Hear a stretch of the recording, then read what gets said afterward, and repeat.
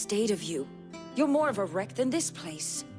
Is this what you call taking better care of yourself? No more excuses, your ladyship. I order you to rest. Fine. I'll rest.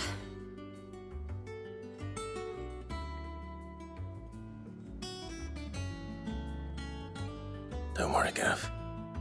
She's in good hands. But we should have never let her fall into Hugo's. Back when he had some like. The question is, where is he now? And what the hell were those royalists doing there? I was wondering about that all the way home. Otto may have heard something. I'll talk to him. And I'll talk to Tomes. The lawsman. About what? About your faithful hound for a start. If any four-legged friend's ever done that before, I'm betting Tomes will have read about it. But what I want to know is, what happens afterwards? It's all well and good Torgal saving our arses, but if it costs him what it cost Jill... Right. Let me know if you learn anything. Will do. And you do the same, eh?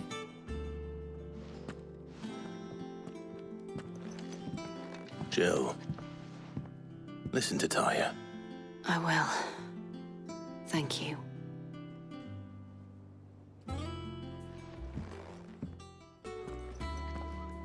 Otto. Is now a good time? It's not a bad one. How's Jill doing? She's been better. Taya's making sure she gets the rest she needs. Good. Any word on Kupka's movements? Vivian's doing what she can to try and track him, but she's feeding on scraps.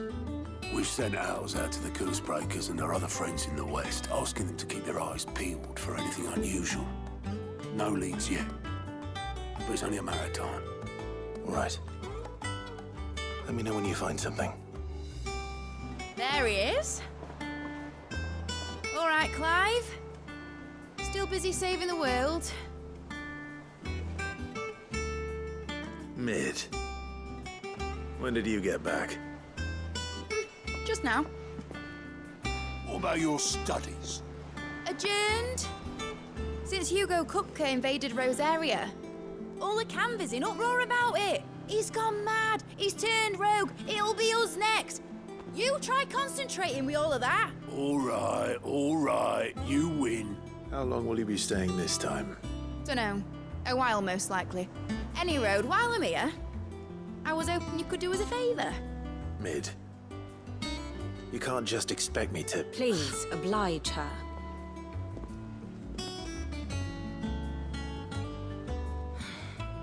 While we are busy tracking down Kupka, you should have a little time to spare.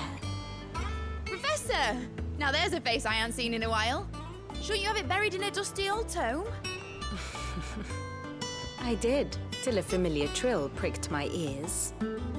As ever, your exuberance is a breath of fresh air, which successfully scattered the painstakingly assembled fragments of my thoughts.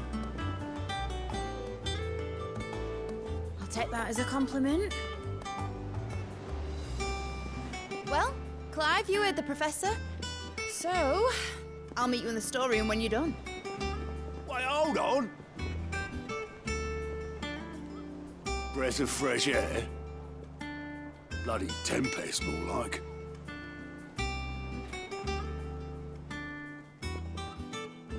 Oi, Otto, you got my gill?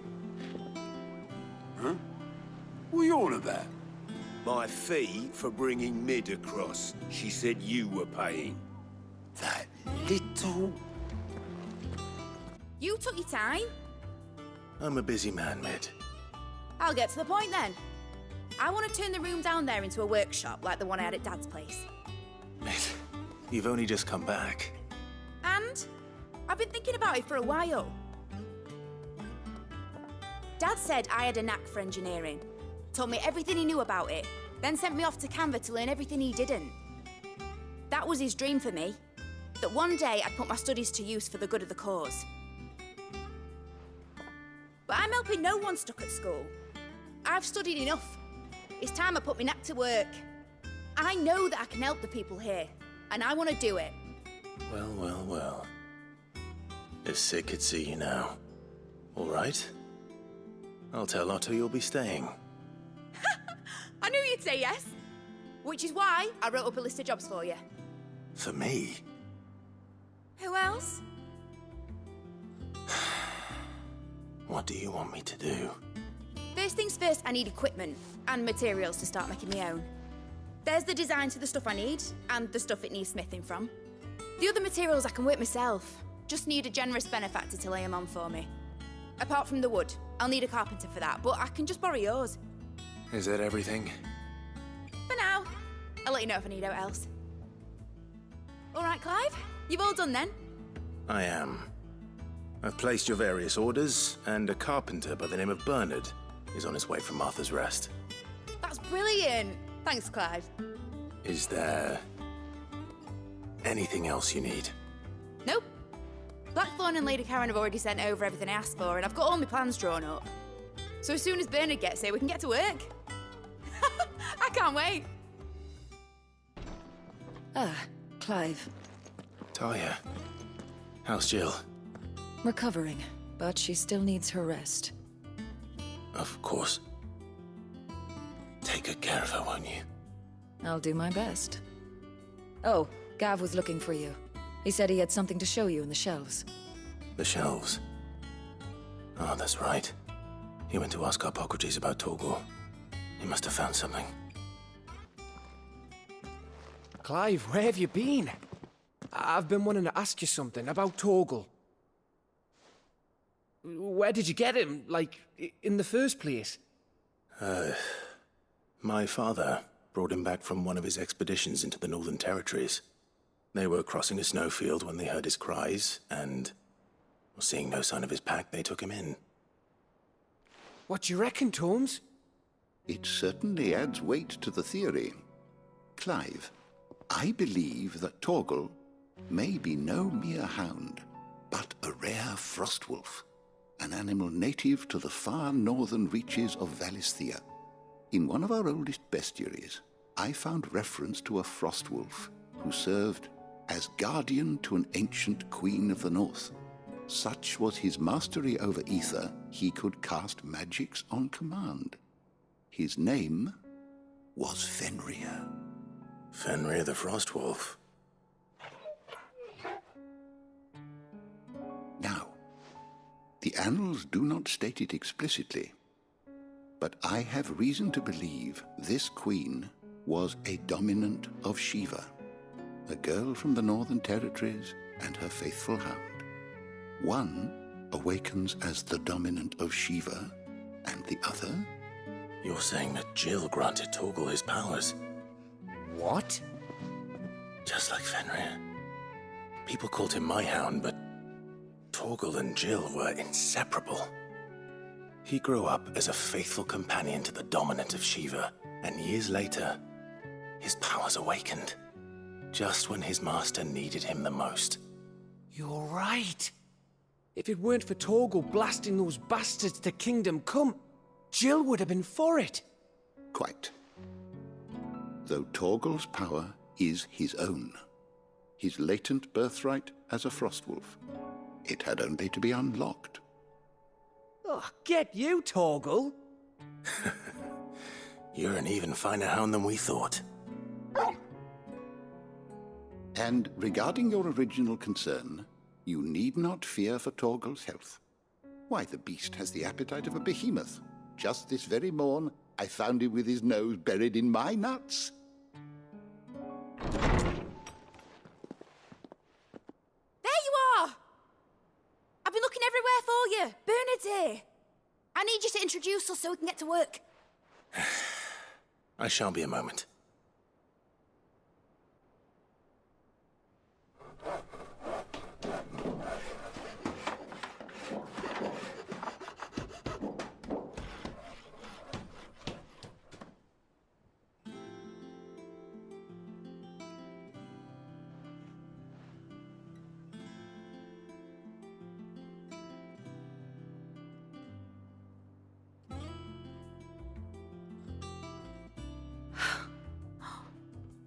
Isn't it brilliant? It is. Well, I couldn't have done it without you. You and everyone else. But I promise I'll pay you back. I'm gonna work my fingers to the bone for you lot, starting right now. Just you wait. I'll make wonders like this world's never seen. Then I look forward to seeing them.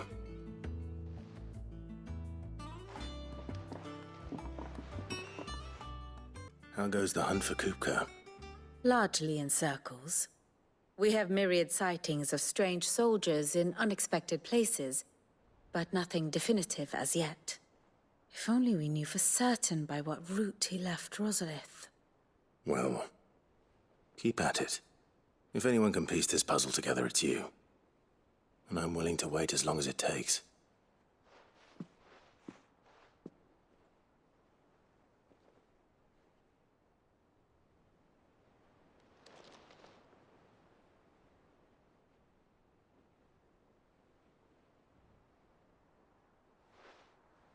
What? Here? Would that be a problem? Do you know, Clive, I believe it a mercy that you didn't inherit your father's throne. Your poor people would surely live in fear of you. You have nothing to worry about on that front. I won't be claiming his crown. That is a relief. Clive, have you got a minute? We, have a guest. A guest?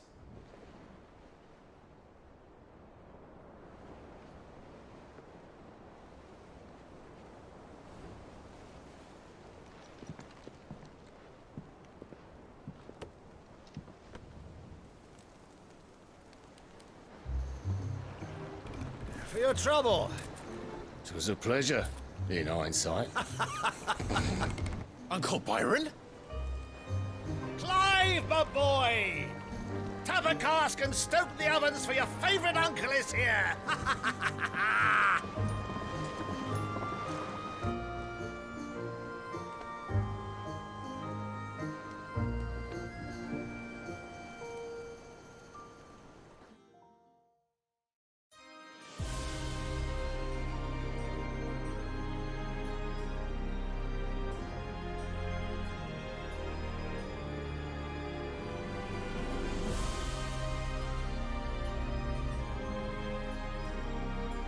The Dalmekian government sues for peace. How shall we respond? If they're willing to accept their fault in the matter, I see no reason to refuse them. Still, we must insist on substantial reparations. Twinside stores are not as bottomless as reported.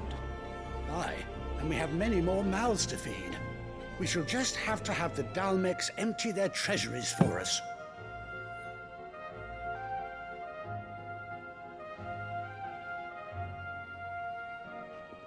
Of course, none of this would have been possible without your timely intervention, Prince Olivier. Indeed, I doubt any of us would have had the courage to trade words with the mighty Titan, nor less the wit to win him over. The Empire owes you a great debt. May the blessing of the crystals go with you, Your Highness. May the blessing of the crystals go with you. Very good.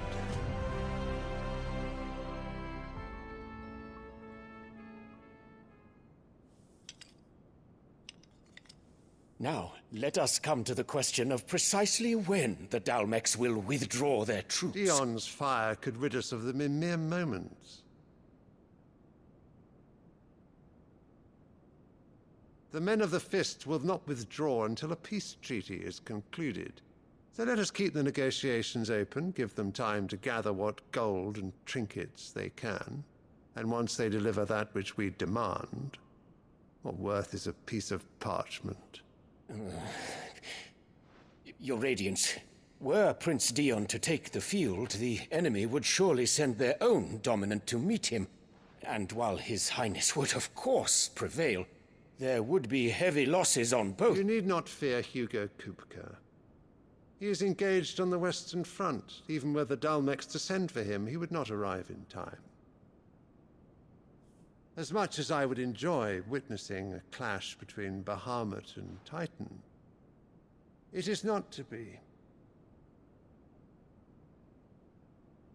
And what of your subjects, your Radiance? If the fighting spread to the city proper, the people would bear the brunt of it. There will be losses, it is true.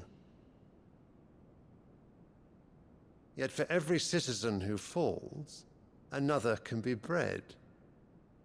For every home that burns, another can be built. The Empire will live on.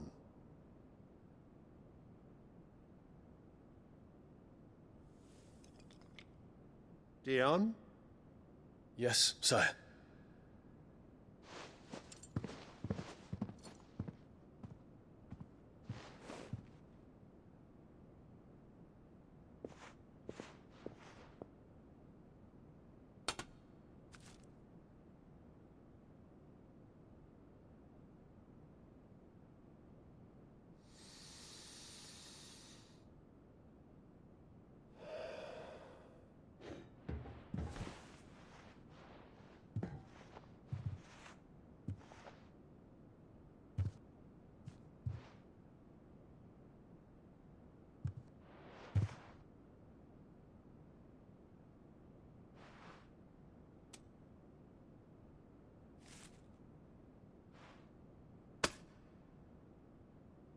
Prepare for battle. But sire... Do not make me repeat myself. Return to your camp and await my orders.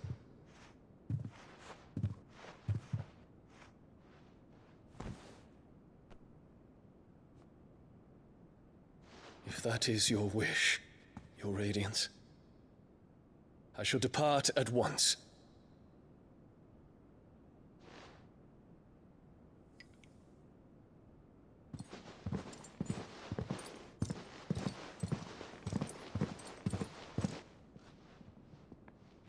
May Gregor forgive you.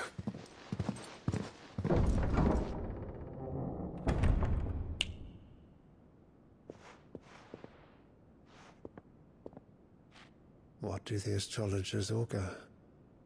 The stars are in agreement, your Radiance. The shadow of treachery hangs over Prince Dion.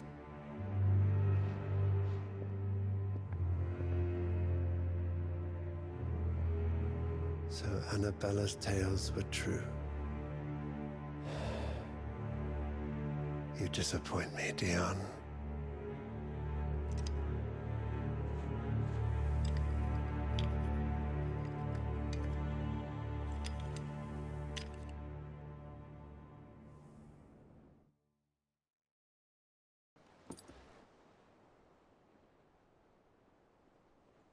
And I'm afraid that is all I know. A fleet sailing south past Port Isolde. Most intriguing. Forgive me for not being able to tell you more. I hadn't the faintest idea Kupka withdrew wounded from Rosalith. Still less that my own nephew dealt the decisive blow. What do you think, Vivian?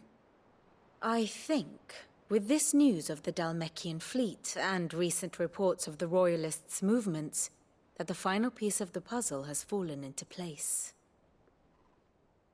Come here and I'll show you.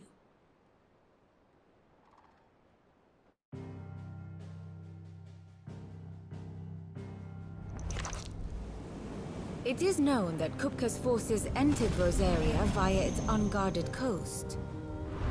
So can the same be said of your visitors from Waloed?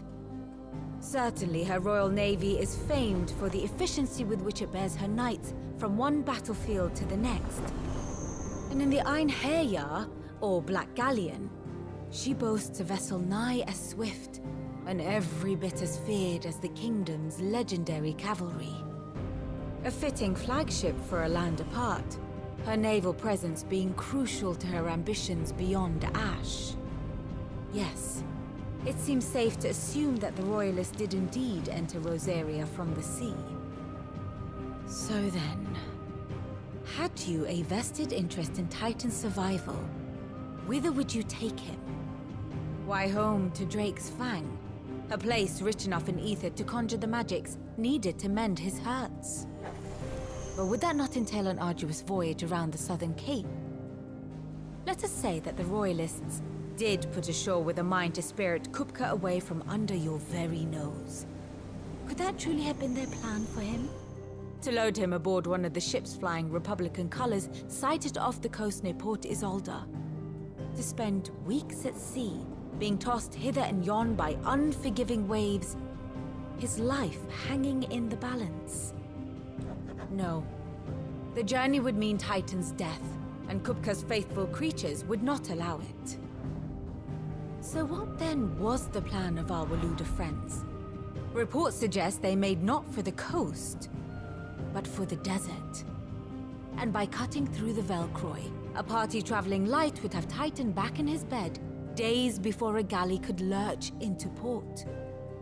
To wit, it was the Royalists, not the Republicans, who effected Hugo Kupka's safe retreat.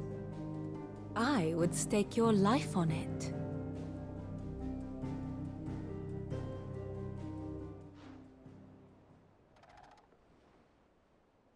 So it was the Waludas who spirited the wretch away. Now I think about it, there was something a little strange about the ships I saw. The men seemed almost crestfallen, as if in mourning, as if they believed, or were made to believe, that their master was dead. You have a keen mind, Lord Rosfield. And you have your answer. To find Kupka, you have merely to follow the Royalist trail across the Velcroy. It may well have gone cold by now, but as they say in the Republic, all roads lead to Drake's Fang. Allow me to accompany you part of the way.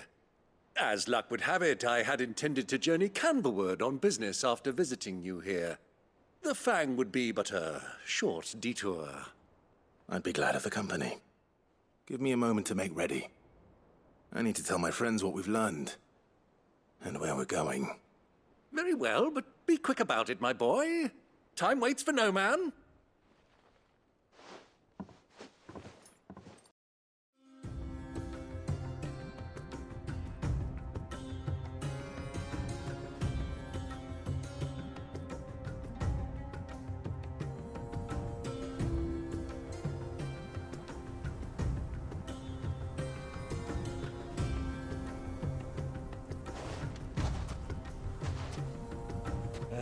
I was a young man when last I walked this path.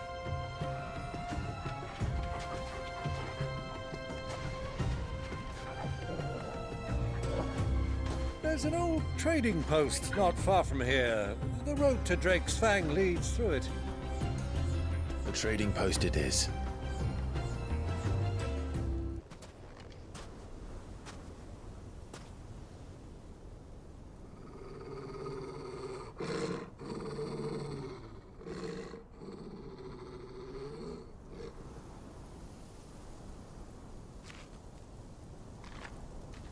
Look, there. Those are Ashen steeds. No doubt about it. And such a long ride from Stonehair. Our Waluda friends must be soothing their saddle sores in the inn. Shall we join them?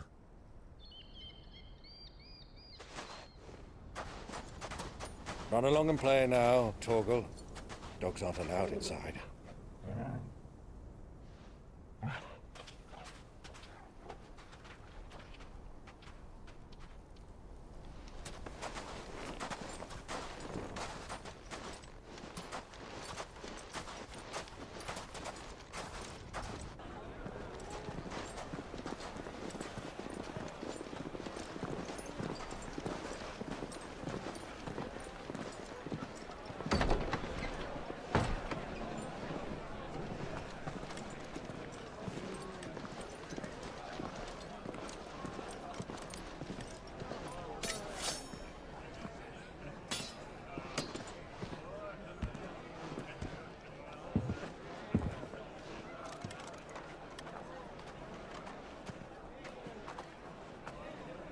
Good day to you. Eating?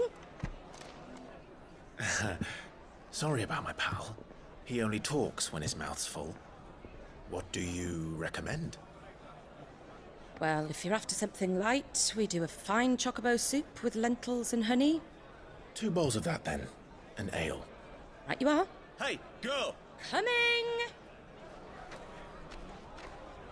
Your pal? Would you rather be my squire?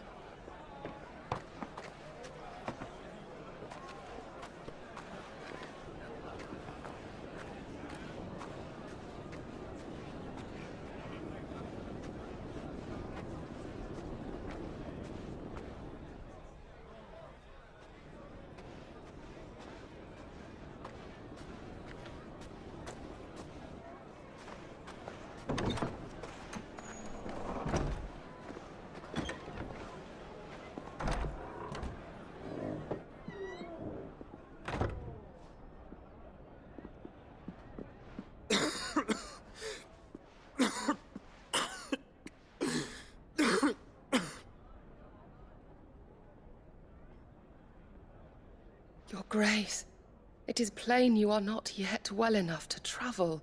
If you would only let me take you to someone who can better attend to your ills. No, we must press on. Prince Dion has returned to his camp and will soon depart for the front. I must speak with him at all costs. Miss this chance and I may never get another. You do understand that? Yes, Your Grace. But you must at least agree to take your medicine. I'll fetch you some water.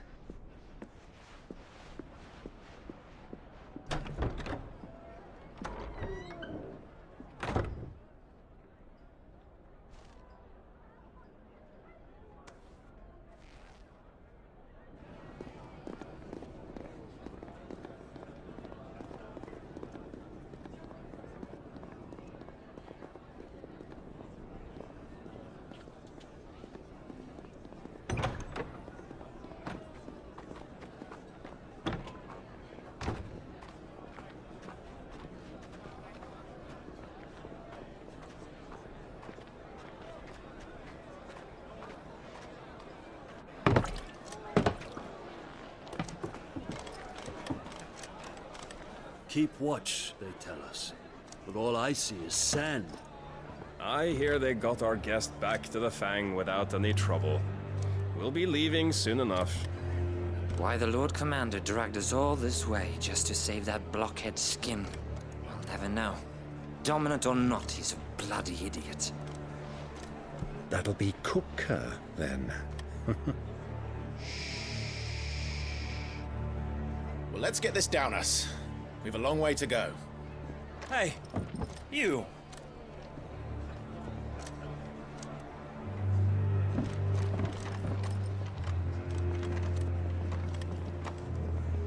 Uncle? Sorry.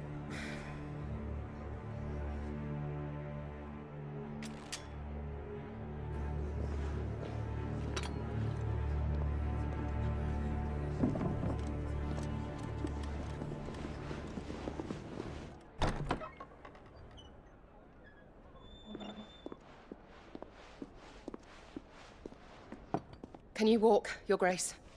What's wrong? I fear trouble may be brewing downstairs.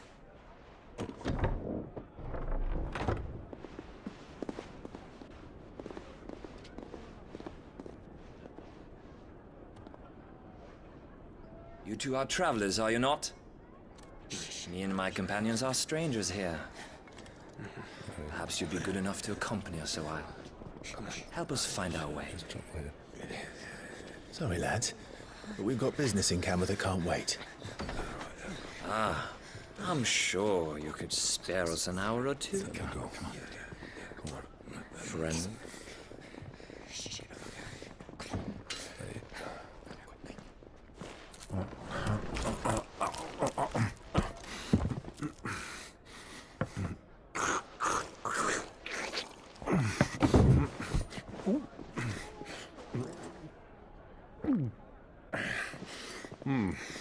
I'm afraid we don't have a moment to lose.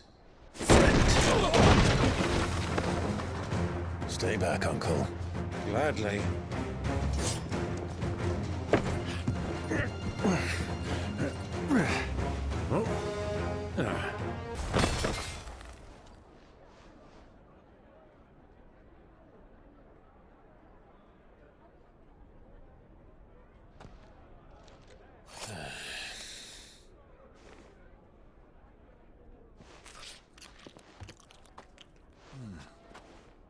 for your trouble.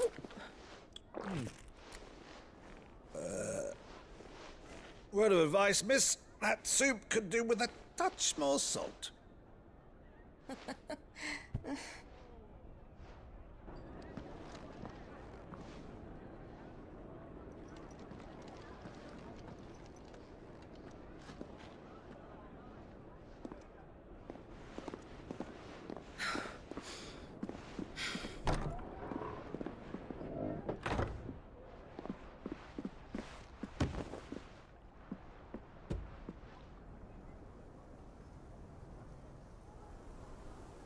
Now's our chance.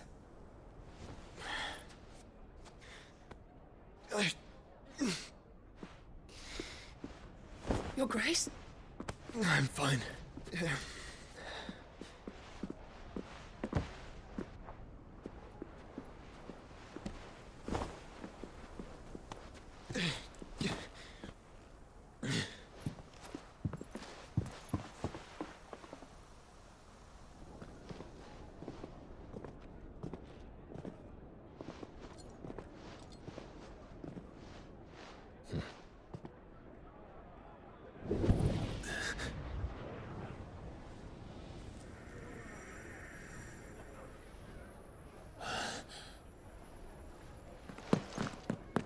Clive?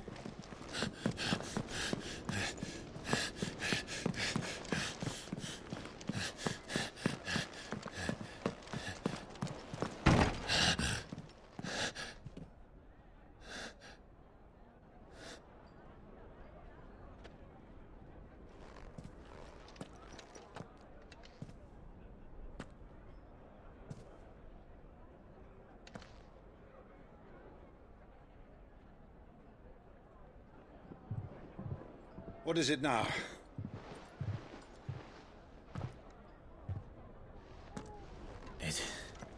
It's nothing. Let's go.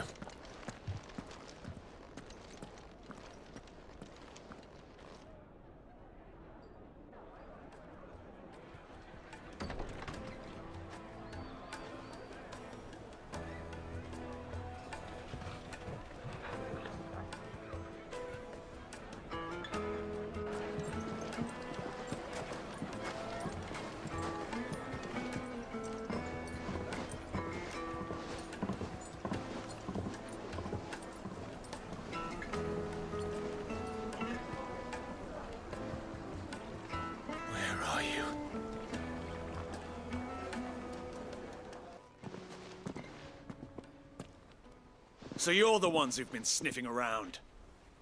I beg your pardon? Don't play the fool. Stick your nose in our business and you're likely to lose it.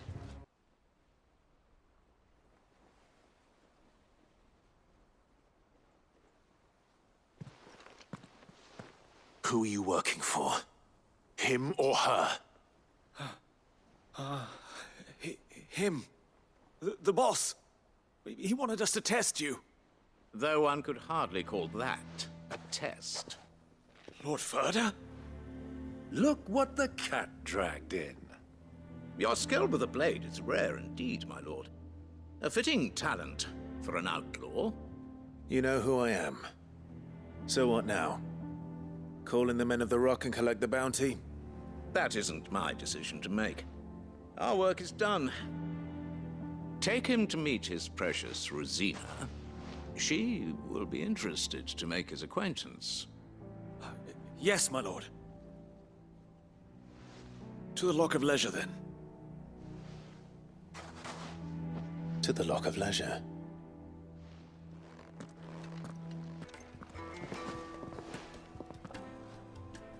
Is this the place?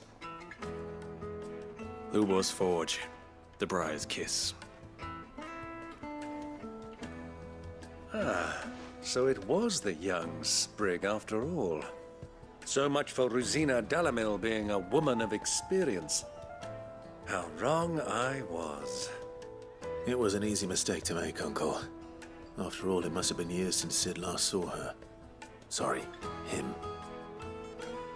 Whoever this Lubor truly is, he's clearly a man of means. I'd say he deserves our respect.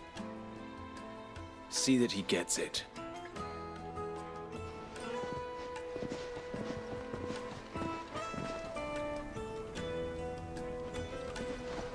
Lubor, Lord Furder told me to bring them to you.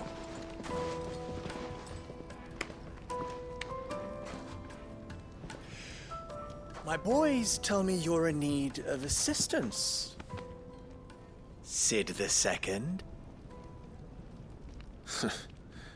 I won't waste your time. I need passage through the south gate.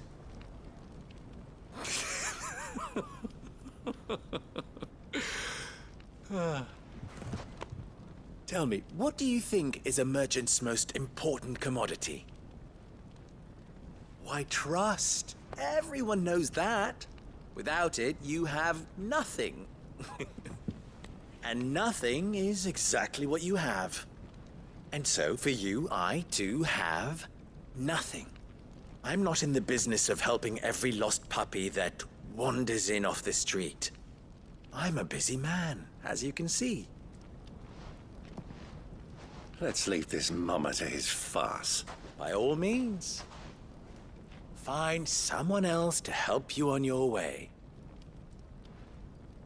Just be sure to tell them you're not the two travelers from the inn the guards are looking for. Don't want them jumping to conclusions, do we? Why, you... So, what do we need to do to earn your trust?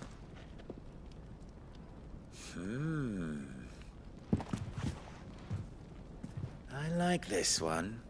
Willing to do whatever it takes to get what he wants. Ha! Men like you have a special place in my heart. Why, you ask? Because they get me what I want. Always. Fine. So what do you want? Don't tell me you're going to listen to this swaggering scruff! We might as well hear him out. It's only natural that an ally of Sid's would seek assurances of strangers. Assuming he is an ally, of course. 5 years ago, he would have still been a boy. And yet even then I had more good sense than a man, 5 times my age? But enough of the pleasantries. We were speaking of what I want. I want you to put an end to the trouble in Dalamil. Return to me when you have done so, and you shall have my aid. Until then, I bid you good day. What trouble? If you're going to give us orders, be clear about them, damn you! Manners, Greybeard. One catches more damselflies with honey than with vinegar. What did you call me? My apologies. A word of advice in recompense. Follow the crystals. Oh, but that was 3. Oh, I'm making this too easy for you. Ha! It will be easy. Solving his little riddle should be like dealing with him. Child's play. Let us divide our forces, Clive. I'd rather not drag this parlor game on any longer than we need to.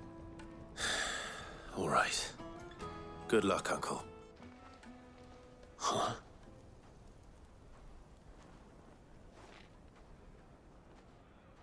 Will this suffice as a deposit? By the sands. That's a black pearl. One of the many treasures in my collection that I would be only too happy to part with, should you give me reason to do so. All right. I'm sure that we can come to an agreement, but not here. What are you doing, Uncle?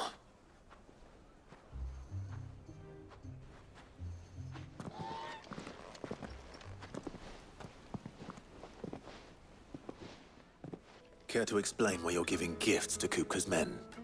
Bait, my boy. One cannot catch one's prey without it. And I do believe I've snagged us quite the quarry. I started by asking around the markets as to where I might purchase crystals. I had no luck, of course. It's forbidden to trade in such things. But my uncharacteristic indiscretion just happened to attract the attention of those uniformed ruffians. They took me aside and said they could procure the crystal I sought if I proved I could pay for it. So the pearl was your proof? I thought they'd ask for more. A second-rate specimen like that would only fetch 500,000 or so. A small price to pay for admittance to the underworld. But enough about my little act of subterfuge. What did you discover? That the supply of crystals has dried up of late. And some people seem to think they're being stolen. Meanwhile, members of Kupka's private guard have been spending money all over town. I'll wager those soldiers you've been talking to have been siphoning off crystals meant for elsewhere, and pocketing the profits. I'll wager you're right. We'll meet with them then, just as you arranged, and put an end to the trouble Lubor spoke of. Ha! That preening popinjay thought this would be difficult. It just goes to show, one should never underestimate a Rosfield. We'll soon wipe that smirk off his face.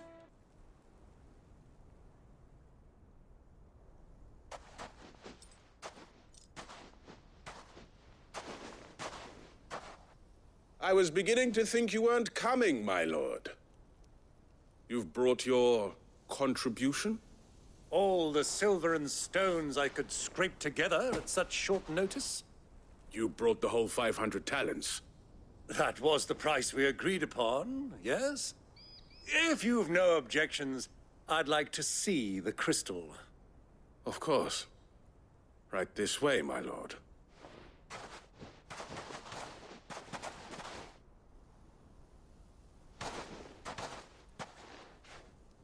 Not bad at all. You weren't lying about the clarity. But what of security? If I were to be stopped on the road, what guarantee have I that it wouldn't be seized as property of the Republic?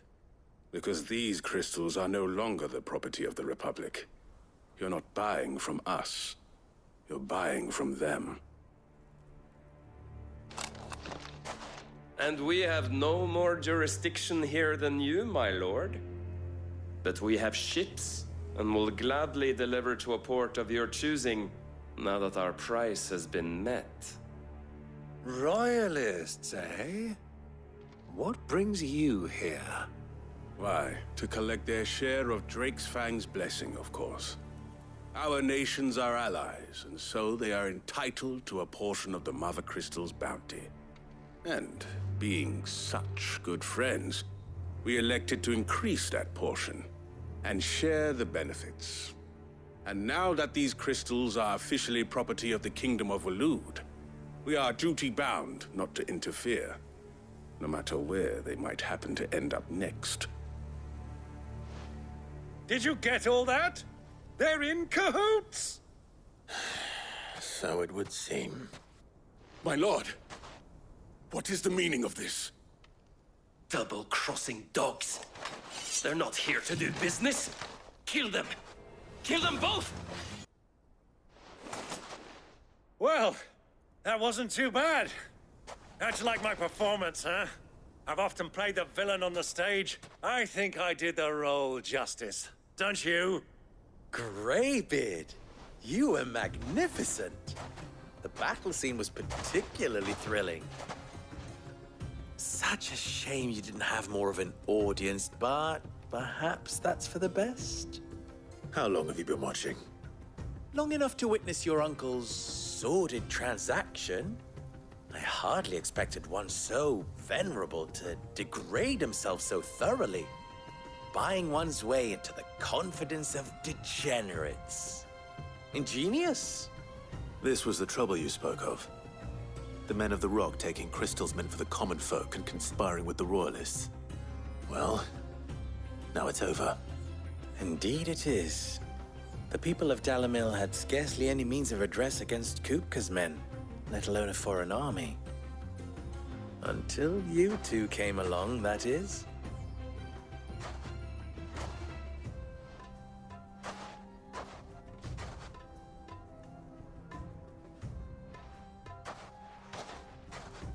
Well, we'd better get these crystals back to town. You won't mind waiting with them while I fetch a wagon.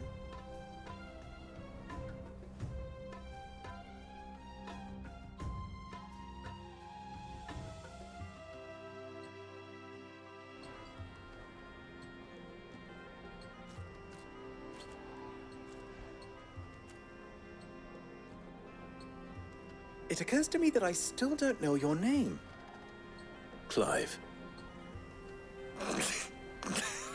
So, Sid the Second is a Clive. I suppose it could have been worse. Well, Clive, you held up your end of the bargain, so I must do the same. Passage through the South Gate, was it not? To tell the truth, you've helped a little there too. Many of the guards have already been redeployed to deal with the issue of their missing comrades. And those left behind have been encouraged to look the other way should you attempt to pass through. Thank you. And please allow me to cover your costs. You still have the purse I gave to the soldiers, I trust? I saw you pluck it from one of the bodies. Oh, dear. Was I really so obvious? And my name is not Greybeard. It is Lord Byron Rosfield, thank you very much. No, thank you very much, Greybeard. Double the... Here, wear this.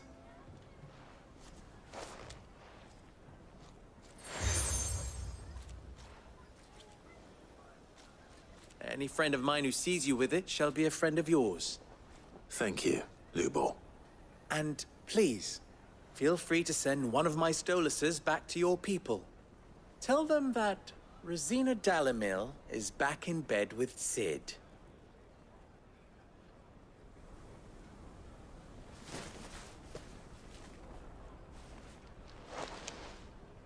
Omia Lostelan. Tuisakelis.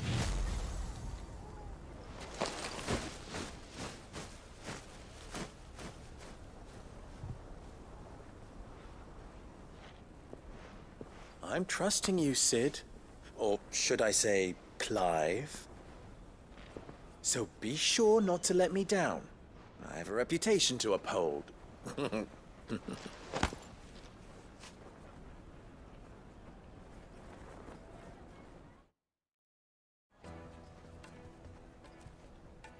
Well then, I wish you a safe journey south. Thank you. Not at all. It was my pleasure. Come on, Uncle. Let's go.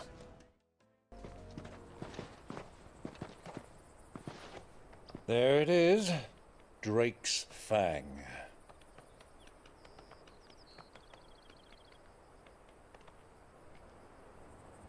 Kupka will be hiding inside. Along with goodness knows how many guards, all on highest alert. You'll need to keep your wits about you if you're to reach him. So be careful. I will, Uncle.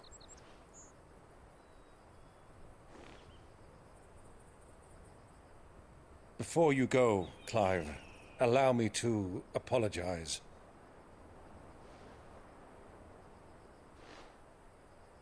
After what befell at Phoenix Gate and the crisis that followed in its wake, I fled. I retreated to my counting house and danced attendance upon the vicereine in the hope it would bring me favor. I betrayed my nation to save my skin, like the coward I am.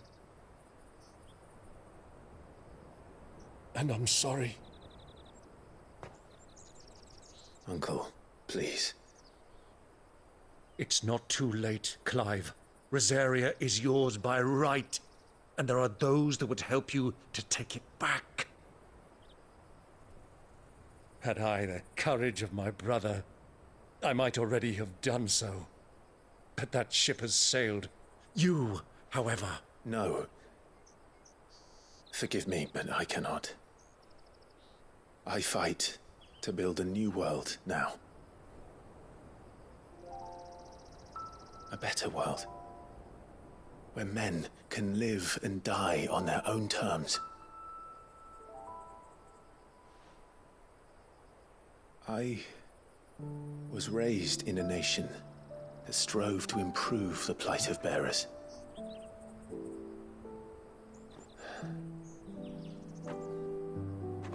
Only later did I realize that spark of freedom did not arise by chance, but was kindled by my father. You would see me follow in his footsteps. And that is exactly what I mean to do.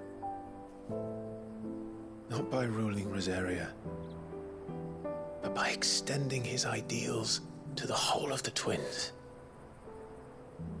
Though every soul in the realm may judge my actions heresy, I am certain my cause is just. You really are just like him, you know?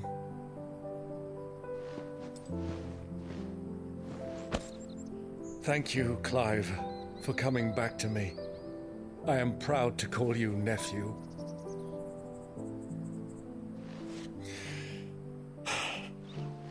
Well then, this is where we must part ways. Wish me luck in convincing my Canvarian friend to share his considerable talents. I mean to plunder his coffers and prove myself worthy of a place in your merry band. Till then, my boy. Till then, go safely, Uncle. And you, nephew. We have much to catch up on, you and I. I shall expect you to regale me with the tales of all your adventures when next we meet. You can regale me too, Torgal.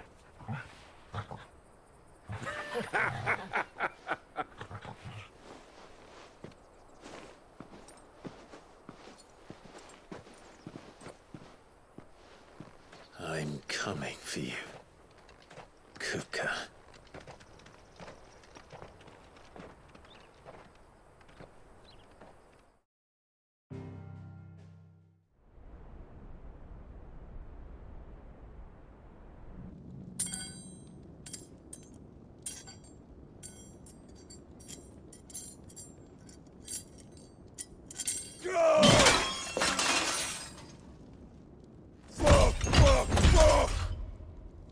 Why do they still hurt? What has that gutter rat done to me?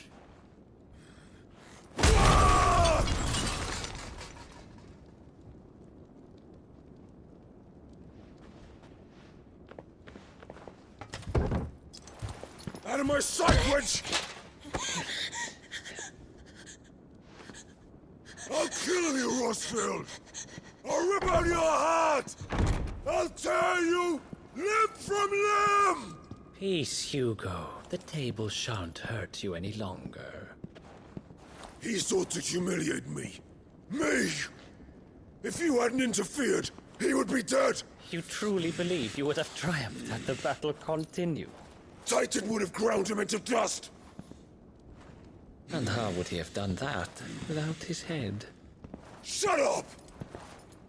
You weren't strong enough, and you call yourself a dominant. Or rather, you did. You mock me, Harbert.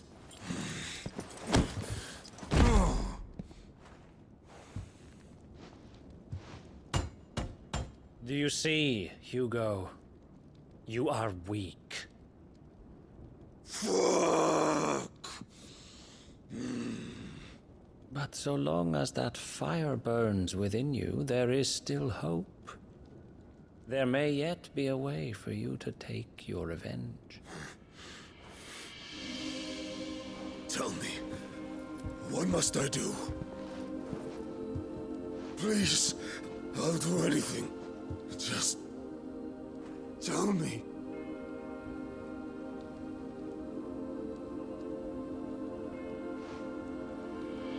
The heart. What of it?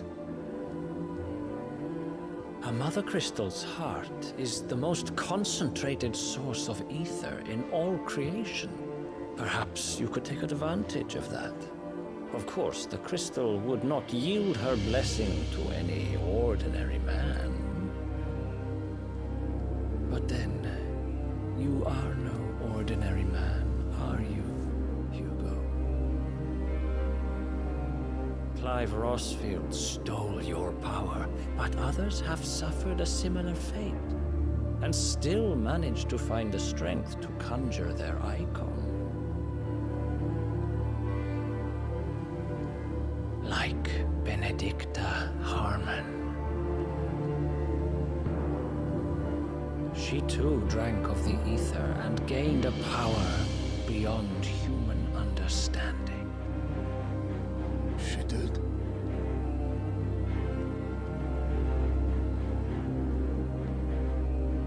Benedicta. Benedict.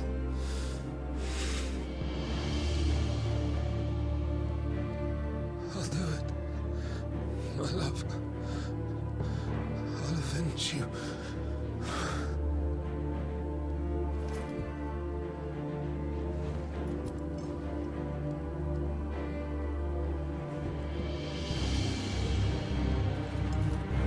Run along now, Hugo. You need only follow the light.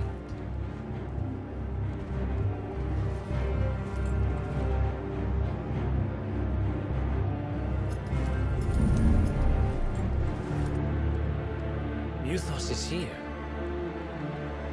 Very well, it shall be so. You may leave everything to me, Your Majesty.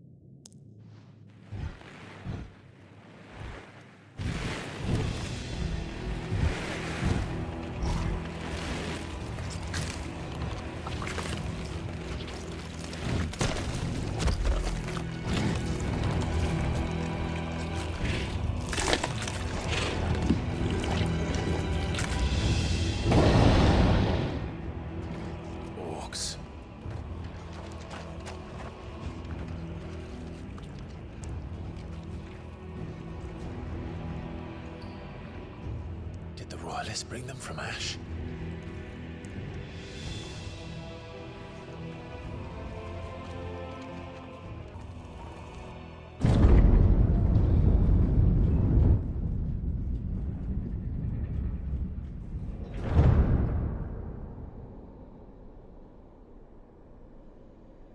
By the flames. Come on, Torgal.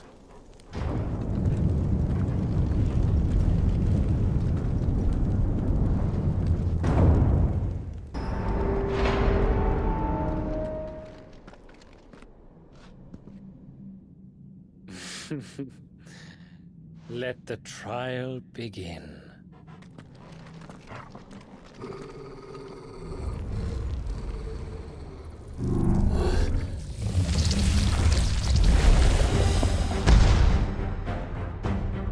What the hell?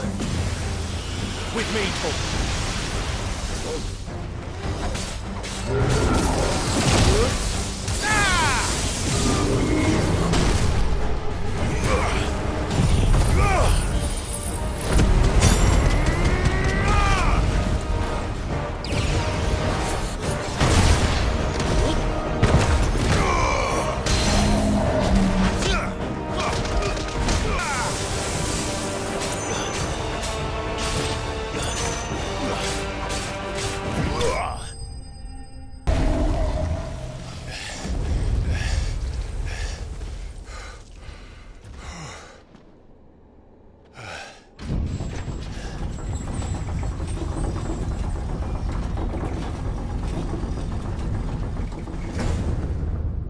schemes were expected.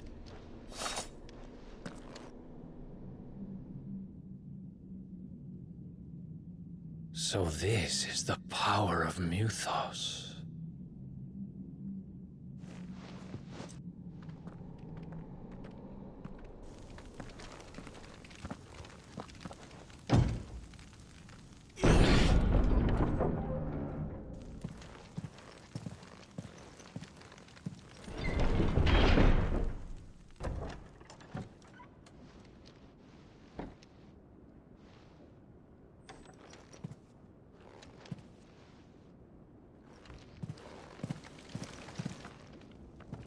You've been busy, Kupka.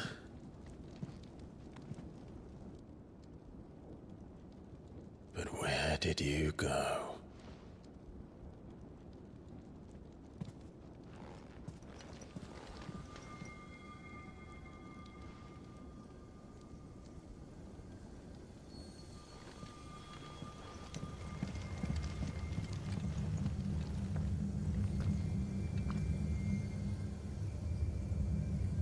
The heart.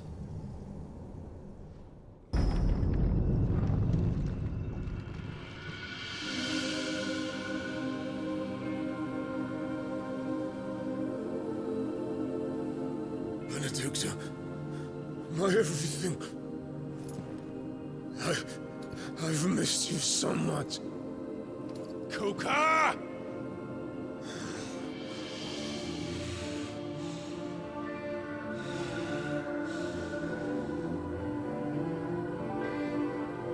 I swear to you, my love, we will never be parted again. What's wrong with him?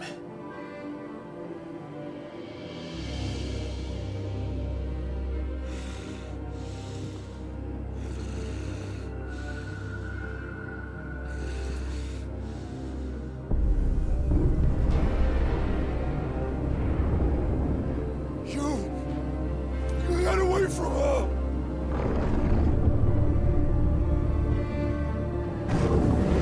Benedicta!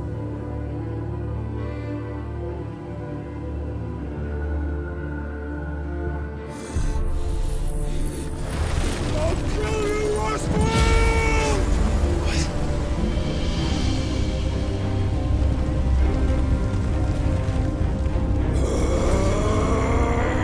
Oh shit, he's priming.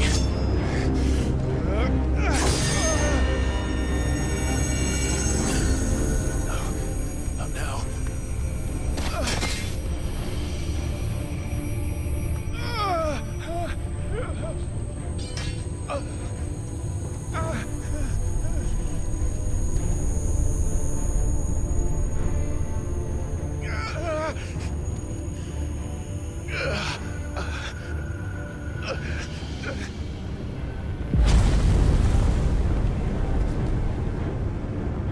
Come on.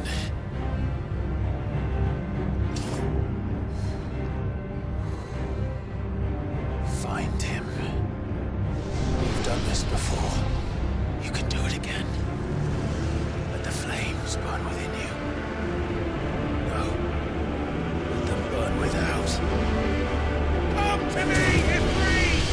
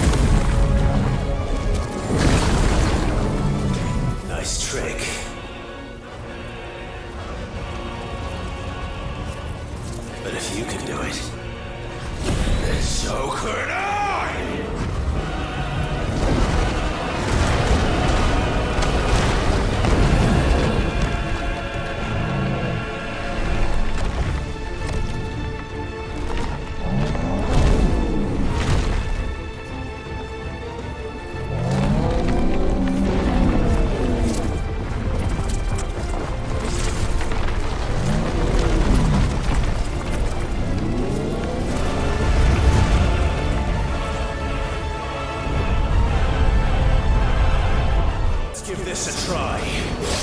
Not bad.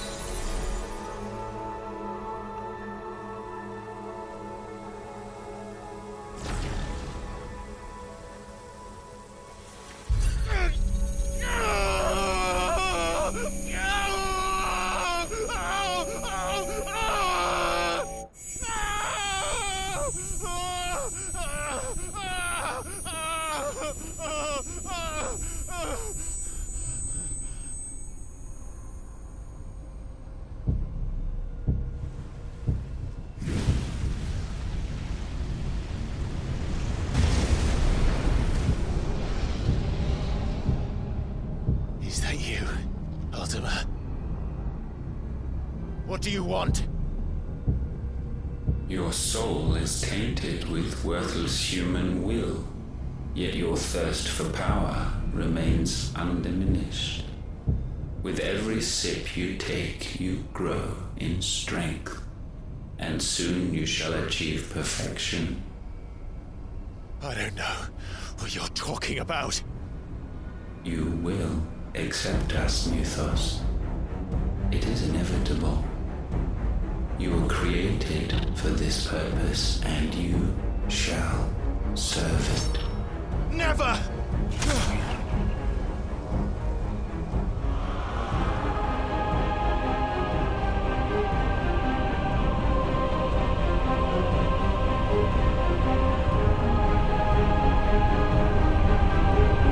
Fight it, Clive! Don't let him in! Consciousness. We see now. Human will is so insubstantial it cannot exist in isolation. You mitigate its weakness by interweaving it with your consciousness. We believed we had merely to purge you of your will to claim our vessel. It appears we first have to sever every thread of the consciousness that supports it. No matter. The time to build a new world is not yet upon us. We will contemplate.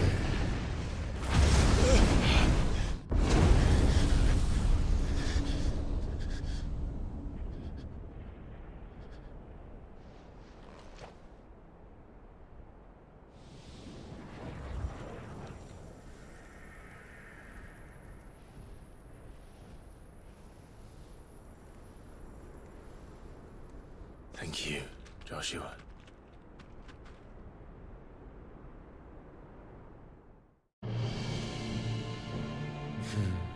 One can no more command the power of ether by drowning in its flood than one can constrain the tides by standing in the sea.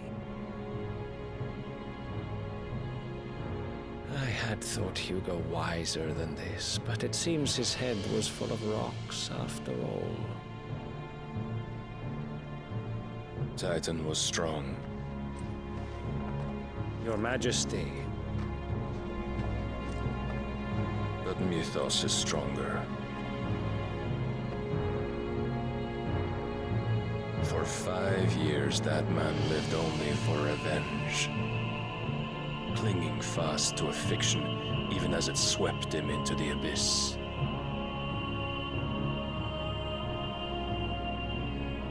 One cannot change one's nature through force of will alone. Only the Almighty can do that.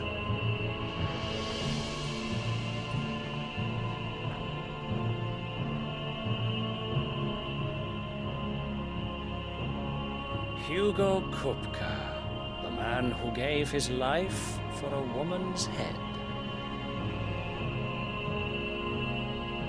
A fool like all the rest.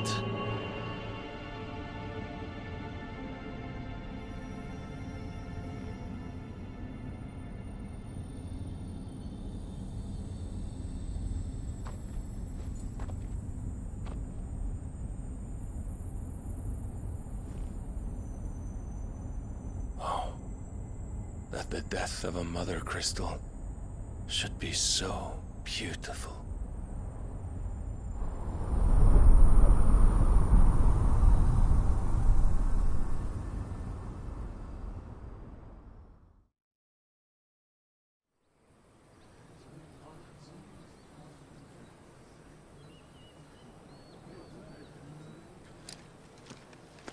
Some medicine, my lord?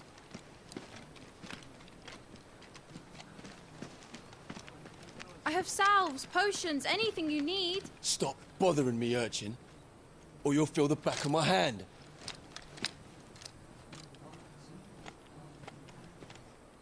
You must consider your health, my prince. If a show of force is needed to keep the Dalmex at bay, you may trust in your dragoons. I beg you to call on Bahamut only as a last resort. His strength comes at too great a cost. The Empire agreed to an armistice with the Republic, and yet the Emperor still plots its ruin. For now, the Dalmex suspect nothing, and as long as I can hold their gaze, war need not be inevitable.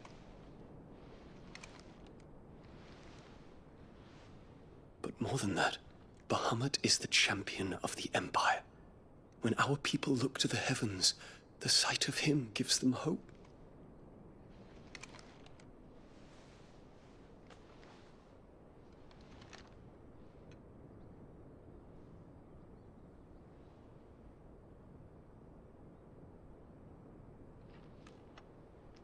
Forgive me, Terence. Would that you were my master. But alas. I will always be your loyal servant.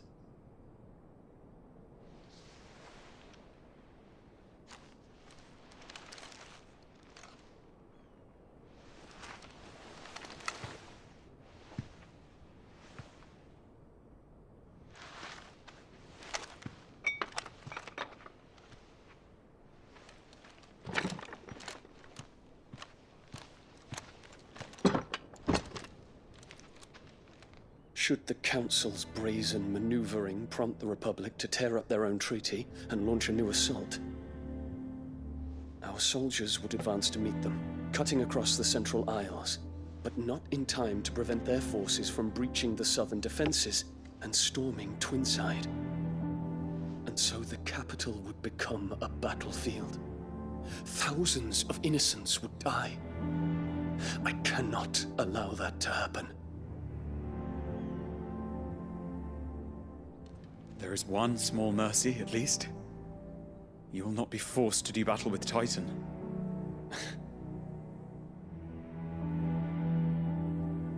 Would that I could avoid doing battle at all. 1,000 pardons, Your Highness. What is it?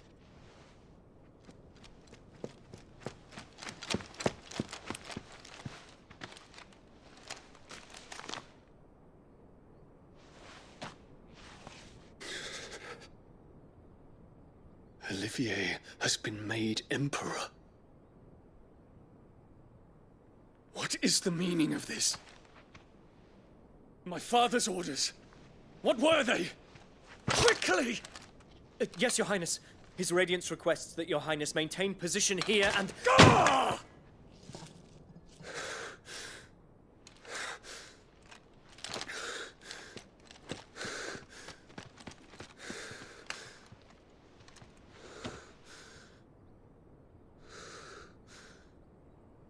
Terence. Yes, my prince. I must go to the palace. I'll ready your steed.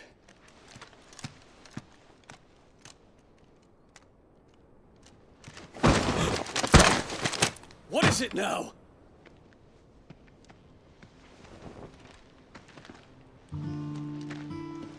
Forgive the intrusion, Your Highness. I know you. At ease.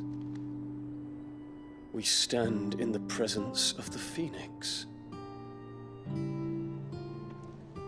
You wouldn't want to get your fingers burned. I hope I'm not interrupting. Not at all. Though I admit, I did not expect such a distinguished guest. How many years has it been since the Remembrance ceremony? 20? I thought you long dead. Do I address a ghost? Many have told me that I look like one. But no. I'm alive.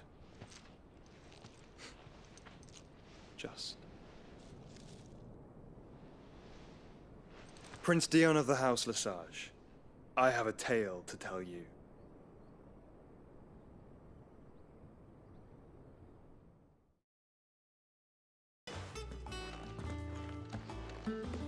Clive, you're back. I am. And with glad tidings for once. Hugo Kupka is no more. Well, I'll be. All of our comrades who lost their lives back at Sid's place be smiling down at you right now. We had a stolus from Lubor saying Drake's Fang had fallen. I expect that was your doing as well, was it? It's a long story. One for the history books, I'll bet. Welcome home, Clive. It's good to be back. You look better. I feel it. Which means I'm coming on your next little adventure. You're not leaving me behind again. Wouldn't dream of it. Otto, any word on the Royalist movement since I've been away? Shouldn't you be putting your feet up? If you really want to know, go and have a word with Vivian. Thank you. I will. Ah, the conquering hero returns. And with hardly a scratch on him.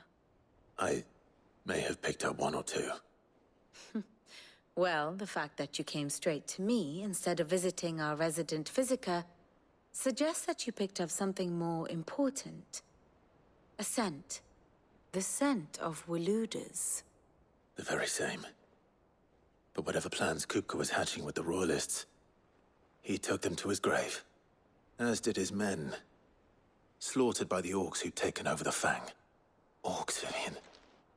I've never seen such creatures in Storm before. The Waludas must have ferried them over from Ash, but why? Why work to rescue Kupka only to invade his home, the mother crystal of an allied nation, and let both fall? It makes no sense. Do you know the tale of the blind men and the Adamantus? One can often be led astray by focusing too closely on individual details. One must instead see the bigger picture. And what bigger picture is there than my map?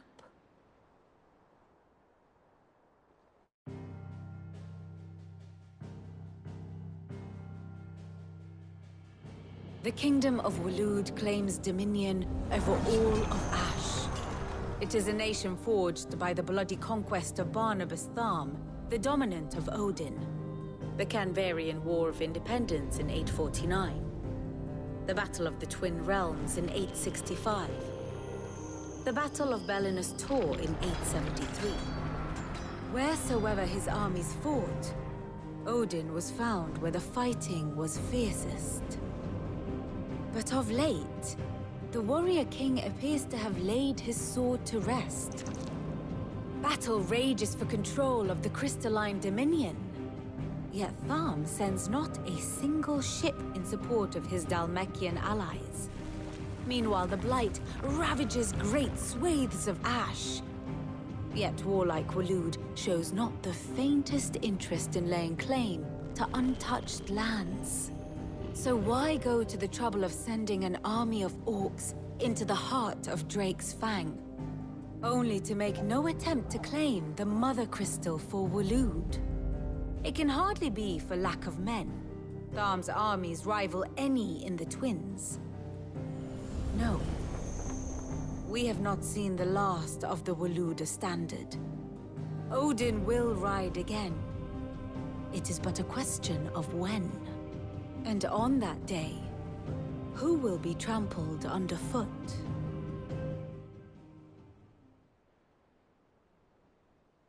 In summary, I know not to what end the Royalists betrayed Kupka. I know only that it is part of some broader scheme. A scheme tied to the ambitions of one man. King Barnabas. But there is no need to wallow in confusion. If one is to cure a sickness, one must first identify the symptoms.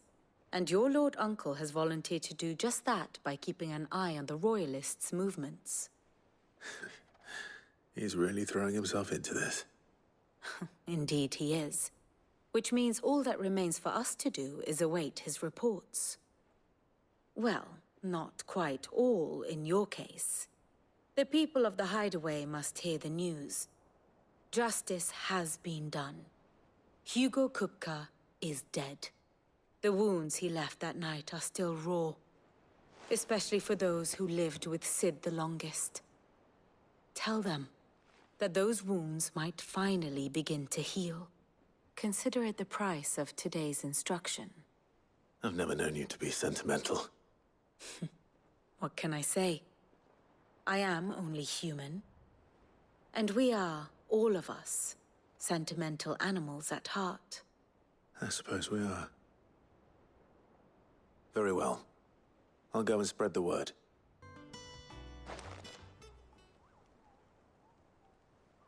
So, the Professor's got a soft side, has she? I'd never have guessed. No. She was right, though. Everyone was glad to hear the news. Ah, but you ain't told everyone. I can think of plenty of friends back at the old hideaway who'd sleep more peacefully for knowing. Not least of all Sid. You should tell him. You're right. I should. And I will. Well, when you do, be sure to take Mid with you. She's been going at it hammer and tongs down in that workshop of hers, trying to do her father proud. But I can't remember the last time she visited the old sod's grave. Very well. I'll suggest it. All right, Clive? What do you want? I'm going to visit Sid, and I thought you might like to come with me. Sorry, I'm too busy for all that right now. I've got to get this thermal displacement stack sorted. Thermal... Displacement stack. Here. And this is for... Only the fastest, finest ship the world has ever seen. The Enterprise. Me and my dad designed it together. Where other vessels rely on the fickle winds to drive them through the water, ours is fitted with mithril engines. And those things have got more push than a behemoth in a bad mood, and more heat than all the hells put together. Which is where the stack comes in. I may have already talked some tight-lipped shipwrights into putting the hull together for me in a little dockyard in Canva. But the stack's a bit more involved, so I'm building it here. Thing is, it's so involved that I'm running behind and it's starting to hold things up over at the shipyard. I'll come and see my dad, though, when I'm done. Whenever that is. Is there anything I can do to help? Good old Clive. I were hoping you'd say that. First things first, I need some parts meching. The stack will be made up of 3 major components. There's the plating, here, that channels hot vapors away from the engine. The helm over the top, that disperses all that heat into the air. And the shielding around the sides. That stops the rest of the ship from going up in flames. A full suit of armor, then. Probably best to take it one piece at a time. Then you'll need to start with the plating. Everything else fits onto it. I've got the designs and the list of materials here. Show these to Blackthorn. He'll know what to do. I can't make head nor tail of them. Luckily, you don't need to.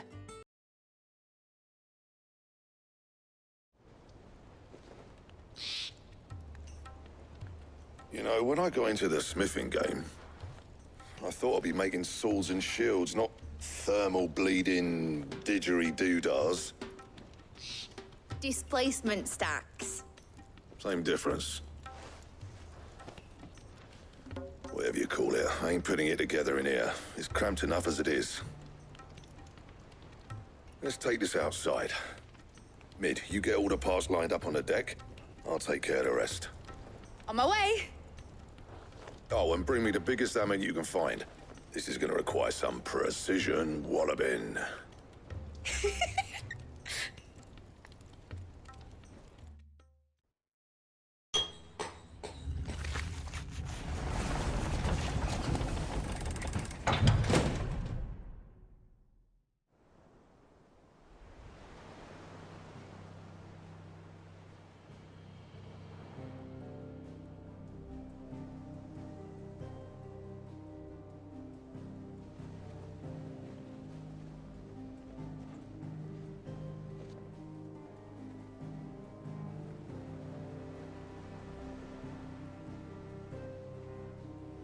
It's finished! It's finally finished!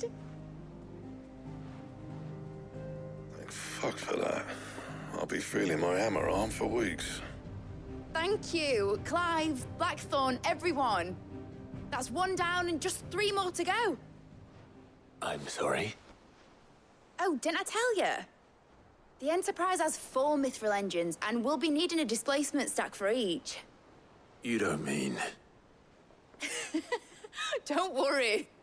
Now they've got a finished one to work off, my gang in Canva can build the rest. Good luck to them, I say. Right, I'm off to get a sling for this elbow. Any other work comes in, keep it to yourselves, eh?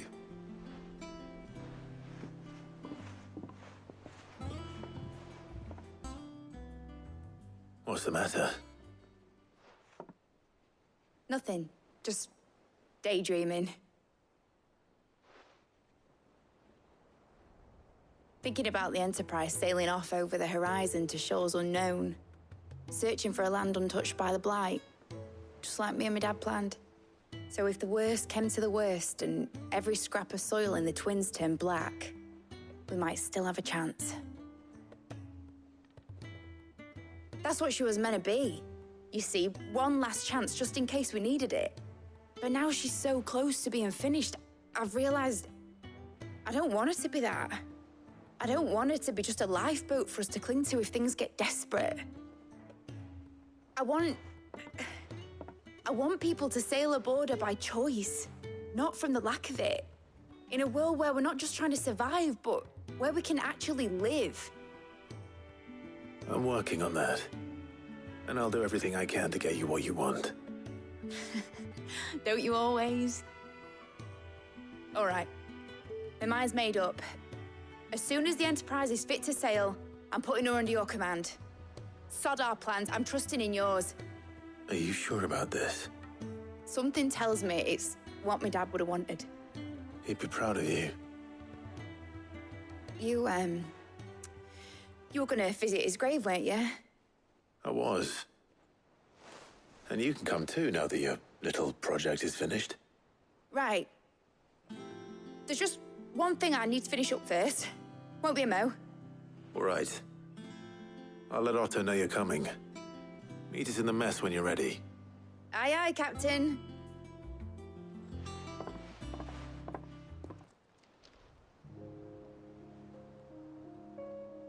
So what?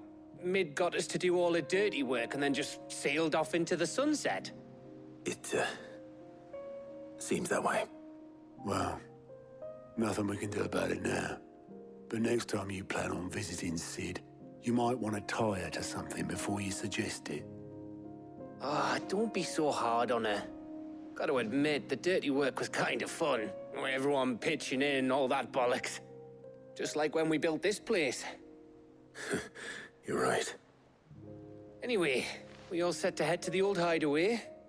I could do with getting to Canva pretty sharpish. Wouldn't do to keep Lord Rosfield of the Seven High Houses waiting now, would it? Not after he asked for me personally. Gav will be leaving with me. Will you mind the place while we're gone? You can count on me. Just be sure to give Sid and the others my regards. All right. Oh, by the way, Jill will be joining us too. She's got some things to take care of, but she'll meet us there. I hope she's telling the truth at least.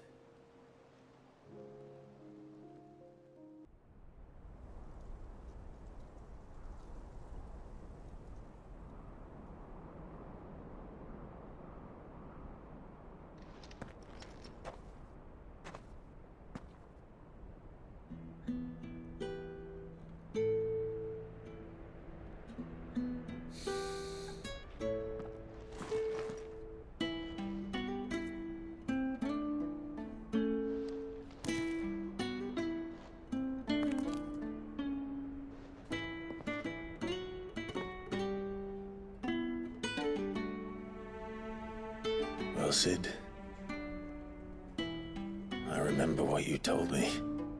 But if no one is listening to what you have to say, you may as well not say it.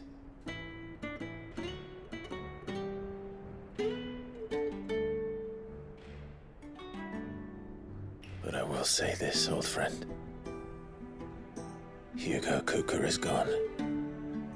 His shadow looms over us no longer. It's a pity the Phoenix can't be in two places at once. If he'd have been with us, maybe he could have done something for the Lost. Not even the Phoenix can bring people back from the dead. Life has a beginning and an end. So we must live while we have the chance.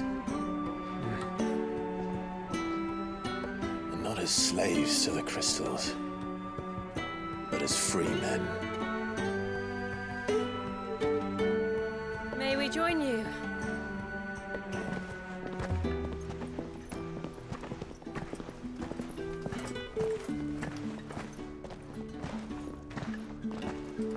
Lady Karen, what a pleasant surprise. I thought I'd drop by and see how you were all doing before heading off to restock my supplies.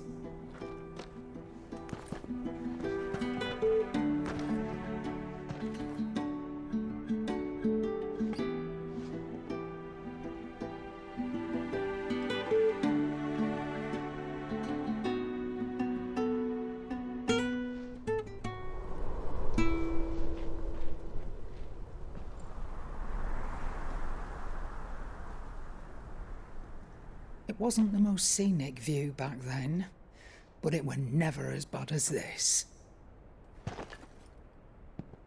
I know. The blight marches on. And soon, there'll be no escaping sights like these.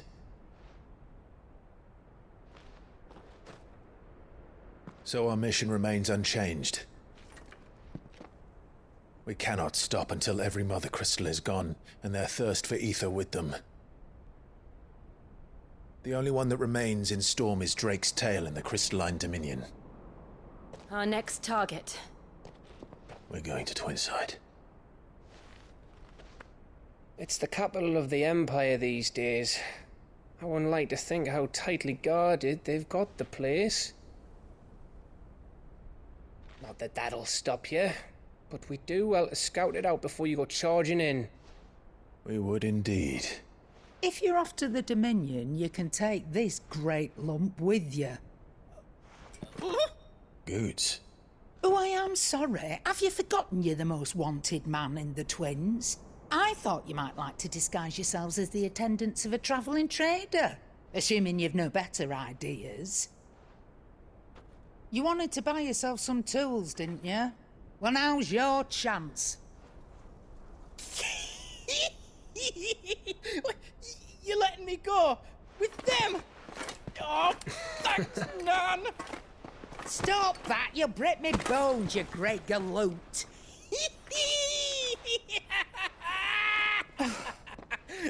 There's a caravan that runs back and forth between the Dominion and the Bocklad markets.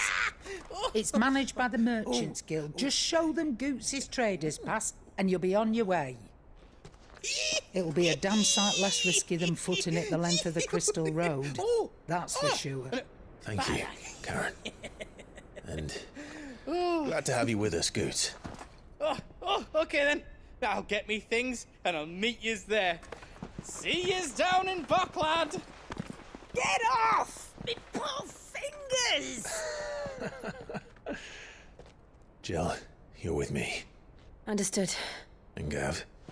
Already on my way, Captain. Be careful. Aren't I always?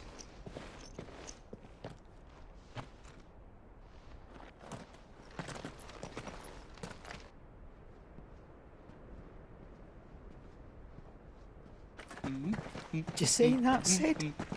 Your protege's making a proper little outlaw of himself.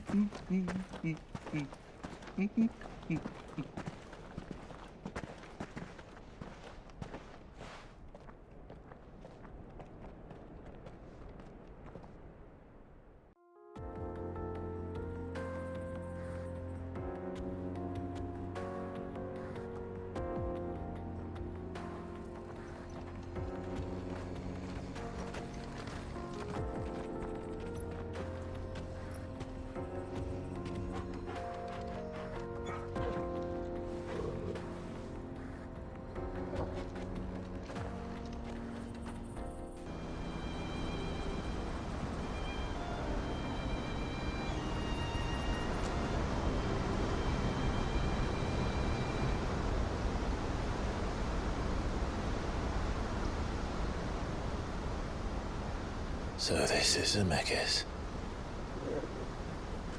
The land of the gods. It's even more impressive than I imagined. I remember being captivated by the story as a child. Long, long ago, man was overcome by avarice and challenged the gods in a bid to win their power. The final battle took place here, at these falls. Or so the legend goes. If anyone ever manages to plumb those depths, perhaps we'll learn if there's any truth to the tale. That the gods emerged victorious and punished man for his defiance by visiting upon him 2 curses. Dominants and bearers. To tell the truth, I always thought it strange that the dominant and their icons were deemed a curse. Back home, the dominant inherited the throne. They were admired and exalted, not spurned. Whenever I got to that part of the story, I always assumed there must be something I'd misunderstood. You had a lot of storybooks, didn't you? In your room, I mean. When we were young. The old legends were always my favorites. Epic battles between gods and men. Father encouraged me to read as much as I could. He thought it good for my education. You really were a boy like any other, weren't you?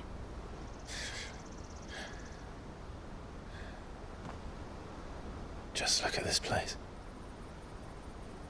It's enough to make you believe the legends are true. I know.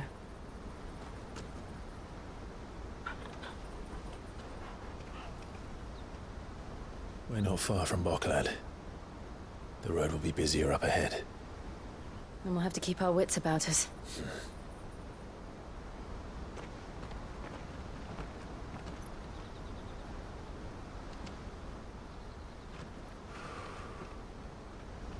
Clive? Something wrong?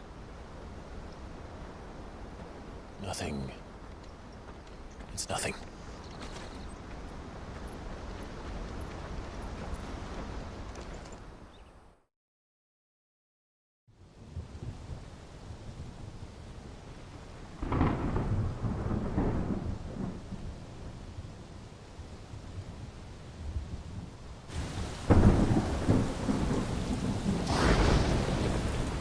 I see the reports are true, Father. You have surrendered the throne to Olivier. I have. Emperor Olivier shall rebuild the Holy Empire of Sambrec.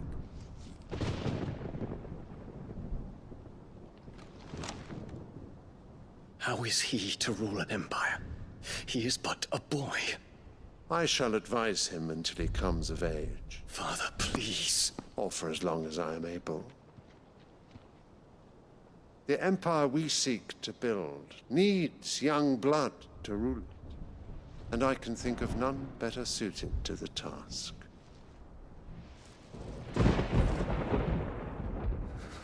There is other news, Dion. Hugo Kupka is dead, and Drake's Fang destroyed. The pillars of the Republic have fallen. Ere long, the Imperial banner shall fly over every city in Storm. And then Valisthea. All shall bow before their Emperor. Father, these are the words of a tyrant. They are the words of a god. The Emperor whom I gladly serve. Great Greager, made flesh.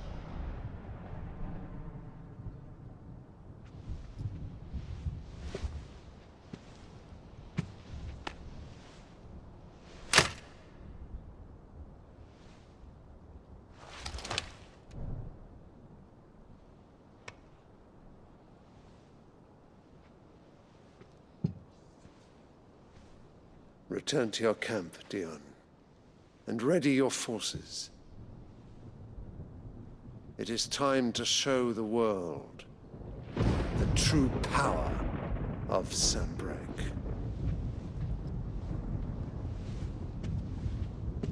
Father.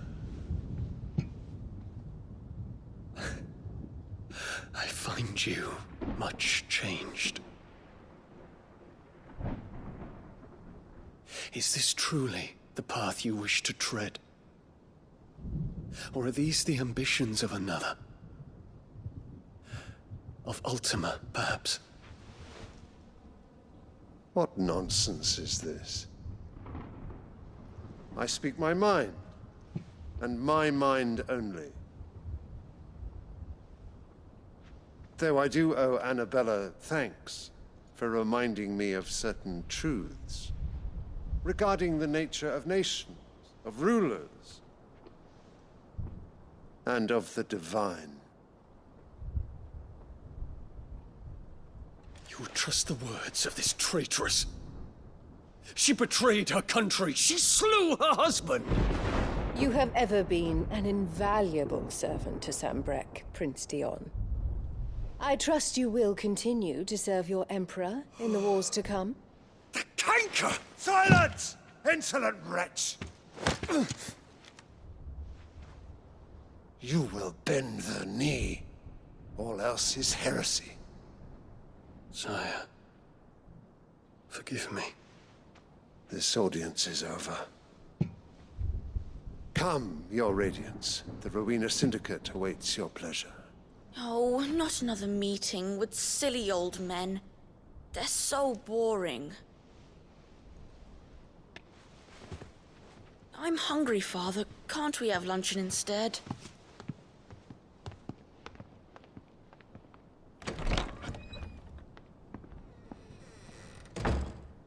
Does it pain you that you will not inherit your father's throne?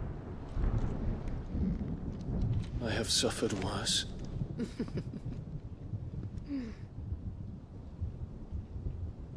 Count your blessings, Dion.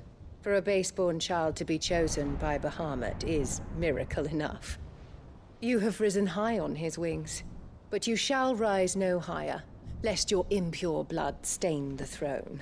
What do you know of my blood?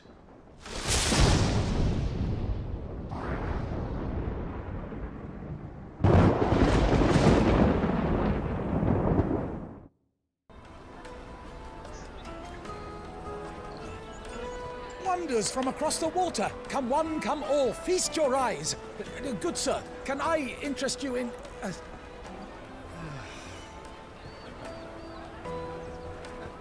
How much? For a measly crust of bread? You won't find any cheaper. Not nowadays. But you're more than welcome to look.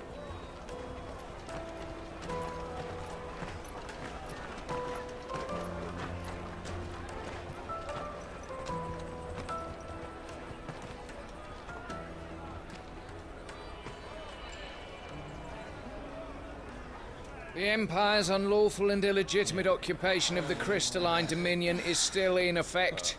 Only those whose business in Twinside has been officially approved by the Republican Army will be permitted to cross the border.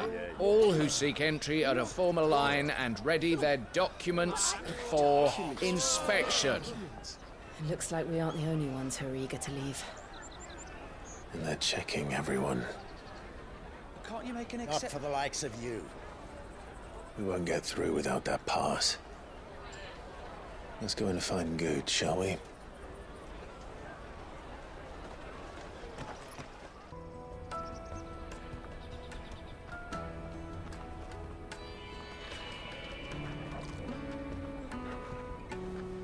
All right. We have a place on the wagon.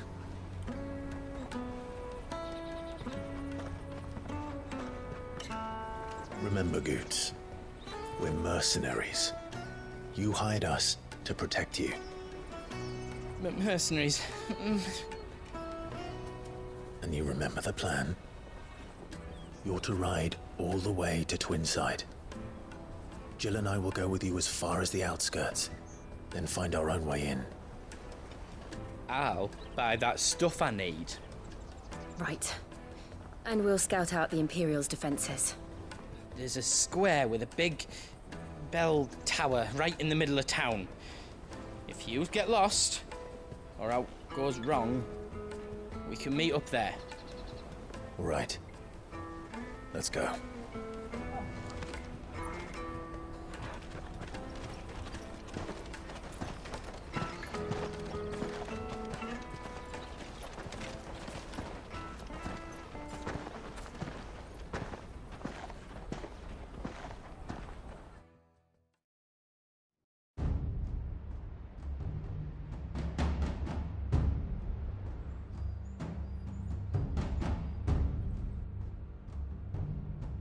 I see. And you're quite certain your father has no knowledge of Ultima? I am. I have no difficulty believing a sinister force has come to exert an influence on Sanbreque. But be that as it may, it is yet to claim my father. For better or worse, his radiance speaks his own mind. Then the fiend works from the shadows. I confess, when first you told me of this fiend, I had my doubts, and more than a few at that. A beast that labors to plunge Valisthea into turmoil, all in pursuit of your brother. But that wound is proof enough that evil is afoot. Then I have your answer, Your Highness. You will join me in my fight. I cannot. Not yet. Your Highness, please. As you are aware, the Dhalmekian army is at our gates. They have lost their mother crystal, and with it all hope of a negotiated withdrawal. It is but a matter of time before they invade. If Bahamut is not here to meet them, my people will be slaughtered. Though not by Hugo Kupka, thanks to Ultima's machinations.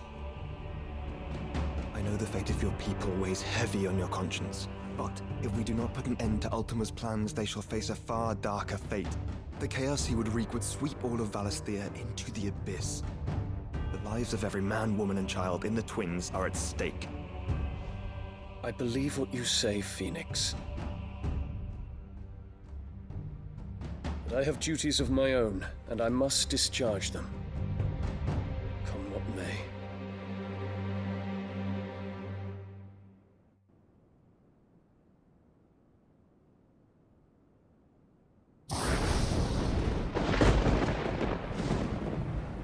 What do you know of my blood?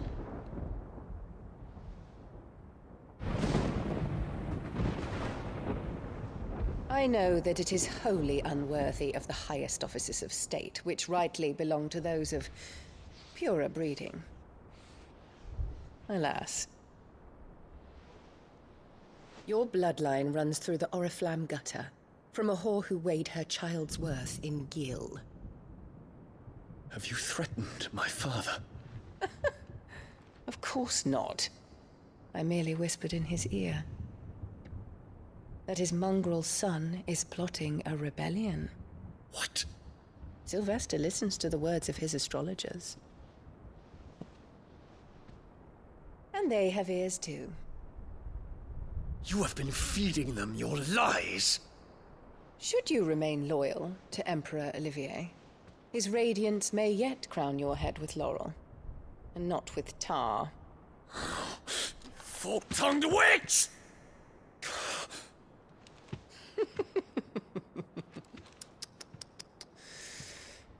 In consideration of your long years of service to the Empire, I shall forgive this uncharacteristic rudeness.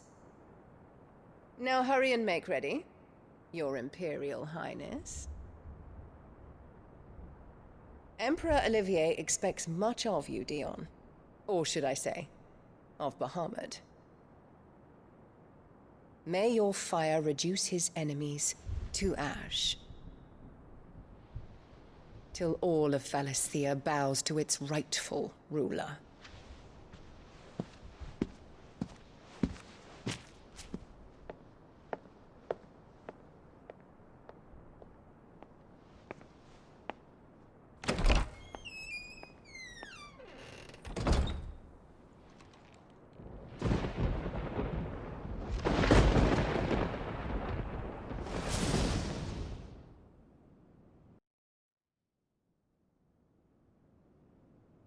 is another darkness that has taken hold of Sanbreque. And until its grip is released, the flames of war shall spread ever wider, just as Ultima wishes. Forgive me. My family has caused you much grief. You are not her keeper, Phoenix. This is a matter for the Imperial household now, and as a member of that household, it falls to me to resolve it. At such time as that is done, what strength I have shall be yours.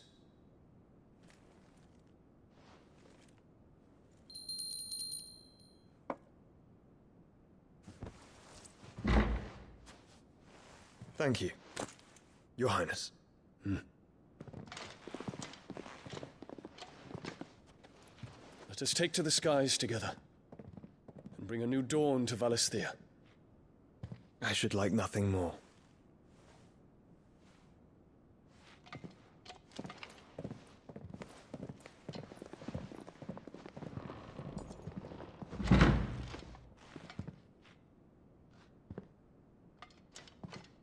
Terence. My prince. Tell me true. Do you believe what I'm about to do is wrong? We dragoons have but one leader, Your Highness. And we shall follow him unto the very end. Thank you. This is my decree. For their crimes against the crown, the traitorous Annabella and her usurping son shall be put to death, and the Empire restored.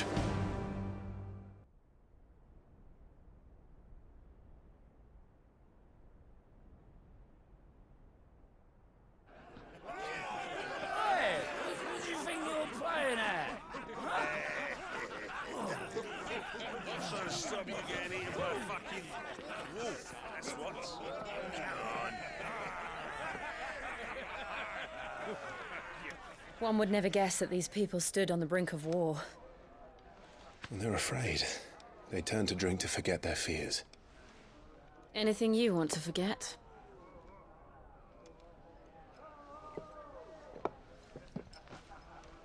The harbor is empty, and half the market stalls too. The city may seem peaceful on the surface, but it's balanced on a knife edge.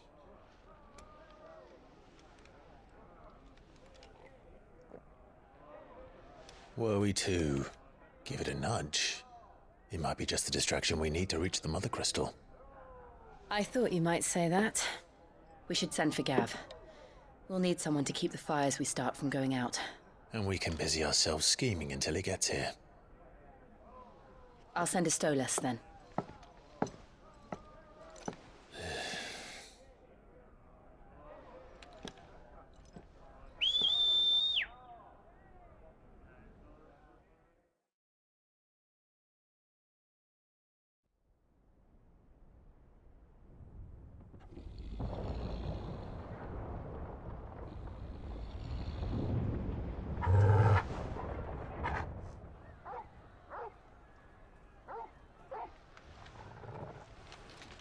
What is it, boy?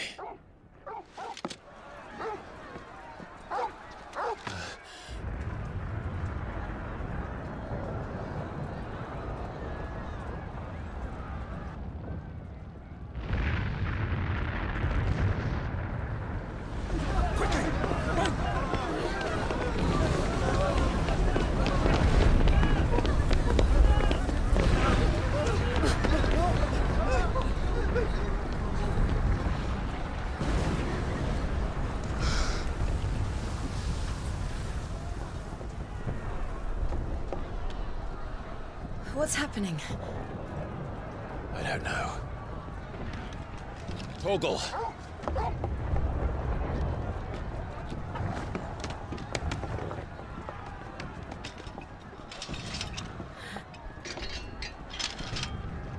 This way.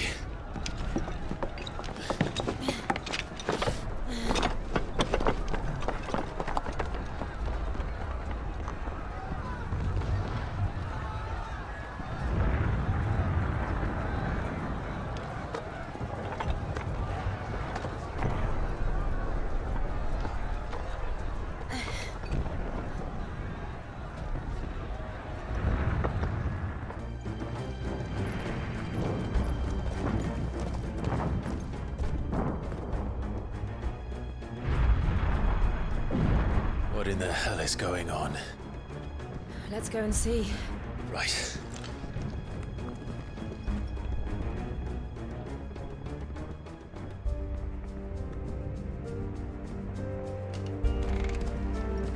But first we find Goots.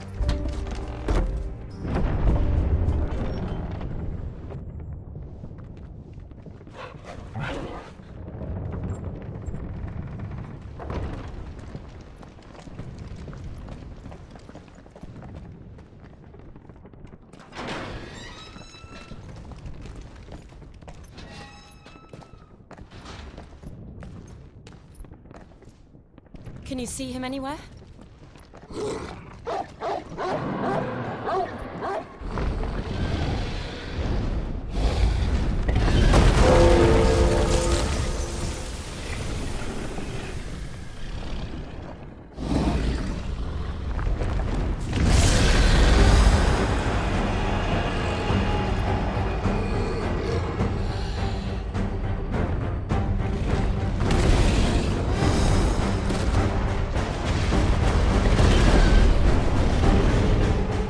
It must be one of the Dragoon's pets.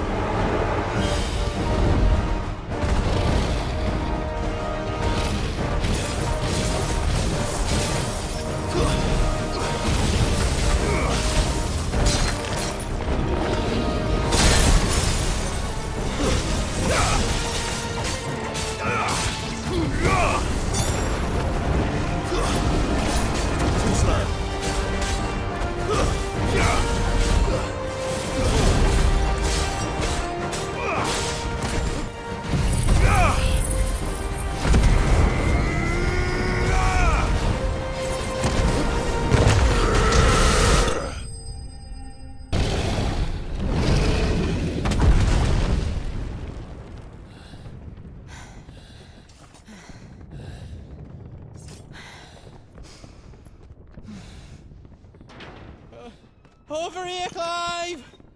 Are you alright? Goots, there you are. I didn't know there'd be a dragon. All right, let's get out of here. Oh! What now?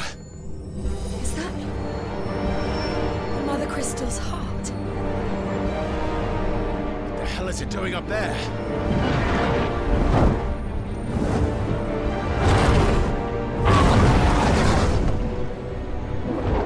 Bahamut.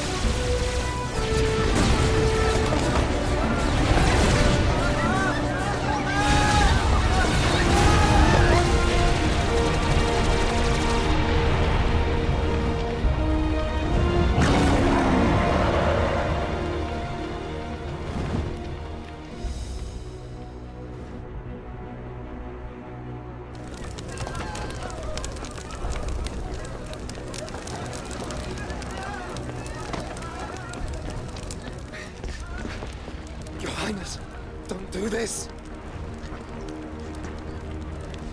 We must leave. Now, Your Grace. I beg of you. This is not what he wanted. Something's happened. Forgive me, Yut, but I must put a stop to this. Your Grace!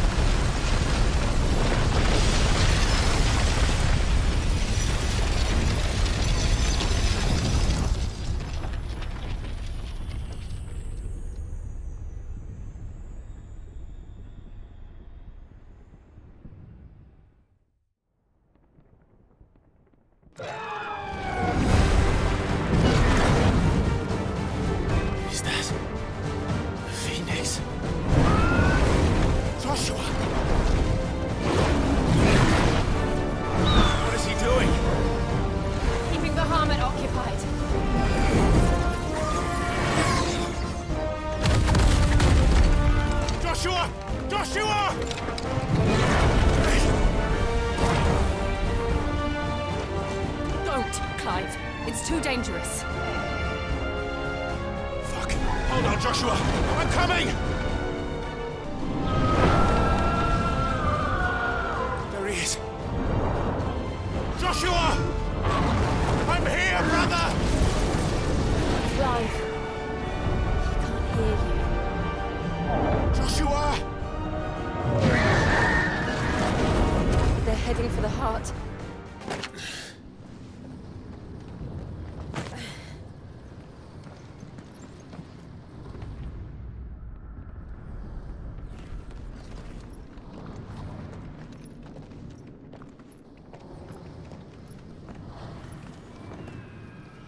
He'll be all right, Clive. He's a survivor. We're getting close.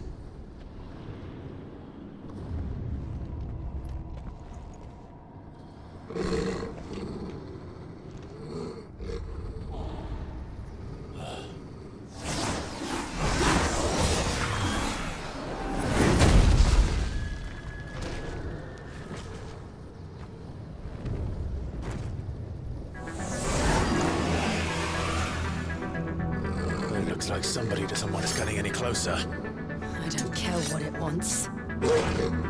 Neither do I.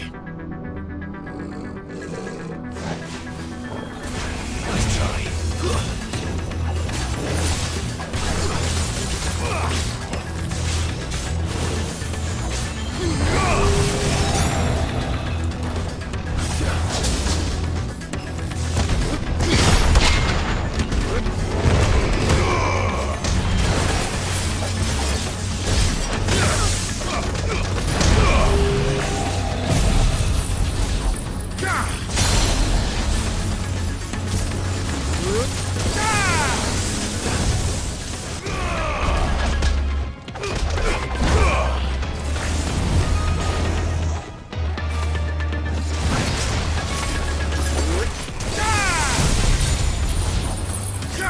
It's over!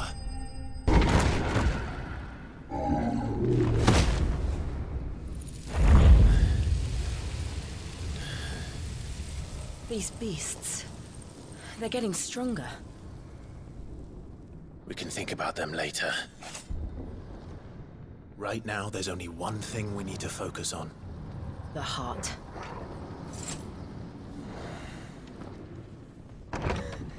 Is someone there? Mother. It's you.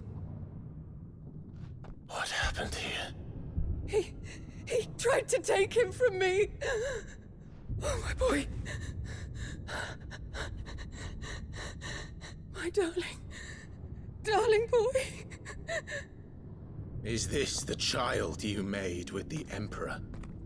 Why, Mother? Why did you betray us all? You have no right!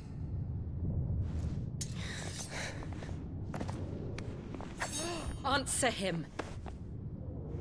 We took you in, savage. Show some respect for those who raised you.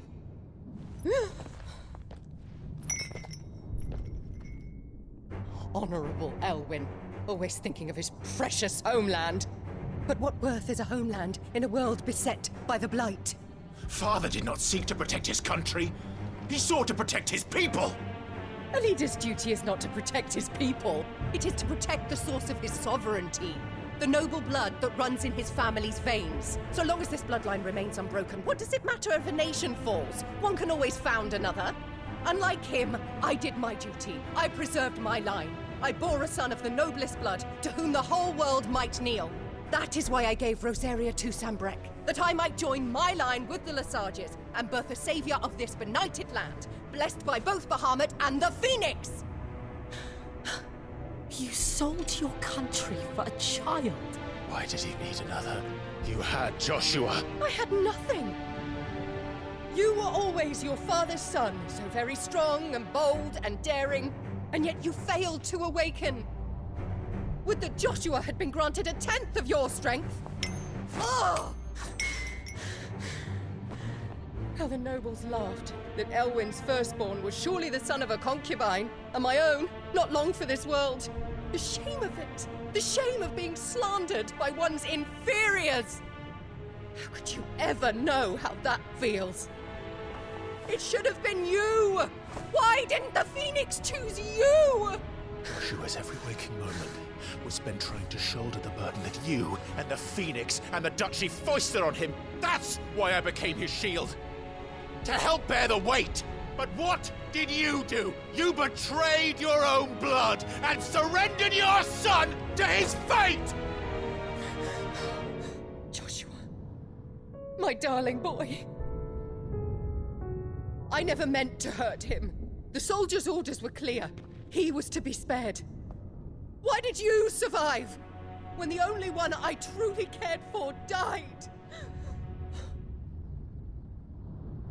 What? Have you not looked out of the window? Joshua is here! The Phoenix lives on! He's battling Bahamut as we speak!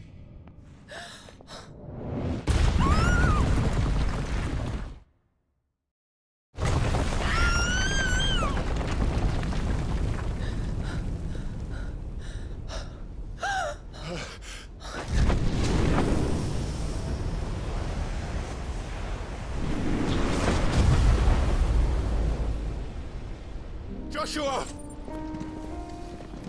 Wake up!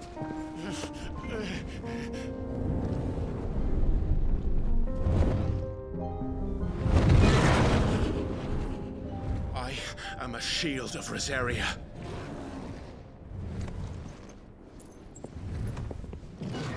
And I will do my duty. What are you...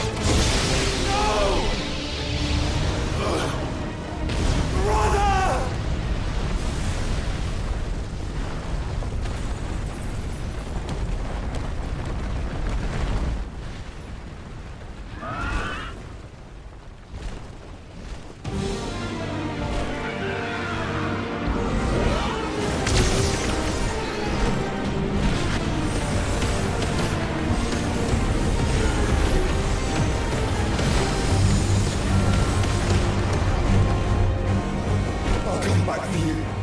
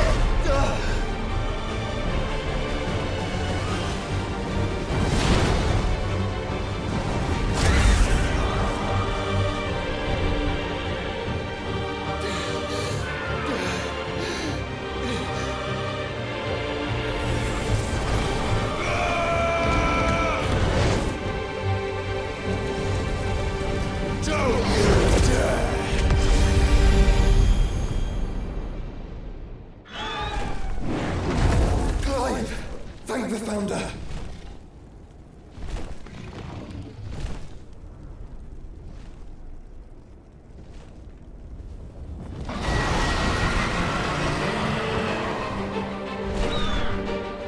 It's now or never, Joshua.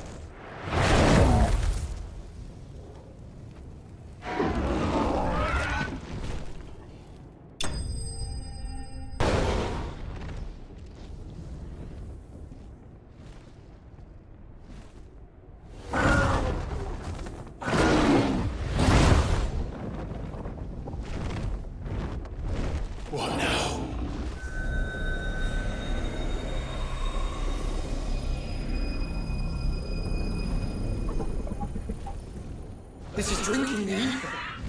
We have to stop him.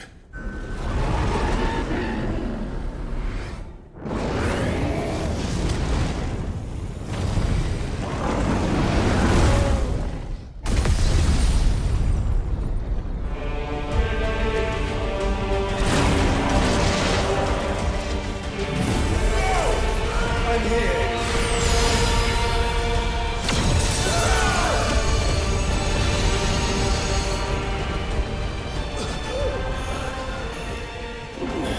Joshua, are you all right?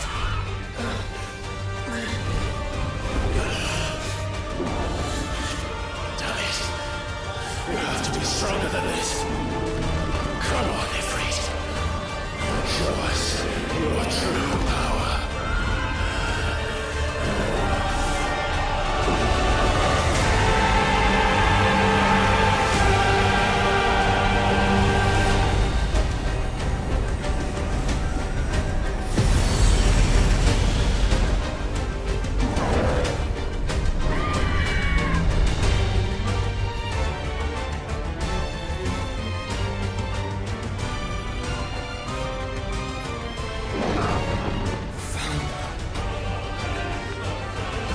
If we become one, This will be enough. We can do it, Clive. we can. We will. Together.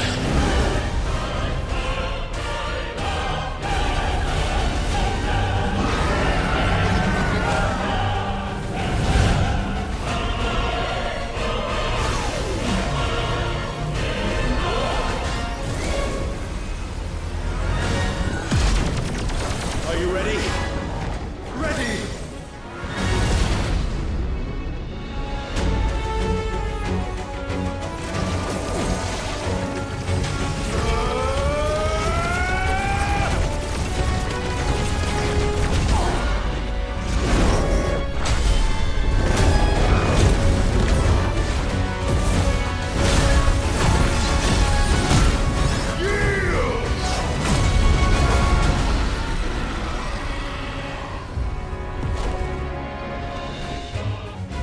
How can we hope to match such power? By trusting in our own.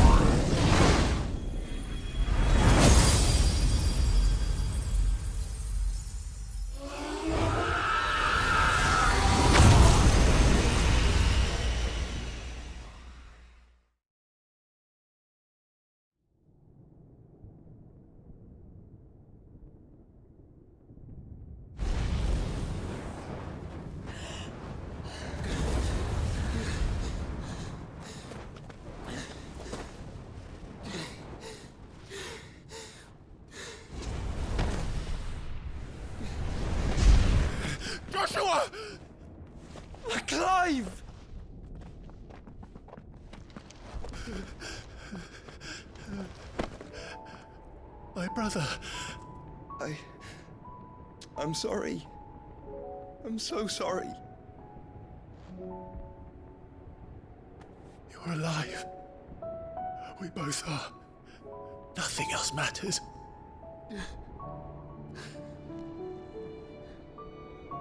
I never dared hope that I would see this day.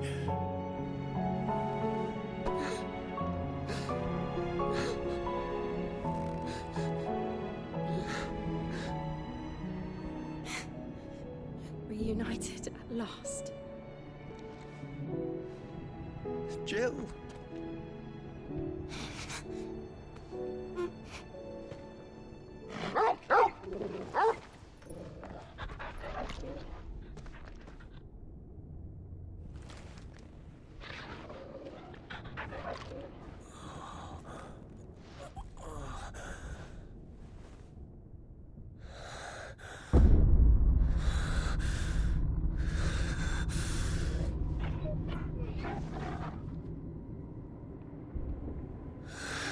This is for my father!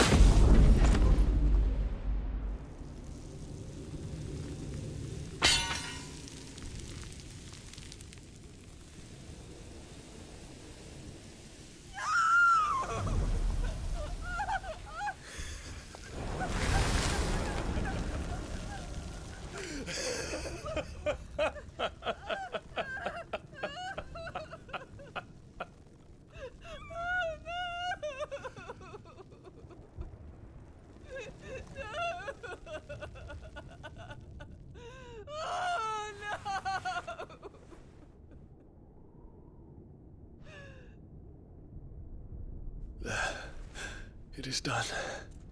The demon that would tear our house apart is no more. Father.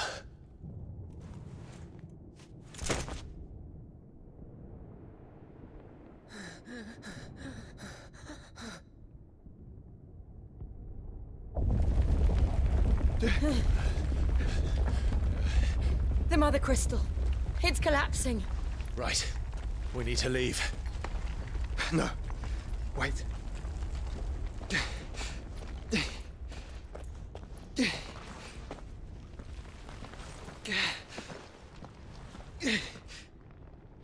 I owe him a debt. Fine.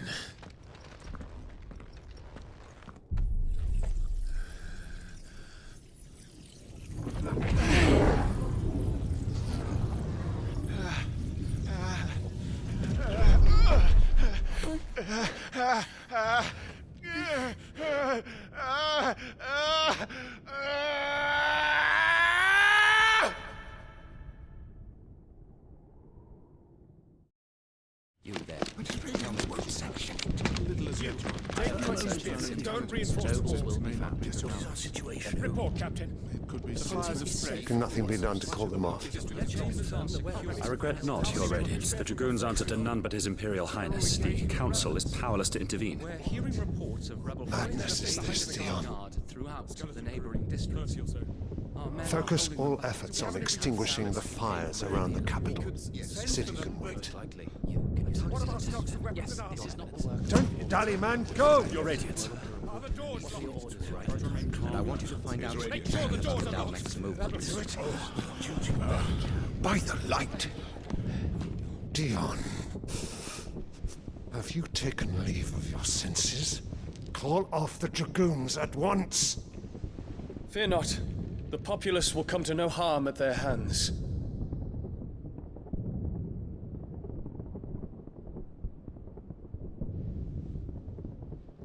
I am here to save you, Father.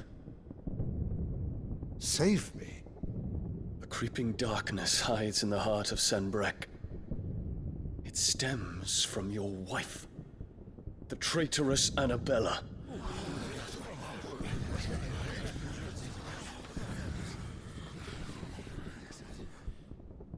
Not another word, Dion. Father, though you may not see it, the darkness has taken hold of you. It has made you forget yourself. But I bid you remember, there was a time when you ruled not with cruelty, but with compassion. Why now do you turn your back on your people? Why now do you seek to stoke the fires of war? You too have borne witness to this change, your eminences. And you know, as well as I, who is responsible for it. A puppet now sits upon the throne, but cut his strings, and the master loses the power! What? Dion, you bear steel before your emperor? Guards! Take him!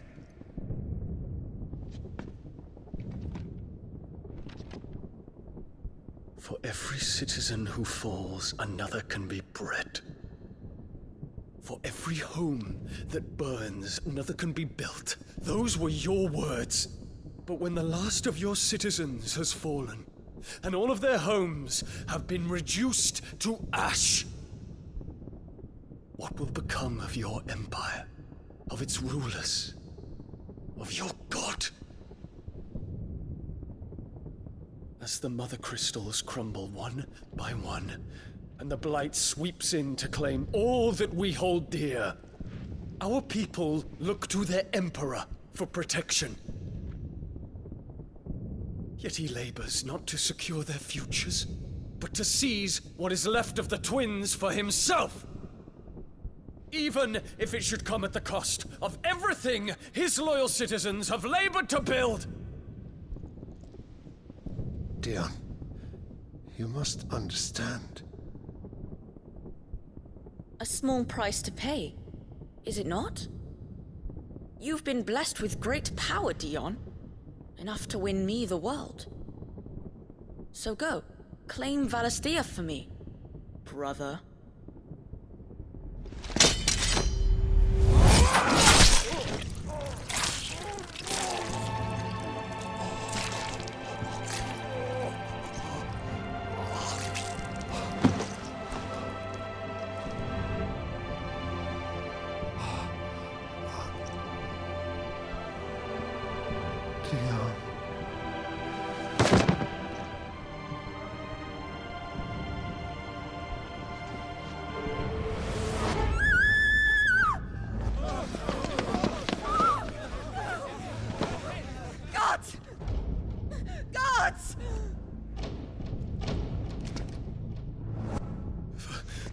Poor father.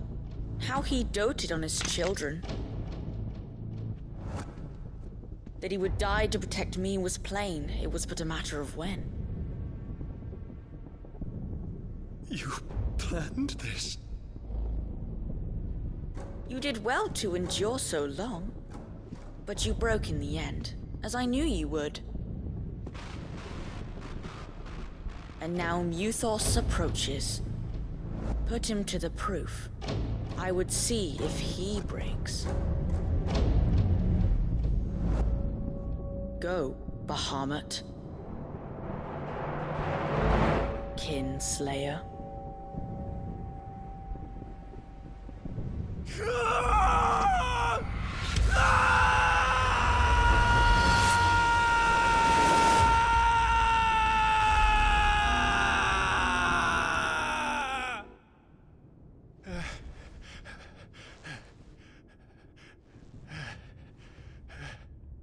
Not again.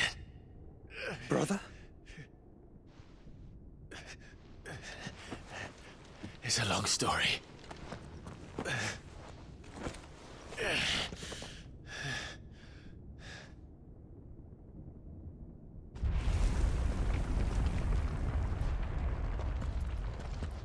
You cannot stay here, Mother. Come. Take my hand.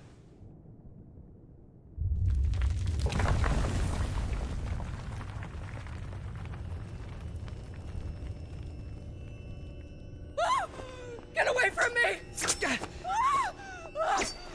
This is all just a dream, just a bad dream! You will not take me, Shadow! You will not take me!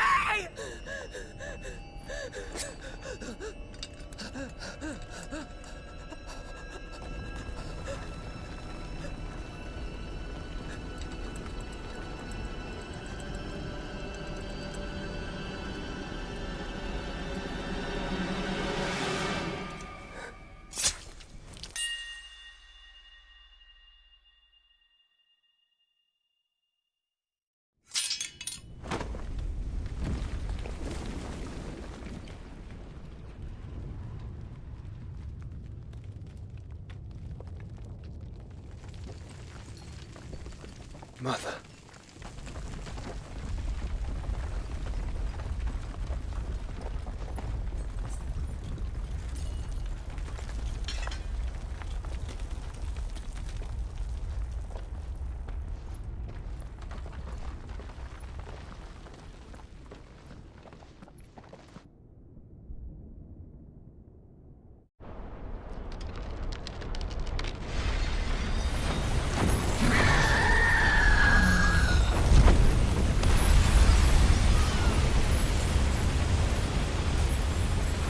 If it is consciousness that weaves your wills together,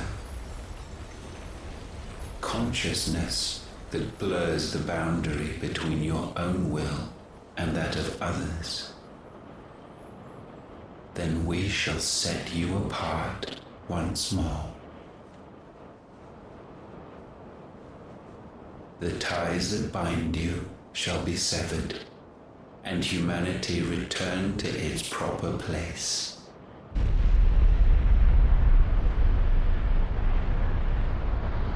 By primogenesis shall a new age of reason begin.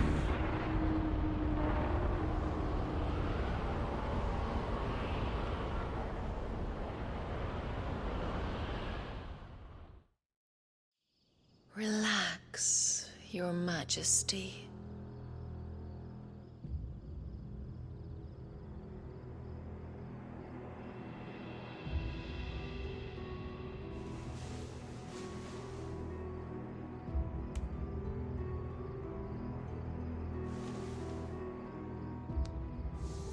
Don't you want to play? It's been a long time. If that is your wish. Men, you are as meek as all the others.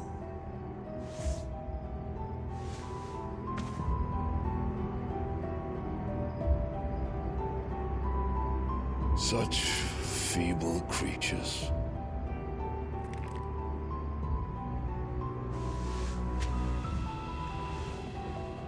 Gifted the power of icons, yet slaves to fickle emotions which usher you to your doom. And so you bind your fragile wills with strands of consciousness. The wretched handiwork of a wretched people. The Sons of Fire were united at last, and for but a moment, their flame burned bright. Soon, Mythos shall become our perfect vessel. And then shall the world be remade. Not before the bonds are severed, of trust, of respect, of love. Only when every strand of consciousness is cut away, may Mythos return to our side. By primogenesis shall all be undone. Mankind shall be rid of his wretchedness, and Mythos of his will. But while he yet clings to it, he has the power to forge bonds anew. And so we bid you, find Mythos, and sever everyone. To destroy that which has no physical form, you ask the impossible. There is nothing your black blade cannot cut, Odin. We shall unite with Mythos, and bring forth a new world. So long as our vessel remains unclaimed by humanity. It shall be done, Master.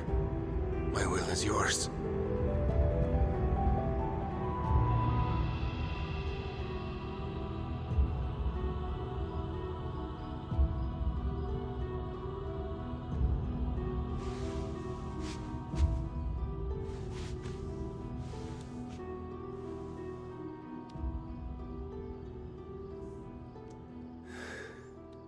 Mother.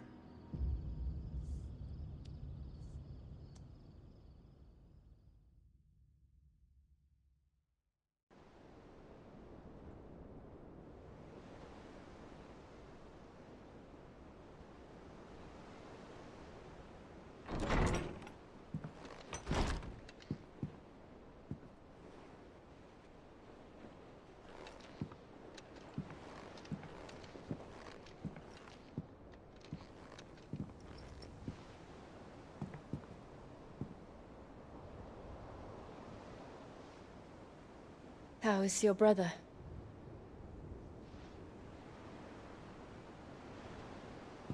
Asleep since I returned from the Dominion. Taya says he should be back on his feet soon enough. For a while, at least. She discovered something on his chest. A swelling, circled in stone. The curse.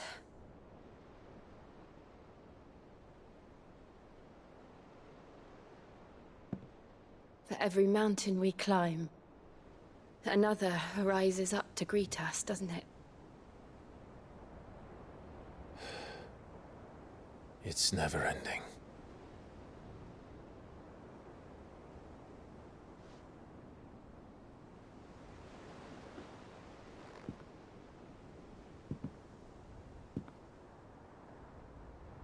Even the sky seems to have grown tired of it all.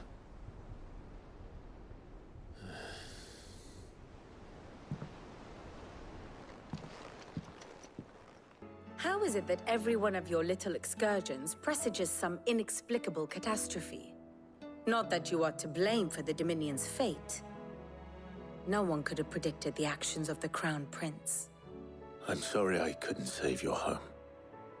My countrymen are stronger than you think. A few toppled clock towers won't break their spirits. They'll be back on their feet in no time. I hope so. Look at us. Bluer than a pair of bog crabs. Tempting though it may be, sulking will not help us find a solution to this mess. You believe there's one to be found? I don't know. But I am certain we're more likely to find it if we first examine the facts.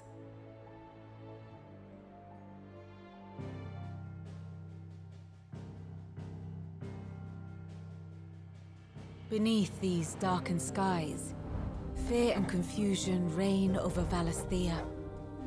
Oh, the lands around the fallen Mother Crystals had already begun to wilt for want of ether. But not like this. Crystals that filled wells and fueled furnaces.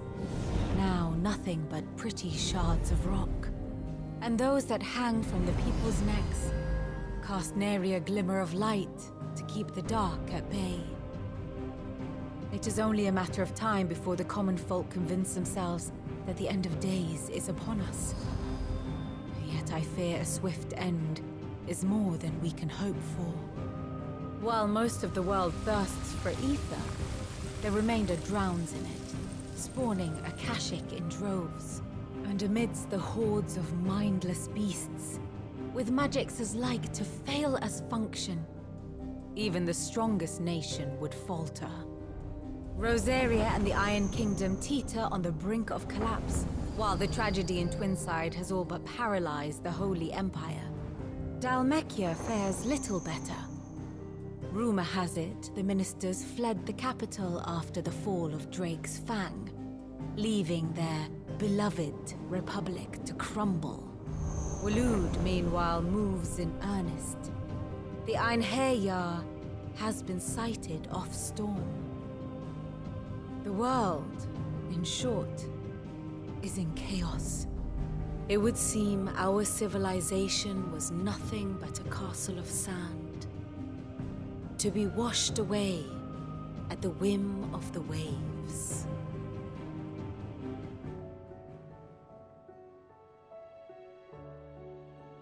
A castle of sand. Not my best flourish, but it seemed fitting. The reports I've received are considerably more blunt in their appraisal. Without the protection of their nations, it will fall to the people to defend themselves against those who would take what is theirs. Which is only ever going to end one way. Defending a farmhouse against a band of chocobo thieves is one thing, but pitchforks and palisades will do little to stall an army's advance.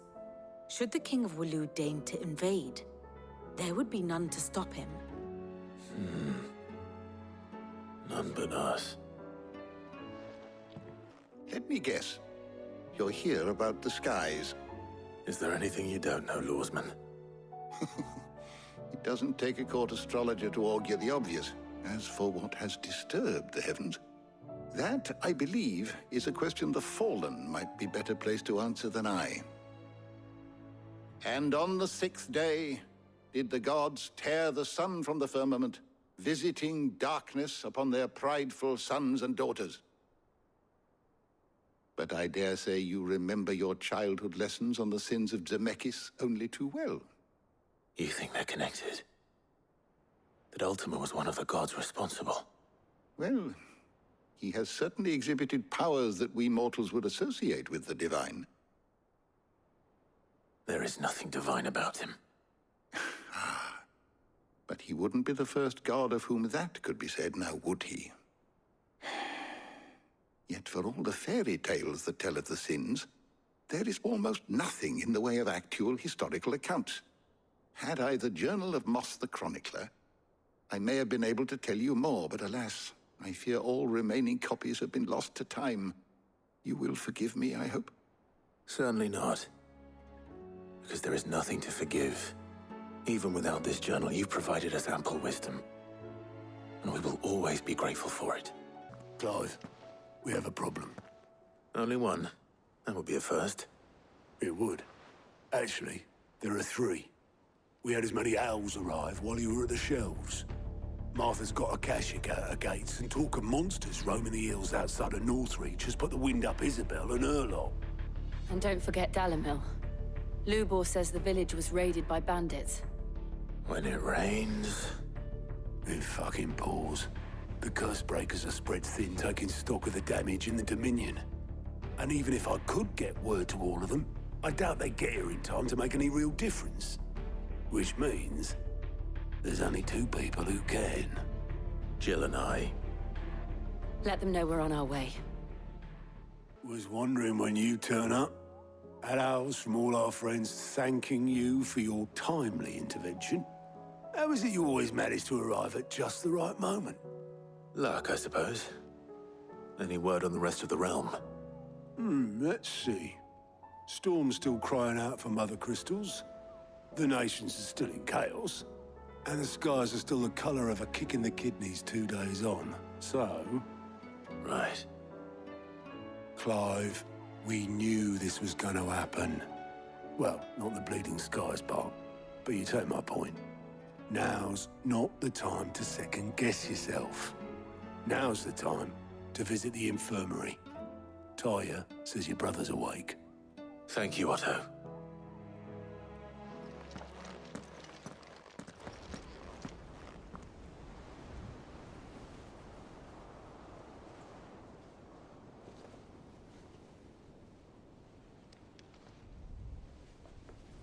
So it was not Sylvester, but Olivier who served as Ultima's puppet. And when Dion learned of this, he sought to slay the fiend.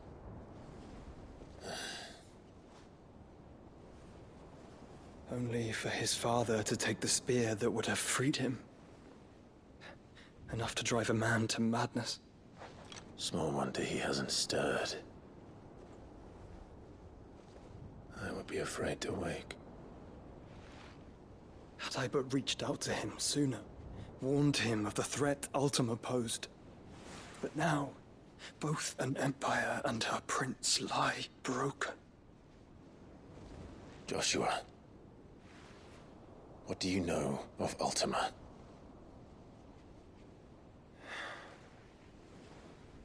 Very little, I'm afraid. Despite my best efforts.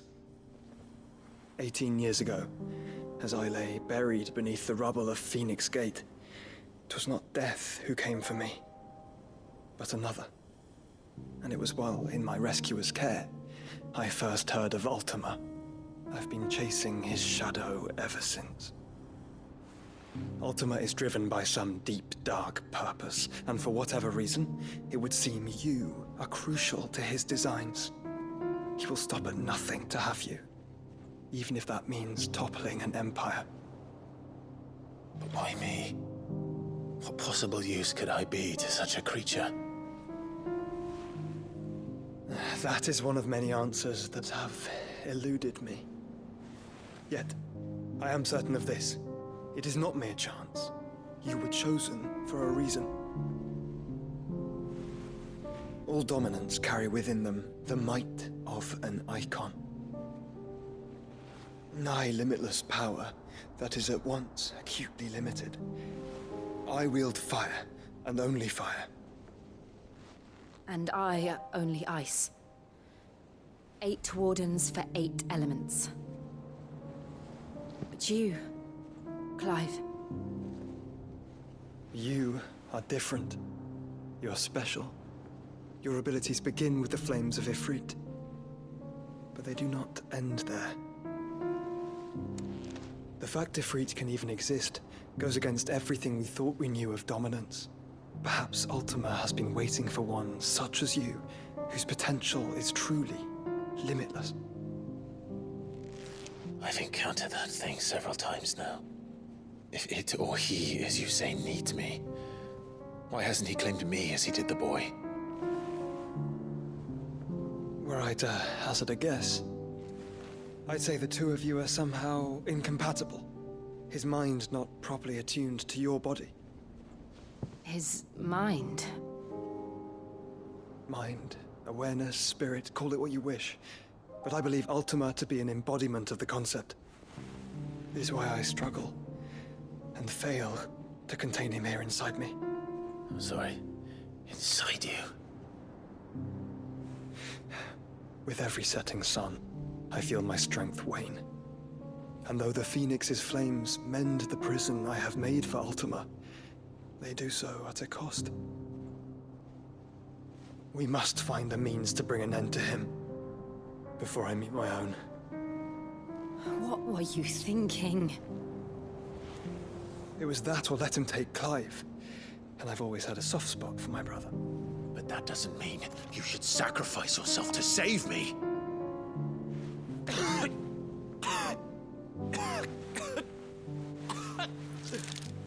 Joshua. Clive, it's Gav. There's an army of Akashic at the gates of Canver.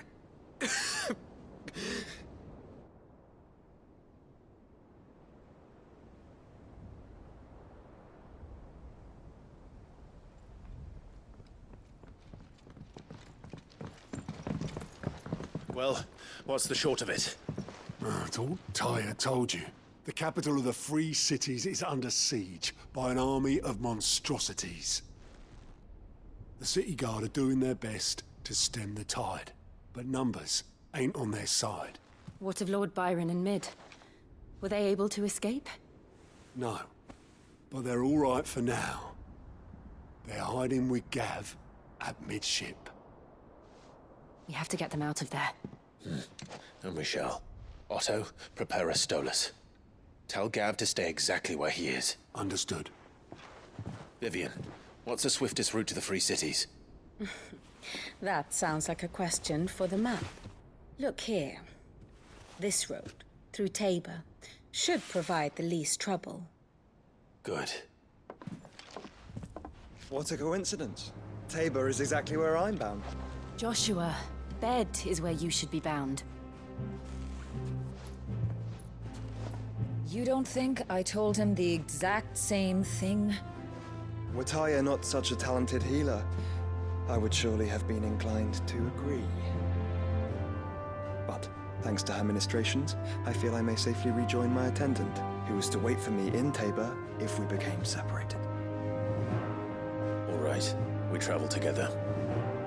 Clive. If he stays close to me, he'll be fine.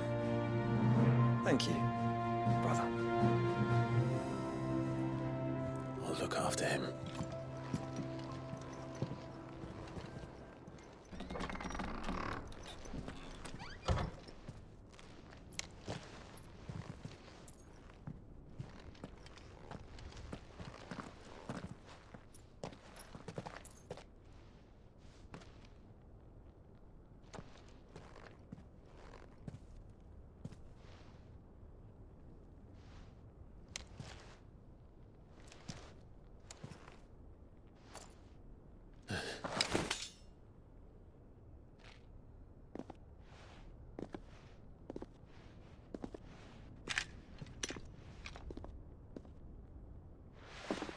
My Lord Marquis, it is an honor.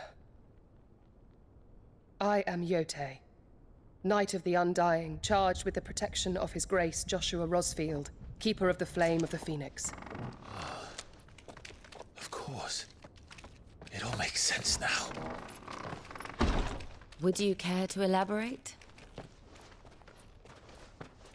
The Undying are loyal servants to the ducal throne. Or more specifically, to its heir. They have served our family for generations, albeit from the shadows. Since their inception, they have been tasked with the preservation and enactment of the rites of ancestral communion. After the events at Phoenix Gate, it was the Undying who delivered me to safety. And since the day I left Rosaria, Yotei has been my constant companion and protector. Without her sword, I would not have survived my journey across the realm. Rise, Lady Yotei.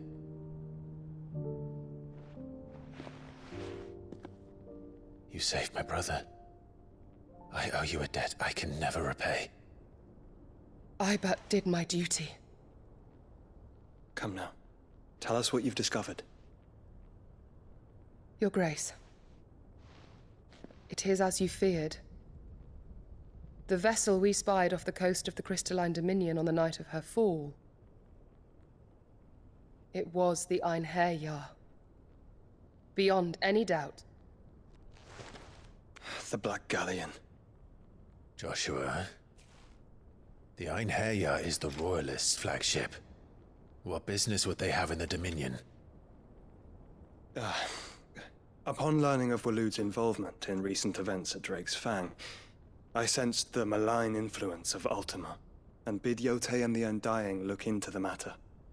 We have reason to believe that the Black Galleon weighed anchor shortly after the fighting began, and set a course due south. For Canva? Then it is Waloed knights who besiege the cities. What is left of them, yes. And the Black Galleon sails at but one man's behest. Barnabas Tharm.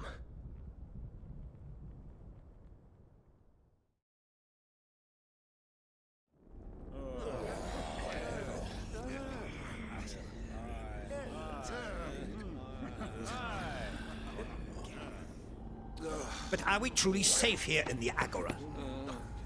The city guard have been paid, if that's what you're implying. All the more reason for them to run. Well, you are free to leave, Lord Minister. Markets abandoned, warehouses aflame, blackened hulls choking every port in the capital. Canva is ruined. The realm teeters on the brink of chaos, and all you can think about is commerce. Forgive us. We were not aware Dhalmekia now subsisted on charity. How dare you?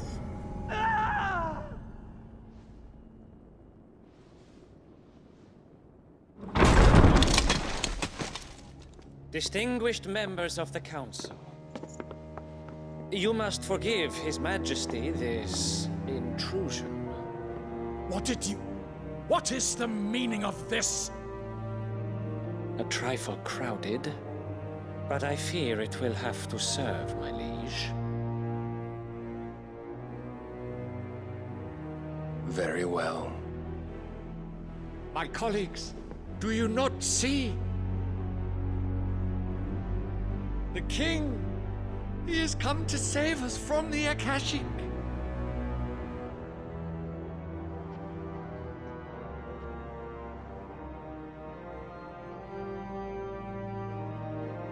He is a gift from the heavens, divine intervention, our very salvation. And of course, if it is compensation he requires, we would be most willing to negotiate a fair price for services rendered. Fools! Your ignorance unbecomes you. Your Majesty, correct me if I'm wrong, but I would swear that the fiends washing the cobbles of Canva with the blood of her citizens wear the colors of Waloed. Ha! So you do not deny it. Guards, fetter them, and see our guests to the dungeons!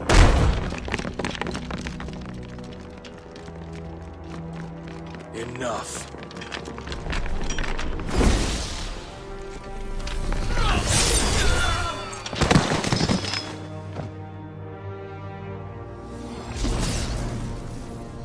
Pathetic creatures.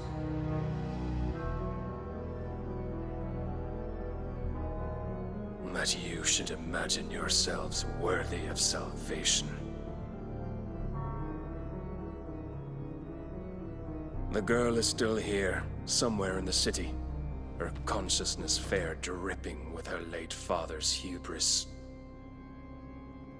A consciousness to which Mythos is inextricably bound and inexorably drawn.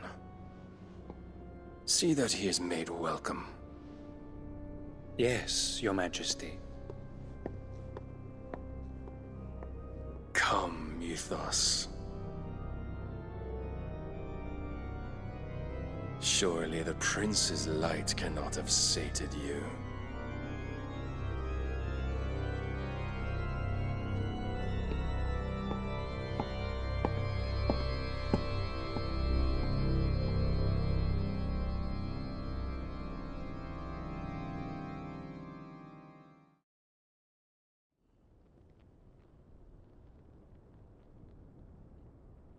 So then, how long has Waloed been under Ultima's control? How long indeed? Based on what we know of Barnabas's actions, I would guess some few years, mayhap more. But to what end? What does Ultima want? The tapestry. Show them.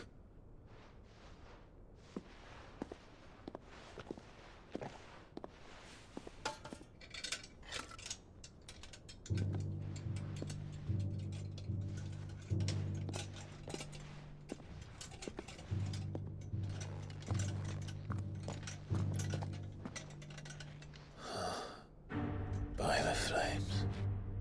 Phoenix Gate, Drake's Breath, and now here. But what is it? It is old, ancient, even. Naught remains of the faith it represents, save what can be gleaned from the image itself. None could tell me what the one in the apothecary meant, even the Undying. But I believe it may be the key to discerning Ultima's purpose.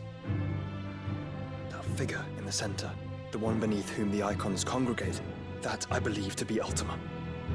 He is a god, or at least godlike, his very existence beyond our ken. The icons, and by extension their dominance, are meant to be his subjects, and while some, like Barnabas, have accepted this role, others have rejected it.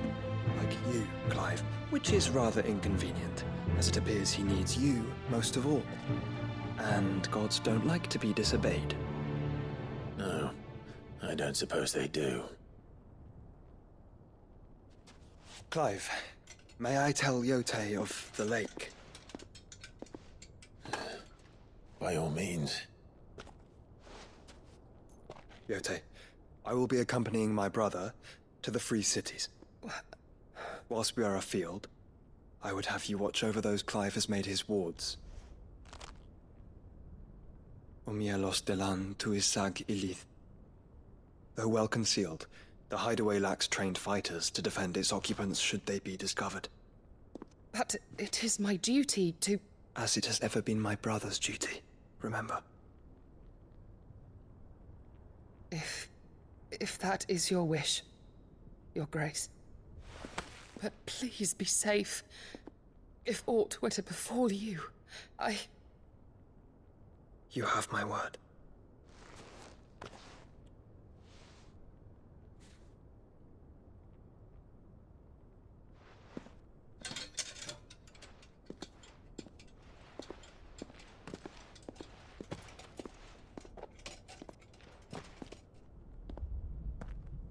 Farewell, my lord, my lady. We are in your debt, Yote.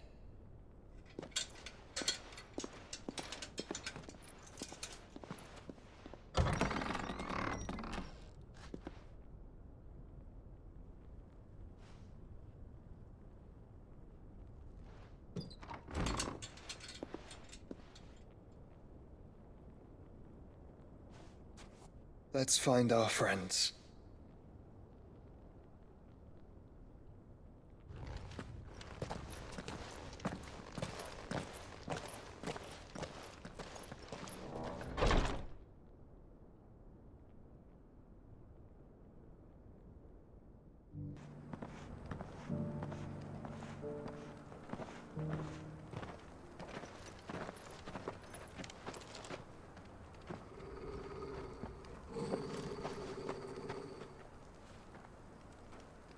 Cyril. How fares the search? Well, Your Grace, my report shall be with you ere long. Ah, yes. Yotei is otherwise engaged, at my behest. And the duty of wardenship? Fulfilled. For as you see, I've been reunited with my first shield. I am Cyril, Knight of the Undying and bearer of the Burning Quill, charged with chronicling the mortal deeds of His Grace, Joshua Rosfield, Keeper of the Flame of the Phoenix and rightful Archduke of Rosaria. I entrusted Cyril here with overseeing the investigation into Ultima's origins. Findings from his brothers and sisters afield are delivered here to be collated and catalogued. Just how many Undying are there? Not nearly enough, milady. Yet we are glad to give our all in service to the Phoenix. Such is, and has ever been, our creed. I see. You have your associates, I have mine. But you may now think of them as ours. That won't be a problem, will it? The Phoenix is our sun, and we but the shadows that quicken in his radiance. It is from the darkness that we serve, both him and now you.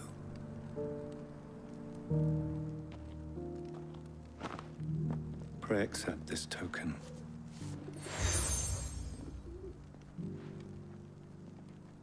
For as long as you bear it, members of our order will reveal themselves unto you. If there is nothing further. No. You are dismissed. Your Grace.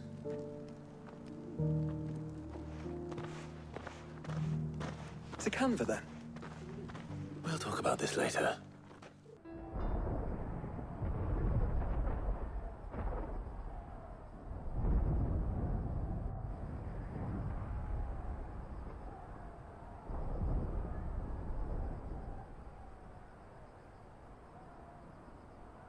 The free men are still holding their own, then. Do we have any idea where Gav and the others might be? There's a warehouse near the docks where we agreed to meet if there was any trouble. We should hurry.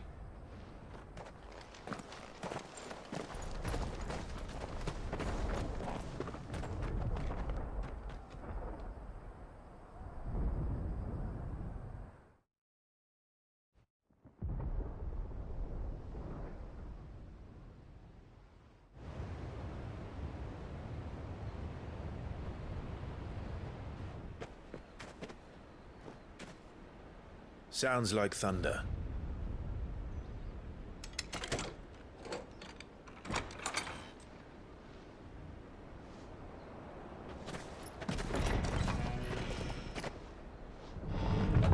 You're late. We're starting to think you'd stumbled off a cliff. I seem to recall that was you, Gav. Good to see you. Any trouble on the road? Nothing we couldn't handle. I knew you'd come.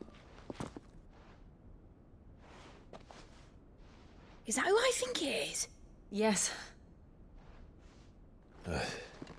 Allow me to introduce my brother, Joshua. Clive's told me all about you. Or even listening most of the time.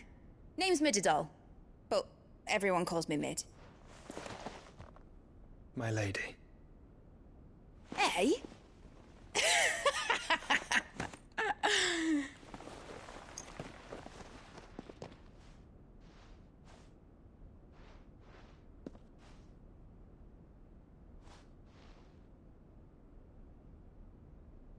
My boy. Uncle Byron. It's really you!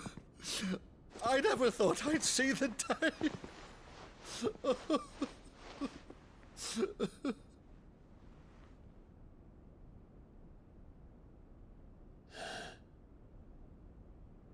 So these Akashic are being controlled?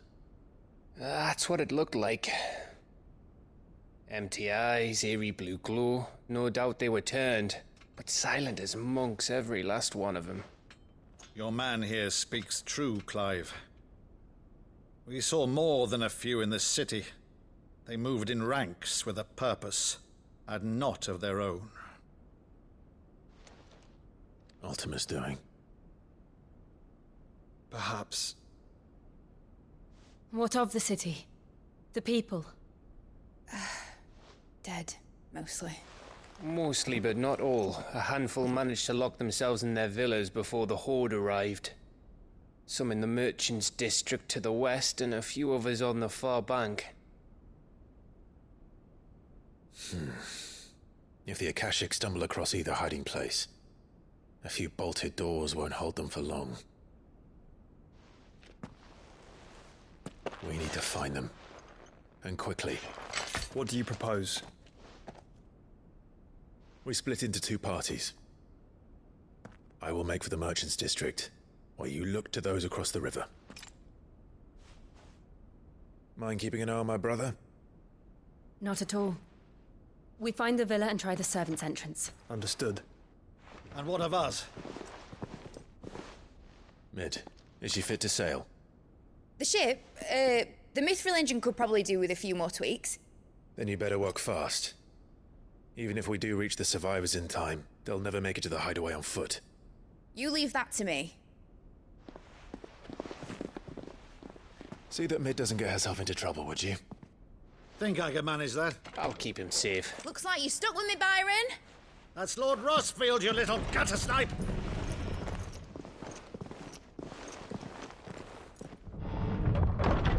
Shall we then? And you keep Clive safe. Be careful. Both of you. You too.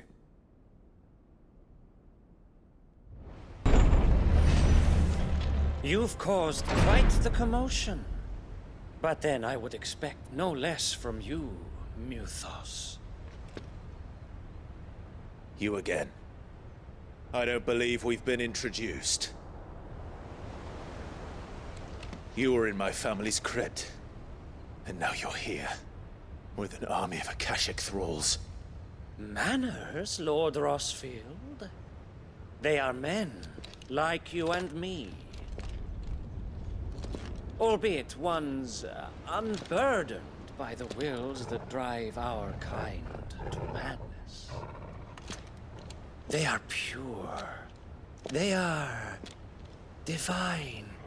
What? And they are all that remains in this once raucous city. You'll pay for what you've done. As you wish. I confess I have been very much looking forward to this. Pardon me this indulgence, Your Majesty. The vessel shall not be spoiled.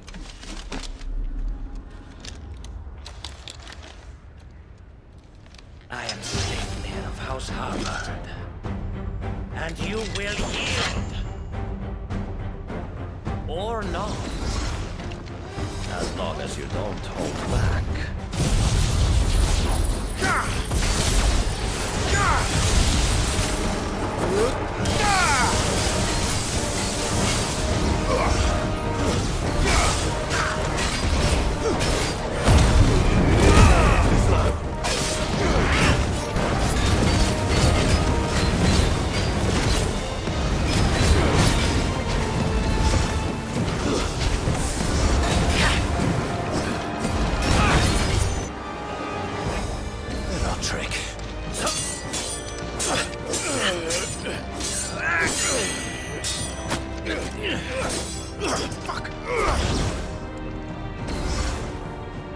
You will forgive me if my performance seems uninspired. It is just that I expected so much more from our chosen one. Perhaps this will kindle your flame. What now? A gift from my liege lord's armory. Gungnir. Watch closely, Mythos.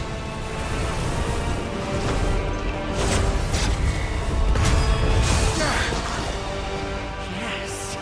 Yes!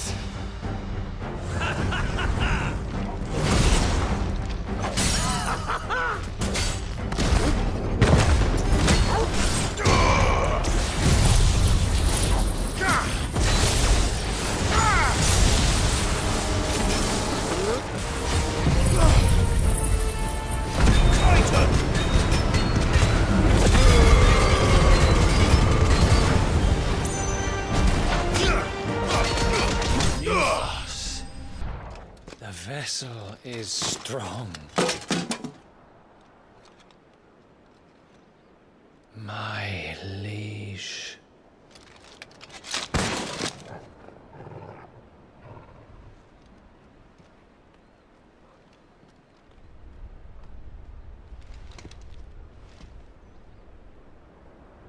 Clive! You're all right. As are you, I see. We are, yes. I'm sorry, but we couldn't save them. It was over before we arrived.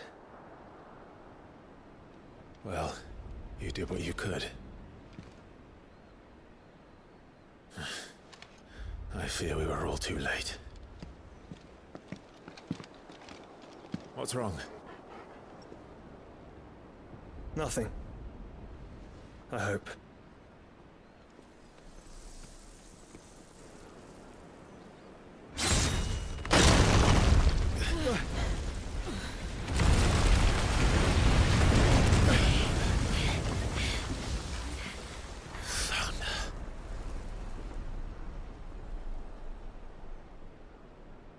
Leaving so soon, Mythos? It's the king. Indeed. You may kneel before Barnabas Tharm, Warden of Ash and King of Walud. Get back.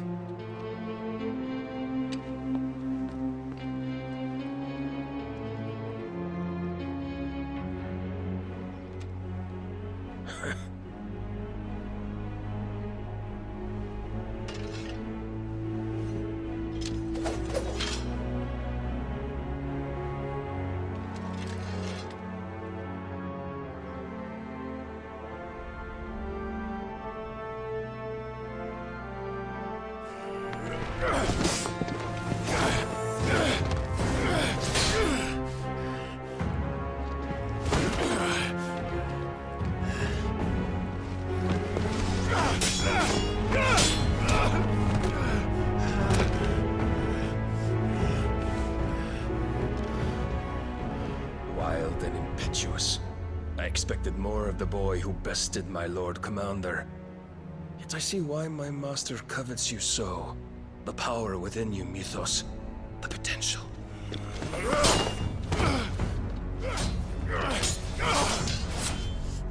Stop calling me Mythos. But Mythos is everything. The cornerstone of all creation. The Lord's vessel. Your purpose. My purpose?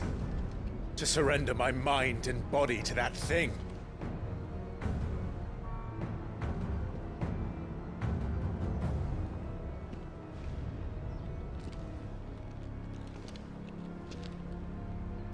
No, Your Majesty. My purpose is my own. I made a promise to my friends, to my people. And nothing is going to stand in my way. You would allow this delusion of free will to bar your path to greatness? Truly, Your volition is a cancer. One that must be excised.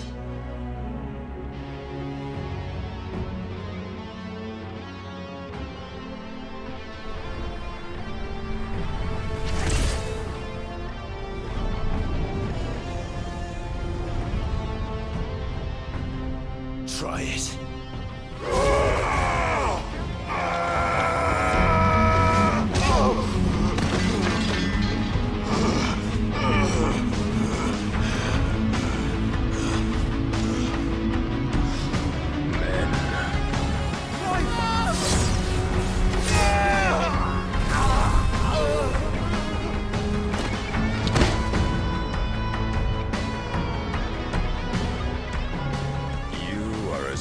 As all the rest.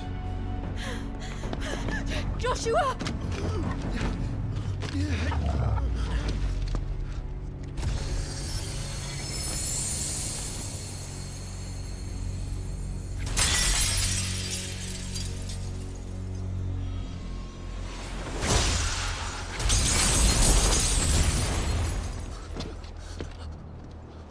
Oi!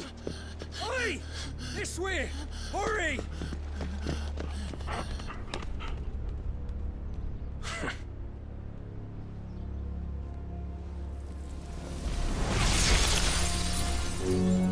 Power beyond reckoning, and they use it as a crutch. Such a waste.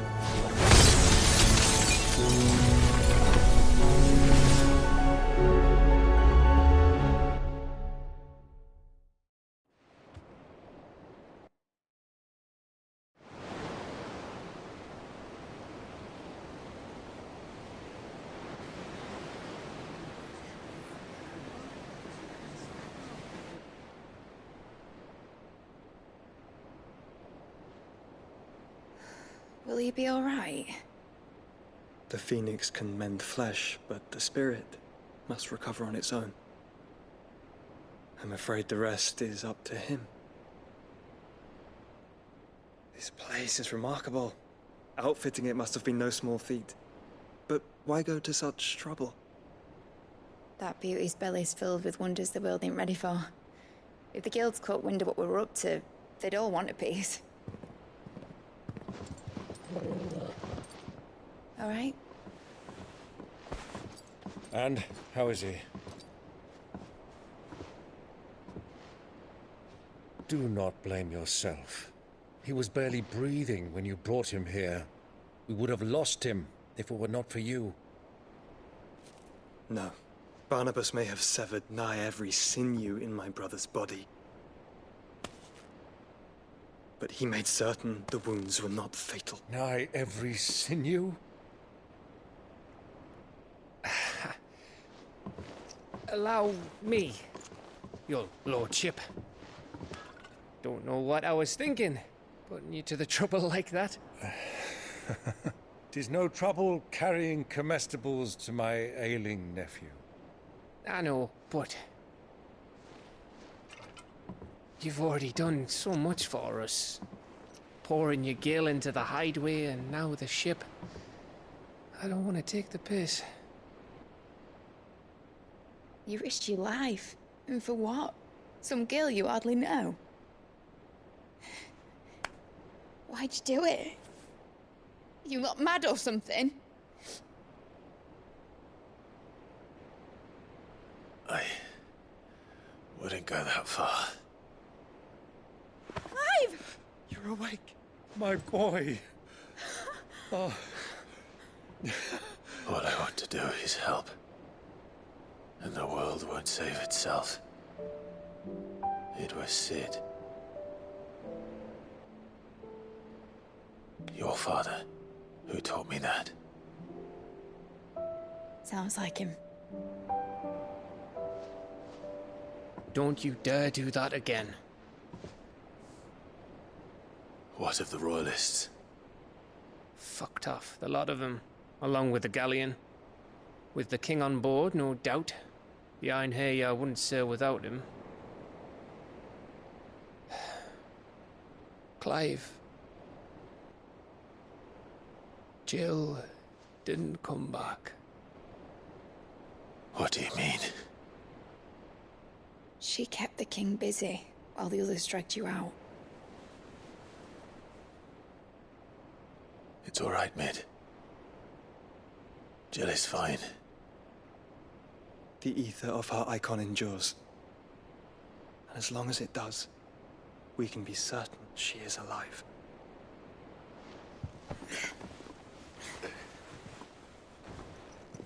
We must pursue the Black Galleon. Jill will be with the king, I'm sure of it. Well, good luck catching him, because my ship's going nowhere. It's the Mithril engine. She's got a kick like a wild chocobo and a mind to tear the hull in half. But you have an idea. Well, of course I do. My dad'll have seen this coming a league off. If I had his old writings... If you had his old writings, you'd be sitting under a fuckload of rubble. The ones Otto didn't save anyway. I suppose he might still have a few pages in his stores. We'll have to hope it's enough. Do what you can to ready the ship. I'll speak with Otto. In your condition, you really are mad. Perhaps. But the world really won't save itself.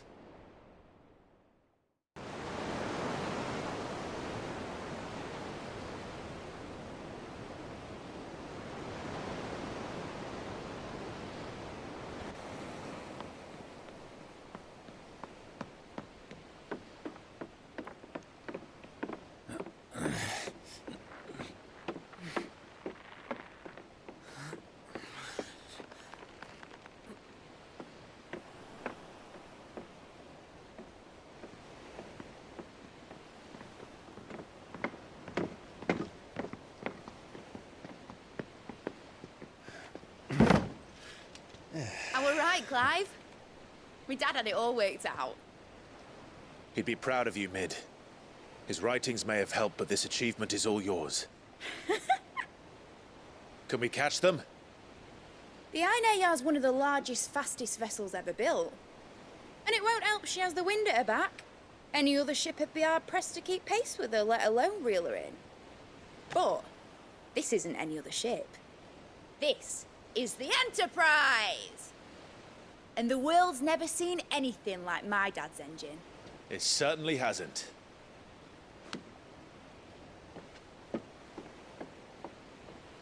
Clive, what do you know of Barnabas Tharm? Only what the bards sing. That he sailed to Ash from southern lands. That it was his mastery of the blade which won him the throne. And that his sword, Odin's sword, can sever the very threads of creation. But don't lose any sleep over a last tilt. We'll do what we must to survive. What we must. The light! I thought this cove was meant to be hidden.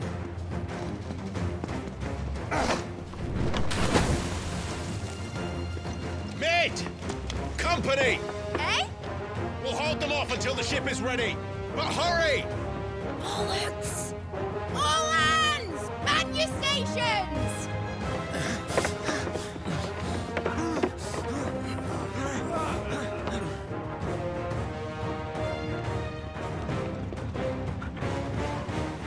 Everyone with me?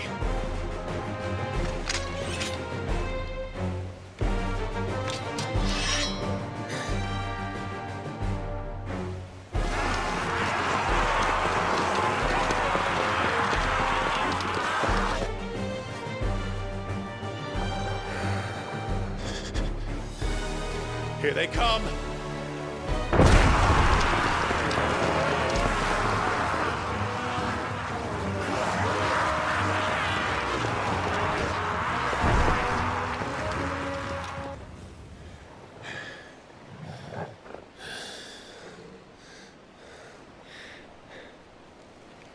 That was easy enough. All right, you lousy lot. Get your asses on board. She's ready to sail.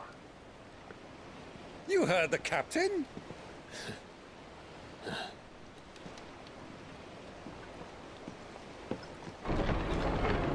Clive?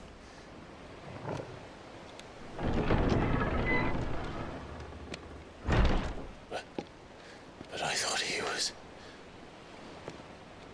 Confounded. Then it is as I feared.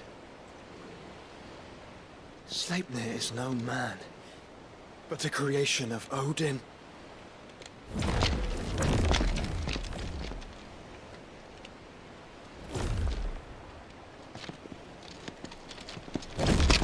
Phoenix's fiery fundament! Have you no normal enemies?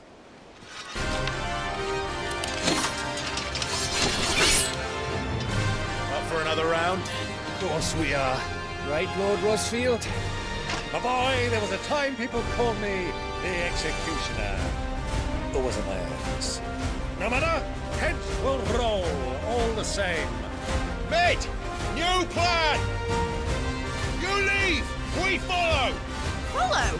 Swimming, are you? Oh, bugger me! Weigh anchor! Engine's dead slow ahead!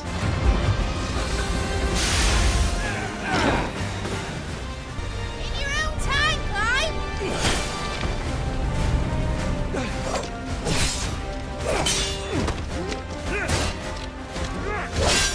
Right, run for it!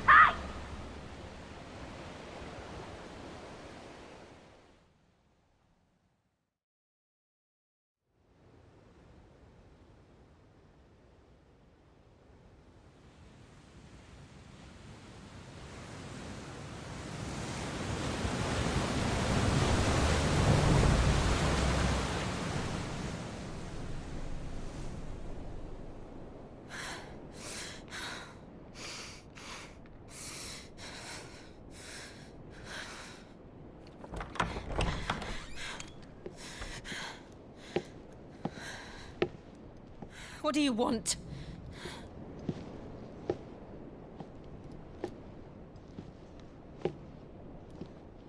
That's quite a mess you've made. And wholly unnecessary. You are my offering to Mythos. I would not see you damaged.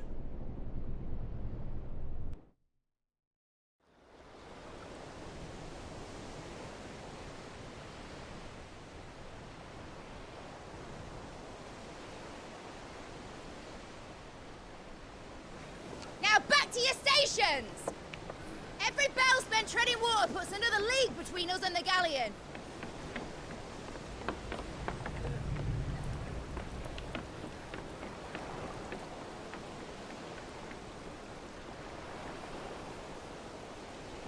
I don't suppose Mid has a spare engine? Since you rose from the grave, my fortunes have plummeted. Are you absolutely certain of this quest of yours, Clive? The foes you face are as terrible as they are numerous. Aye, and they'd have us live and die on their terms, which should answer your question. Ah!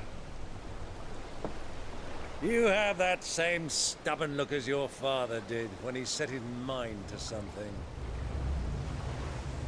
On the battlefield, I am but a single axe. A deadly one, mind, but a single one nonetheless. Yet what you require is 1,000, and I believe my old friend in Brandalar can provide them.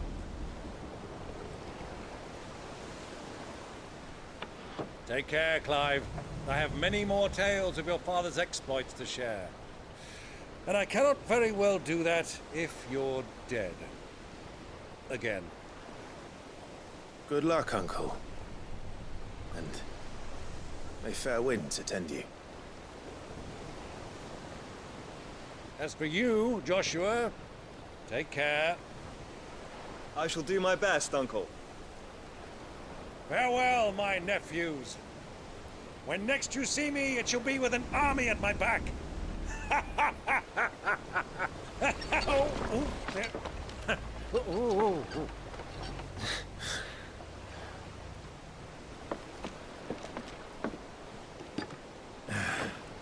Cheerio!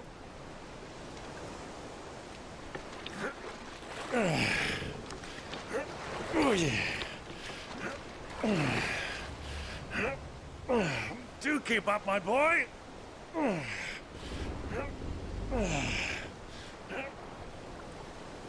Well, we can't have him showing us up now, can we? We would never hear the end of it.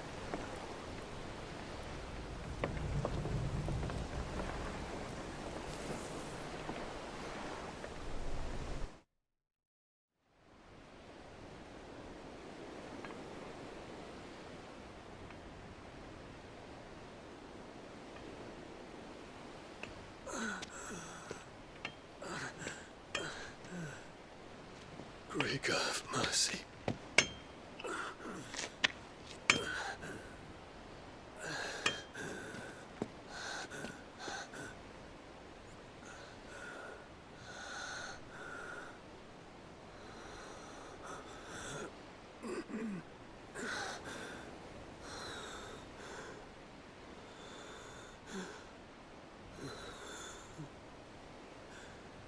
All this.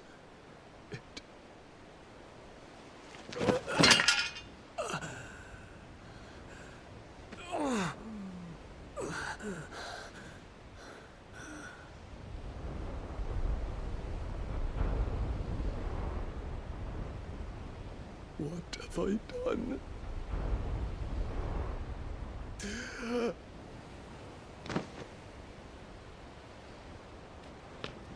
My lord.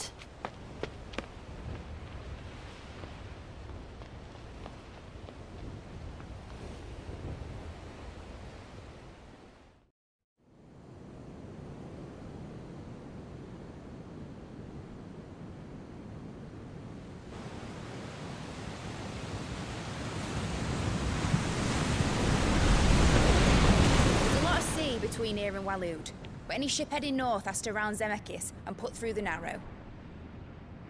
Maintain our current bearing north-northeast, and we'll catch the Black Galleon before she vanishes again. What's to prevent her from circling around Ash from the south? With these winds in those waters, it'd taken forever and a fortnight to reach Stonehere. Mid knows what she's talking about, Clive. Better than any of us lot, anyway. I say we do as she tells. Sails on the horizon. She's ours.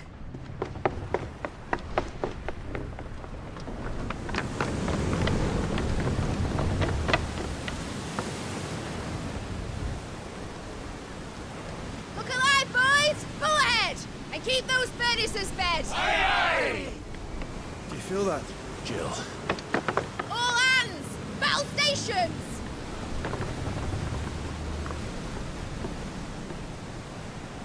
Let's see what this girl can do.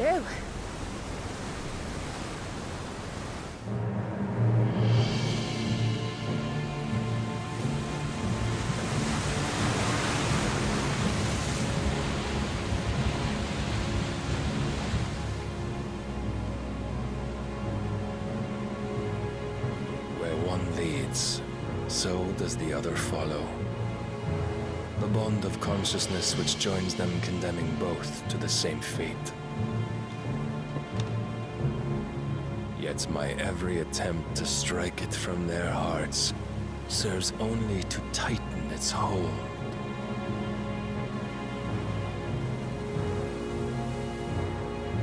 Fascinating.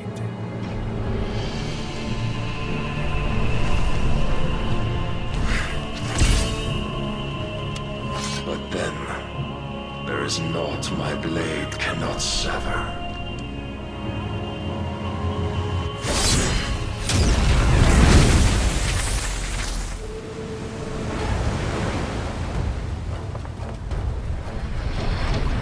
Great Grigo's gosh!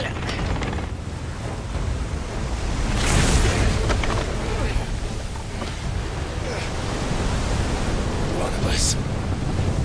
Hard a port! Heads down, you brutes! And brace for impact!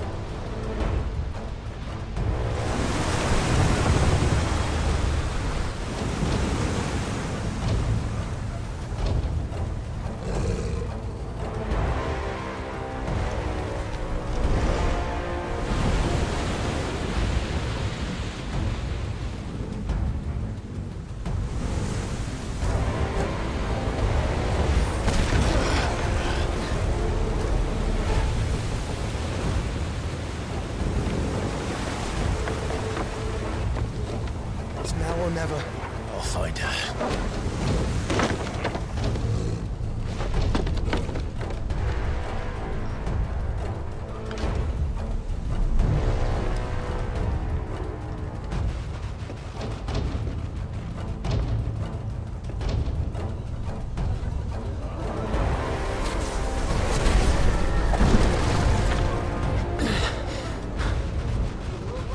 Bloody hell!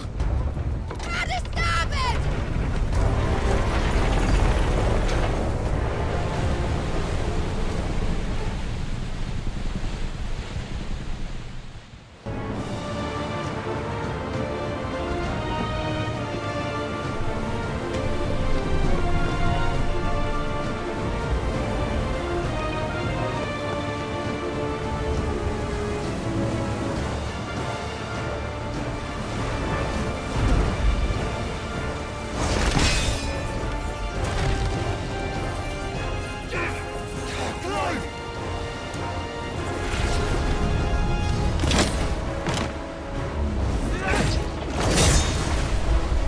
No!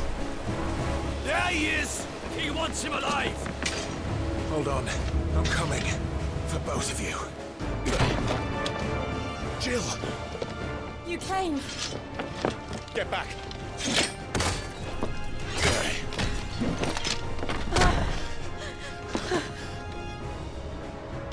Clive, how did you... I'll explain later. Hands.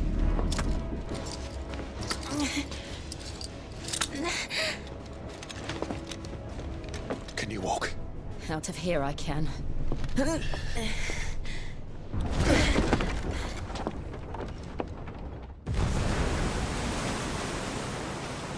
Stand still! Phoenix. Are you not the dominant of fire? I see naught before me but a guttering flame.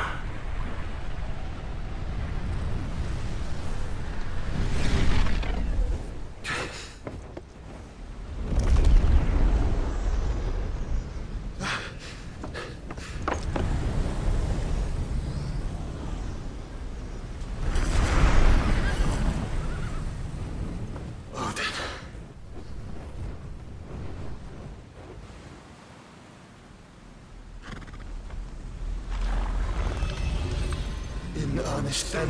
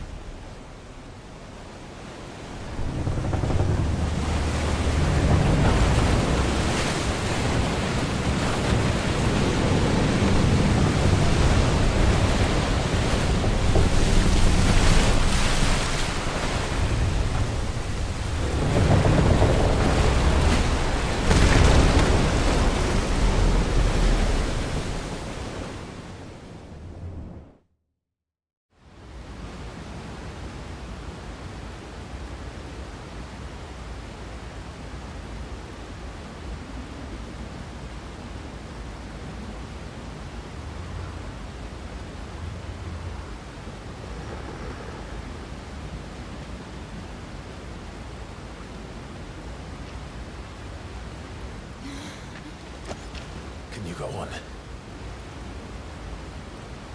I think so.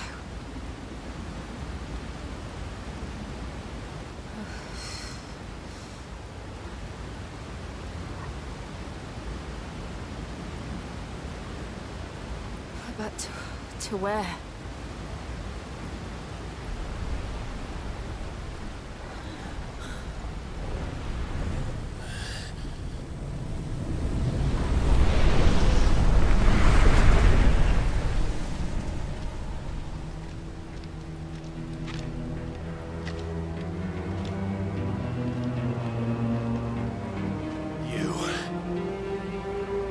What did you do to Joshua? The Phoenix? Oh, I expect he will survive. This consciousness in which you coil your feeble souls is grown thick with desperation. And thus has my master turned to my blade.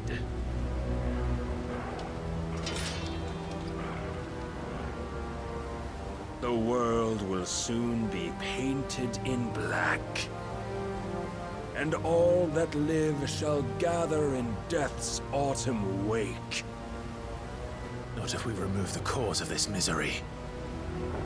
Not if we destroy the last of the Mother Crystals and restore balance to the world. Come. Do you truly think it's so simple?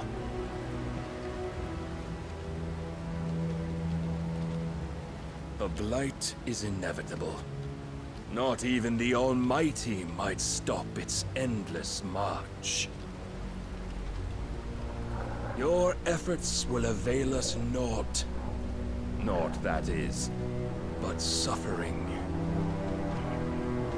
You must embrace the truth, Mythos. Accept your place with the Lord. Keep it. As long as there's a chance, there's a choice. Ever led astray by your blind resolve.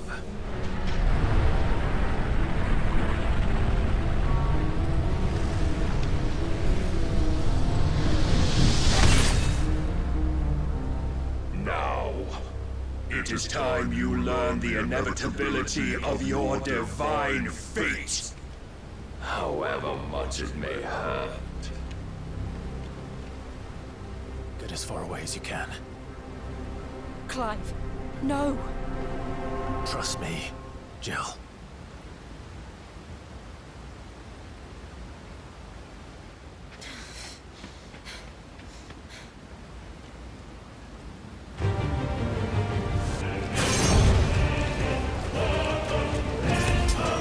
We don't have to do this. Oh, but we do. If only to remind you of your duty.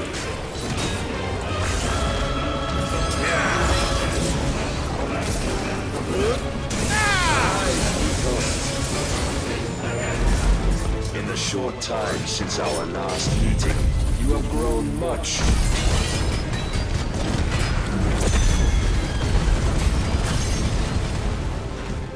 Yet as a vessel, I fear my lord will still find you lacking.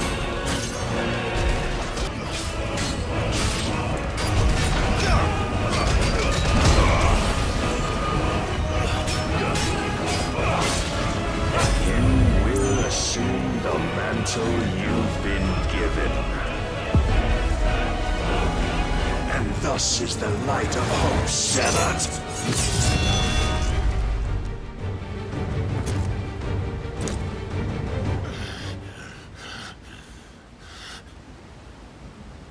You would yield so soon. Never.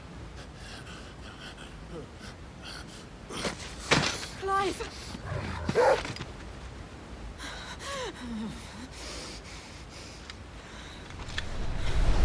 Do you not see? Your iron will weighs you down, dragging you ever further from your purpose. And what is my purpose? Mythos. Who are we? What are the dominants? The breath of the Creator still warm on our lips. We carry his light that we might guide the masses in his name. We are but mighty acts of God. We are more than that. You would be nothing without what he has granted you. The power we wield is his, and yet every time we draw upon it, it wears away at our very being. It breaks us. It unmakes us, that its immaculate aspect might reveal itself. The icon. It is too much for even his chosen few. Apart from you, Mythos, you wield the might of many, yet your body does not answer for its avarice. What are you saying? What I am saying is that we dominants are a means to an end.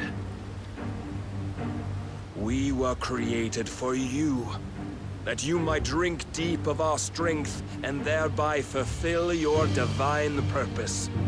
Which is? To feed.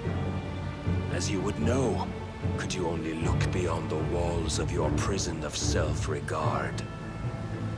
As long as you choose to ignore this, you shall never penetrate my defenses. Still, you may take solace in the fact that you are not alone in your plight. The chains of volition shackle all of mankind, but there is yet cause to rejoice. For the Lord, in his mercy, has taken pity on his flawed creations, and shall see them restored to their proper forms. And what exactly would that be? Why, loyal servants to God. No. Manners, Lord Rosfield? They are men, like you and me. Albeit ones unburdened by the wills that drive our kind to madness. They are pure. They are divine. You mean to turn everyone Akashic? Not turn, Mythos. Turn back. For too long has mankind been led astray by their clamorous wills. It is time they return to a world of quiet equality, where they might once more know salvation. Salvation? And abandon everything we hold dear? We don't need your salvation. We'll save ourselves, and we'll do it on our own terms. Not yours, and not your gods. With every defiant expression of your will, the tighter the chains of consciousness become. But perhaps that fact may be put to use.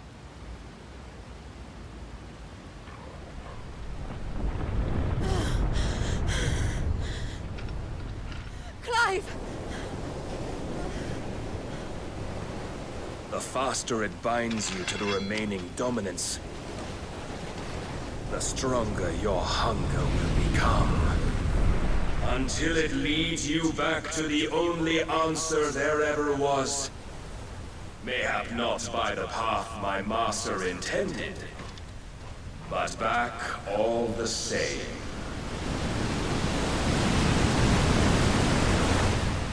Ash is not far. I could freeze a path.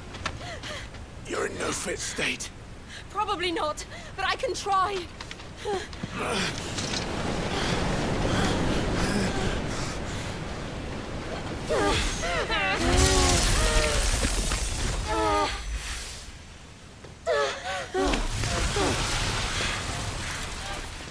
Don't look back!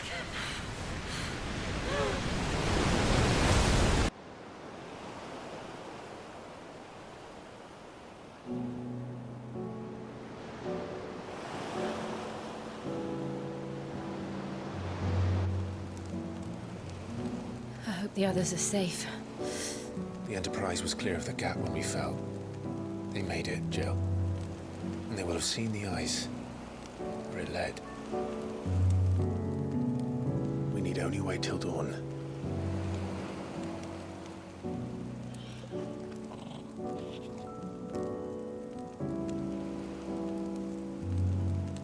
This is the second time Barnabas has bested me. I'm powerless against him. And maybe there really is nothing else for it but to give yourself to his master.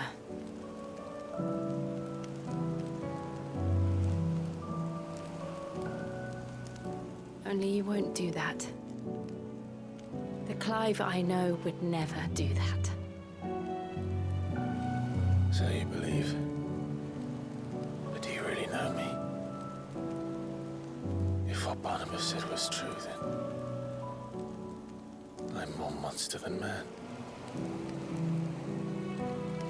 And each time I summon the flames from within,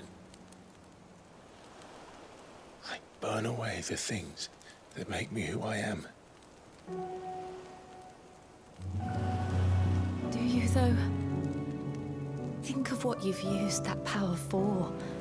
Of all the people you've saved. It doesn't matter how or by whom it was granted, only how you choose to use it. And you've chosen to use it for good, haven't you?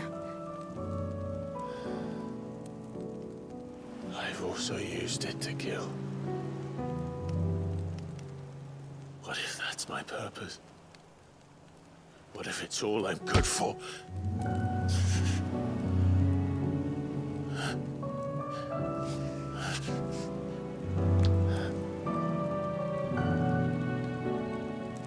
You're still that same boy I grew up with.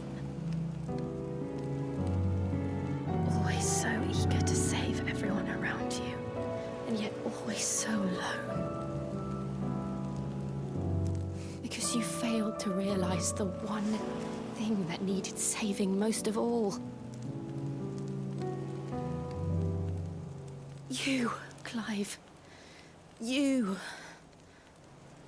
You never once took the time to save yourself.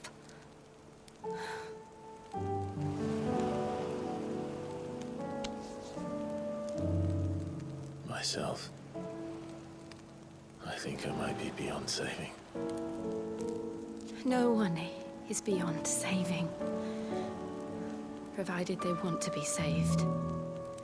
You fight to survive. And you survive so that you may protect those you love. It's what you do. What you've always done.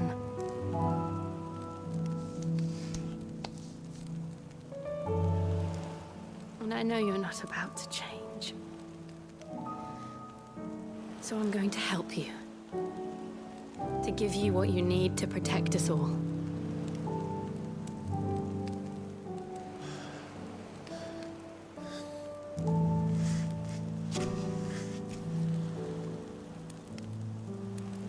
Jill. Are you sure?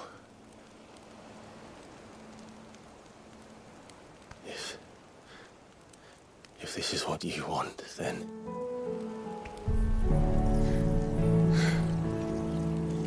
Don't worry, Clive. It is.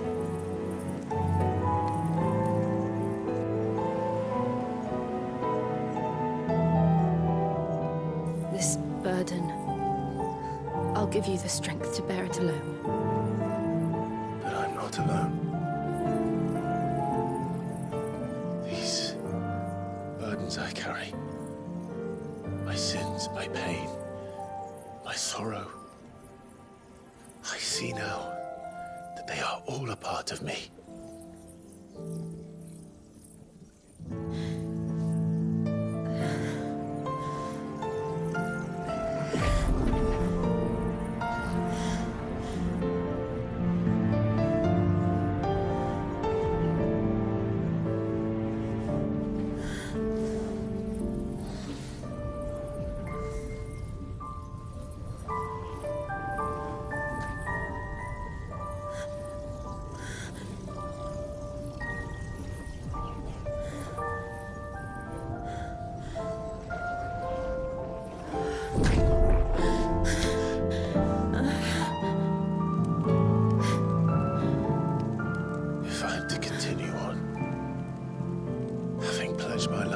those I love.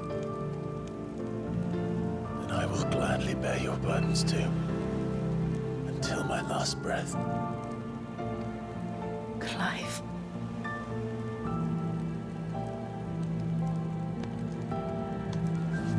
I promise you, Jill. We will find a way to escape this fate. Find a way to save each other.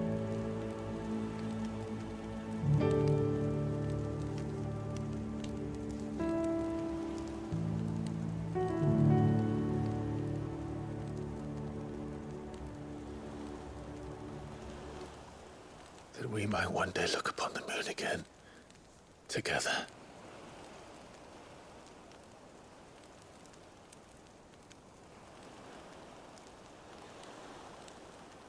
And I promise you, Clive, that I will be there, no matter what you must become. I know.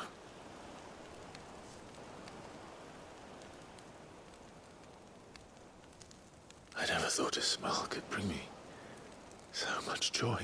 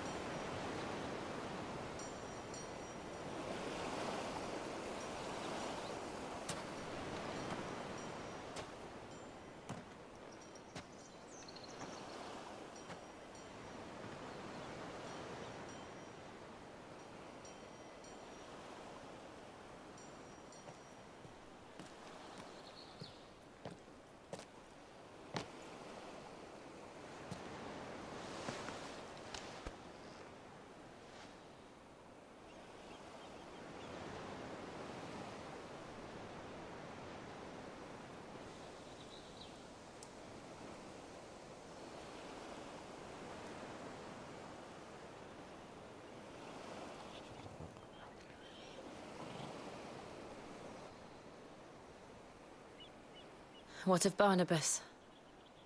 Do we pursue him? No. Our paths will cross again soon enough. Whether we like it or not.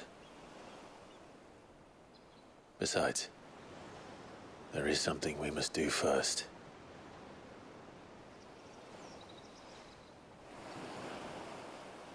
Of course. Drake's spine. The last Mother Crystal. The Einherjar is at the bottom of the sea. Waloed won't dare move on Storm without her. But they know we're coming now. We'll need a plan. And a damn good one at that. Then let's go home and find one. Ash will have to wait.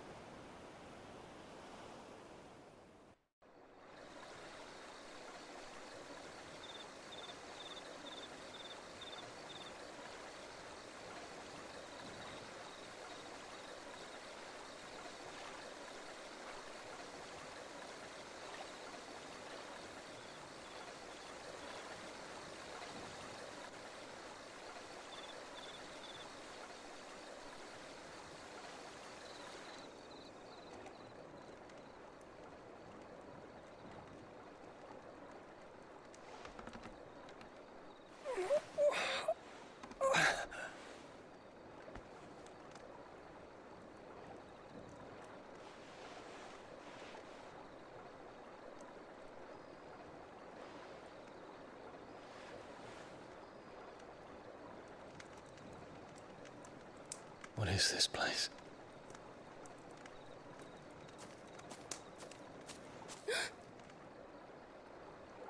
Don't move.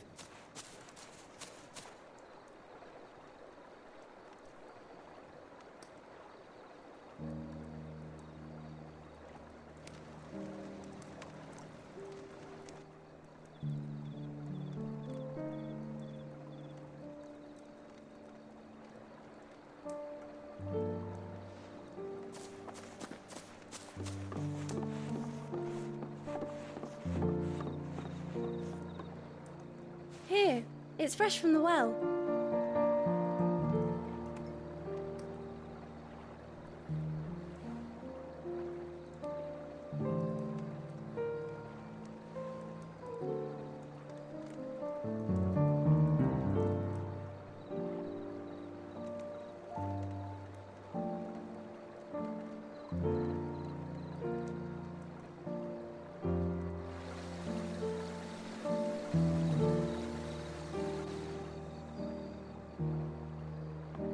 Grandmother told me spirits sometimes get lost, and that the lanterns guide them to their proper place.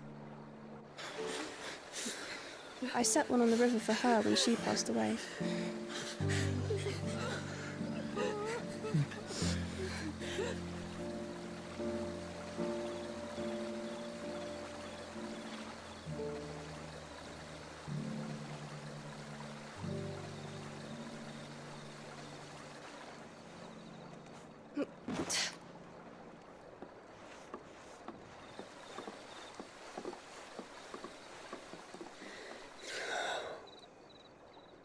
The fiend works from the shadows.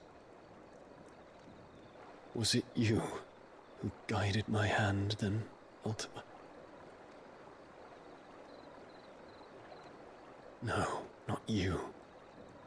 This is my doing, my fault, my sin to bear. And for it, I must atone. Your hurts are healing nicely. It was my poultices that saw you well. You make them? And sell them, or try to. Earns me enough for bread, most days. Forgive me. I have nothing to... I know, but I couldn't just leave you lying there.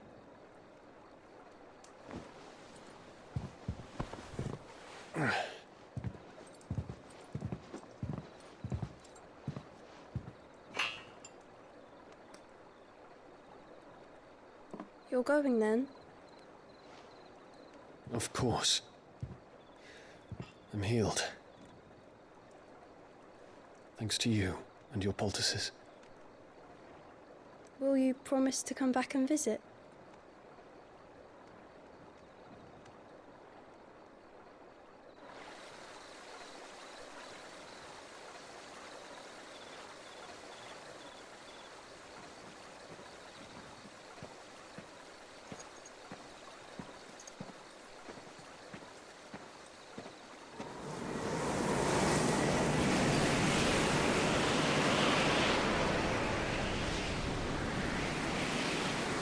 Well, Phoenix, it would seem that I owe you my wings.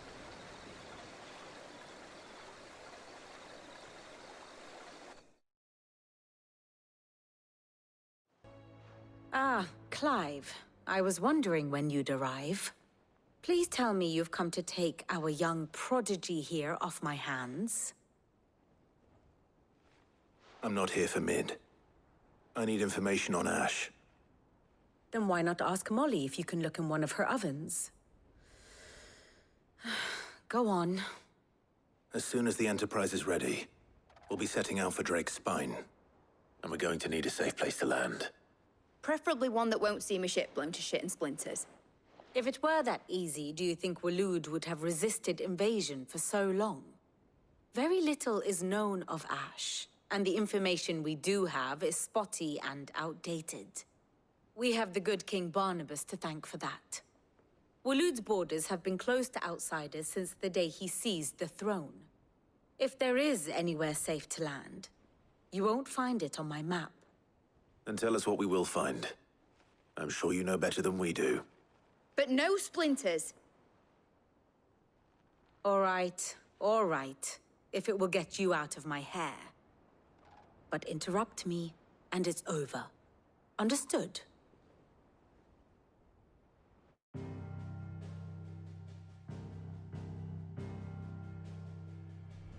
Barnabas Tham, the one they call the Last King. Understand him, and you will understand the kingdom of Waloed. Barnabas was only a boy when he arrived from beyond the southern seas, and barely a man before he united the ragged tribes of Ash.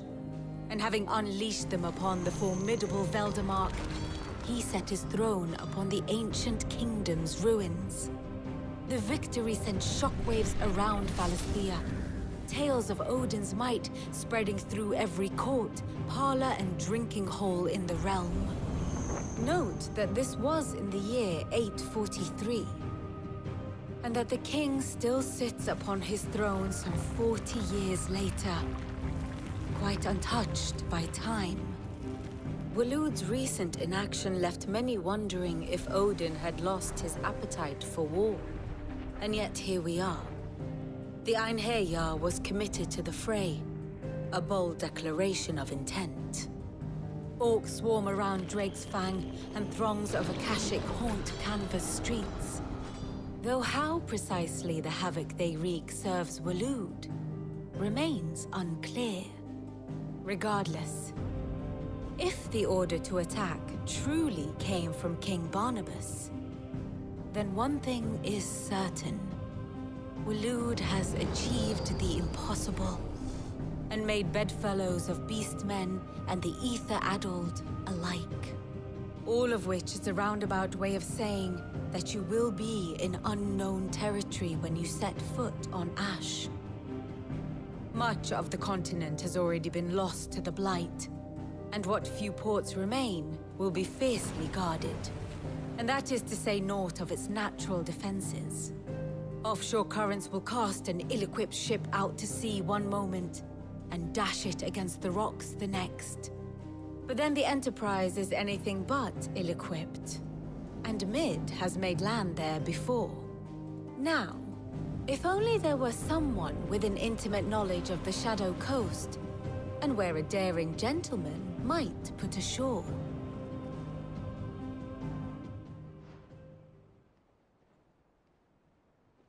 You see, Clive, you had the answer all along. Do you think you can get us back to that beach, Mid? Picked you up from it, didn't I? Not that it were easy. The currents were a right bastard. But then, if it wasn't hard, it wouldn't be worth doing, would it? Well said. Thank you, Lady Vivian. If a few morsels of common knowledge and a sprinkling of tavern talk are worthy of your thanks, I wonder what genuine intelligence might earn me. Probably more visits. Mid, I need everyone in the ale hall now. I'll fetch Joshua from the shelves. Aye, aye, Captain.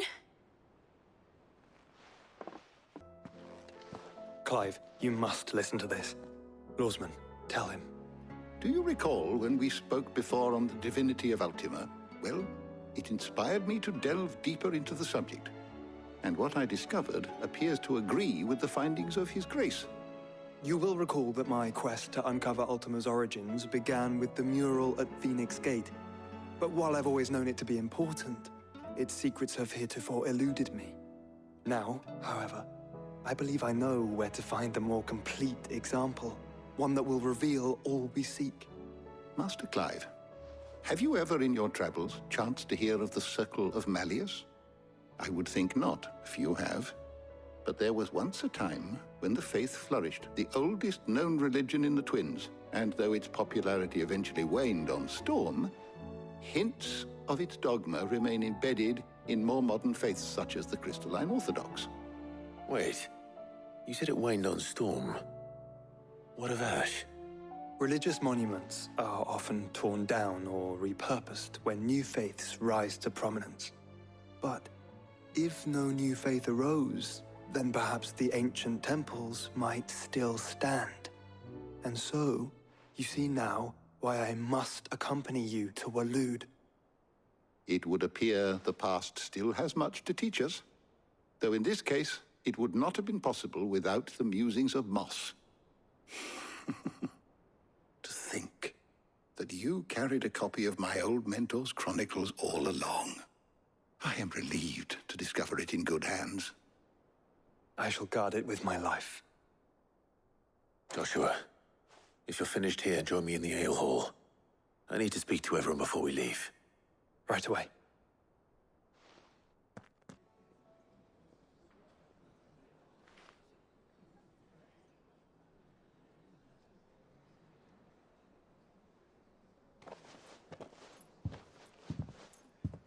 My apologies.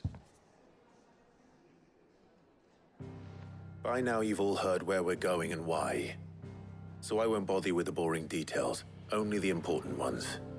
If we attempt to approach Stone here by sea, there's a good chance we'll be sighted and fall prey to the capital's artillery. So instead, we'll disembark on the southwest coast and make for Drake's Spine on foot. I say we, but it's highly likely the entirety of Ash is under the rule of Ultima. A large party would only attract unwanted attention, as well as slow our march and require supplies which may be difficult to obtain. Only Joshua and I will be going. And a scout. Preferably a good one. Gav, do you know of any? You bet your ass I do. Might still borrow some of Lady Vivian's maps, though. Just in case, like. Once you've dropped us off at the Shadow Coast, you need to retreat into neutral waters, fly merchant colors, and stay inconspicuous. If you sense any danger at all, you leave us behind and return to Storm. Inconspicuous is my middle name. But like hell am I leaving anyone behind. The ship ain't going nowhere till your scurvy mugs are smiling on deck. Jill, the Enterprise will appear a tempting target for royalists and pirates alike. You're to stop anyone boarding. Don't worry. I'll keep the ship and her crew safe. You'll be needing passage home, after all. But... very well. If there are no questions, I'll see you all at the docks.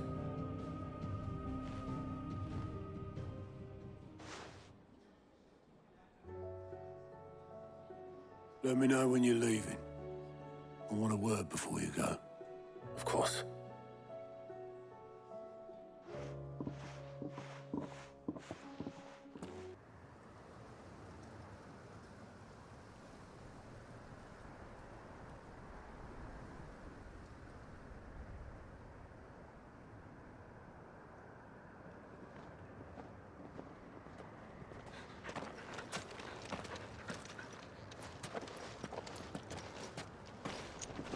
Reckon it'll be a long walk to the capital if we follow the cliffs. I'll scout ahead, see if I can't find us an inland route.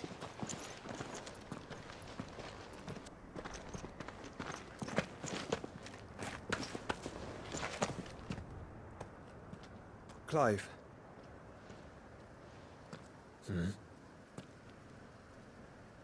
There's something I've been meaning to ask. You took her icon, didn't you? Yes, I did. She understood.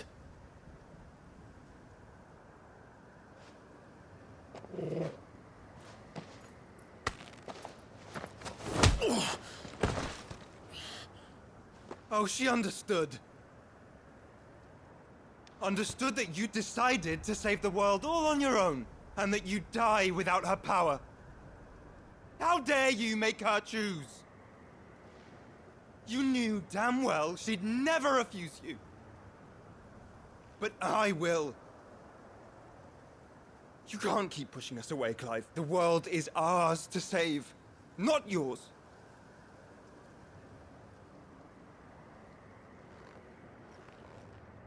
I used my gift because I thought it was the right thing to do.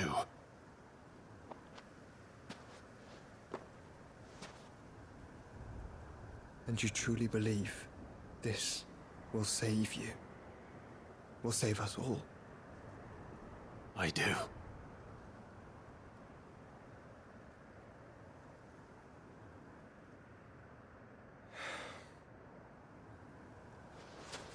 then so be it.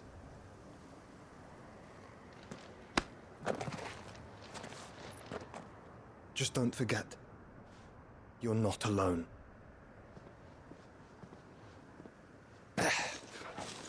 Think I've found us a trail. Did I miss something?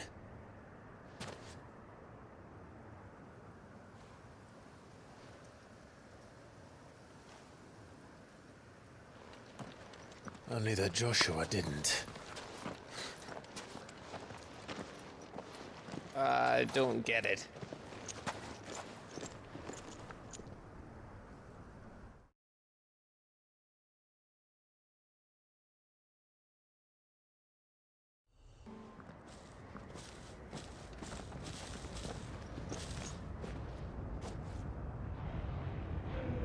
Aye, aye.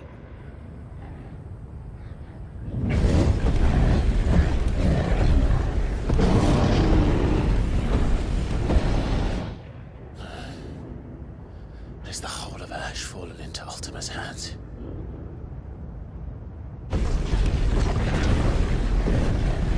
That's no peace delegation. We should send a warning to the others. No. My uncle will have an eye on the coast.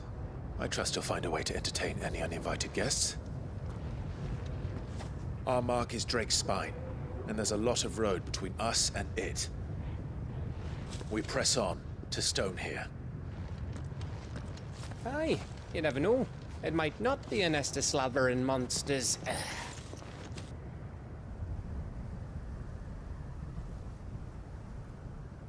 Clive, you must go on ahead without me. This stronghold is as old as Phoenix Gate, perhaps older. It may yet hide Ultima's remaining secrets, and if we are to best him, they must be unearthed. All right. Stay out of trouble. I always do. Mostly.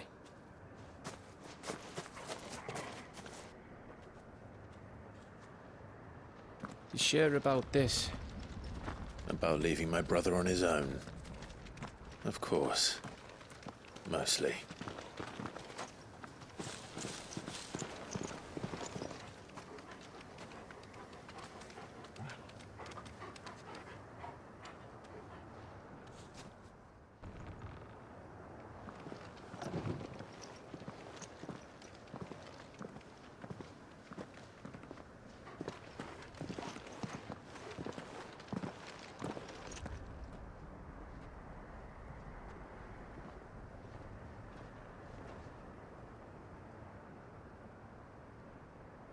What do you think, Clive?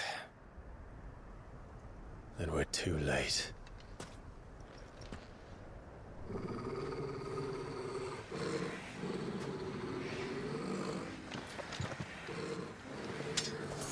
Damn it. They're all turned. There's nothing we can do. I wouldn't say nothing.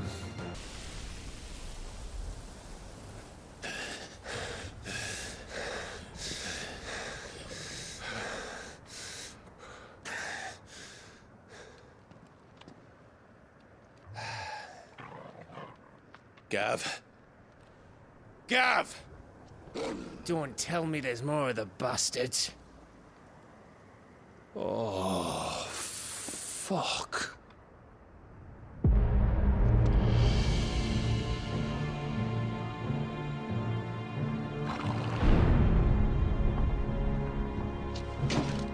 Have you come to watch, Odin?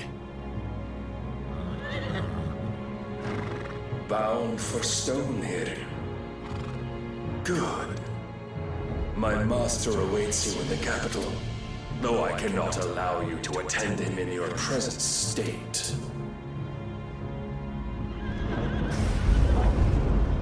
And how are you going to stop us? Why, with this!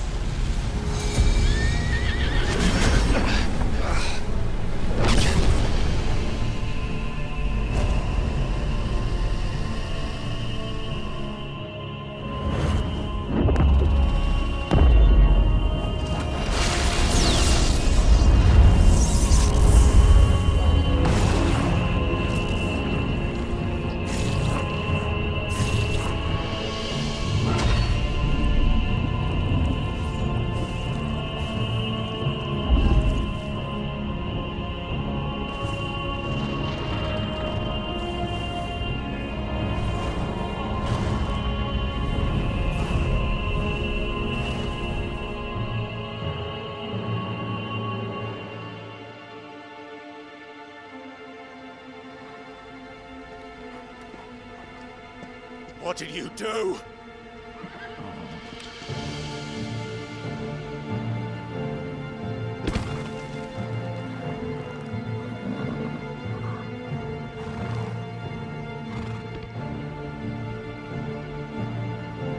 If the vessel would see the path opened, it has but to ask. I shall see that my master's prize is made presentable.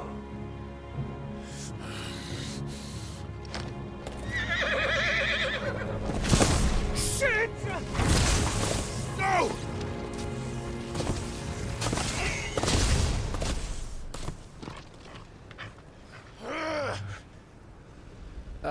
Clive, would you mind telling me what the fuck just happened?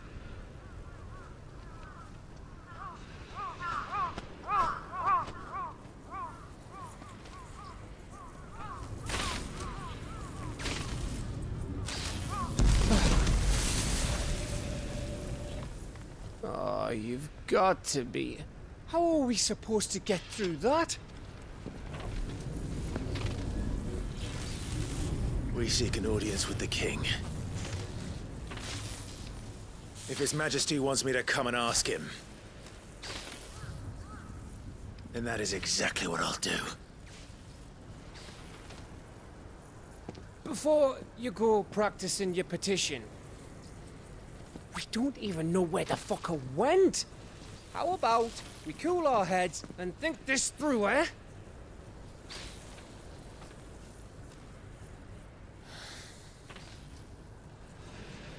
All right.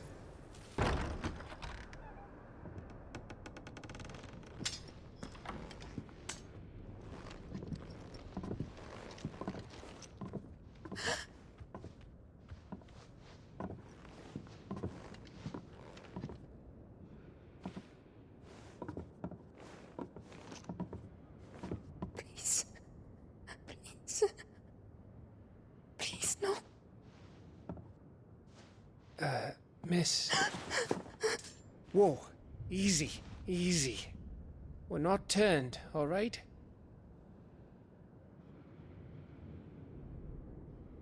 Who?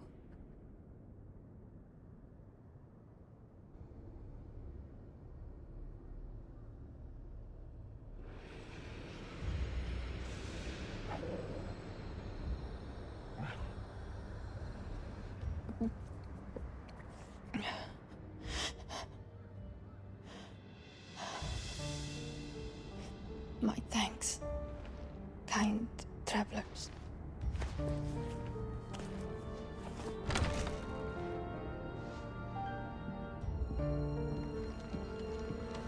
Edda, forgive me for asking, but what went on here?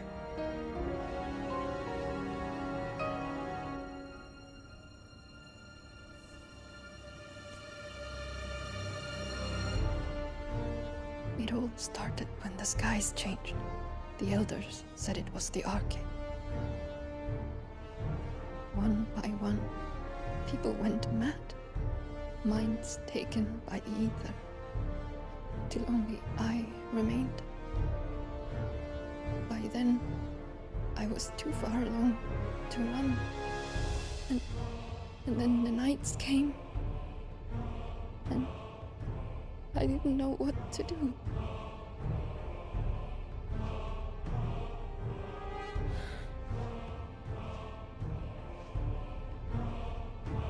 And this, Arcade is... Just a story. Something our grandparents told us when we misbehaved. About how the heavens would grow dark before the land took her last breath. The end of the world.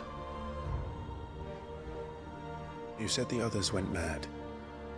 But where did they go?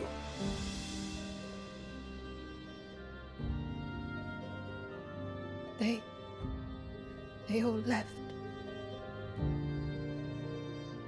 Drawn east to the tower, to reverie. The elders, the healer, The blacksmith. My husband.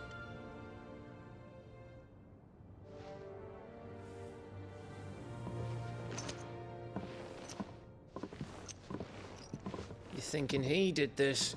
Of course. Who else could it be? You were in Canva. You saw what he did to the people. Then what about her? How come her nut hasn't cracked? The baby, perhaps? Could be protecting her from the ether. I can't think of any other explanation. You mean... it's a bearer? It won't matter what it is once Ultima's magic takes hold. Time's running out.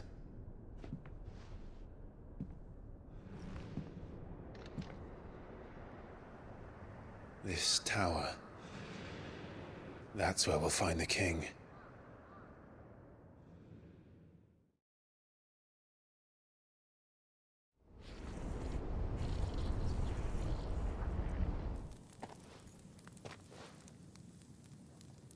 I knew it. It's the same as Phoenix Gate.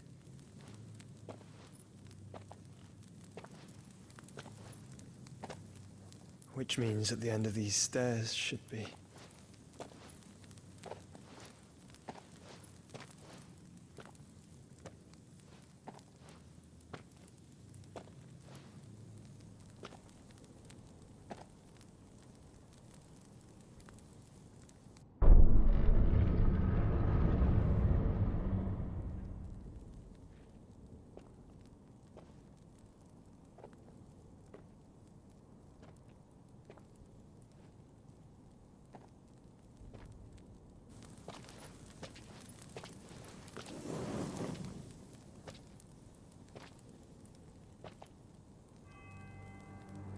The mural is complete.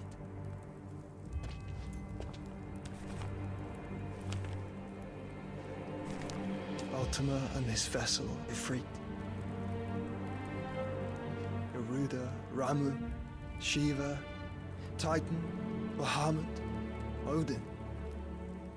Even Leviathan the Lost is here.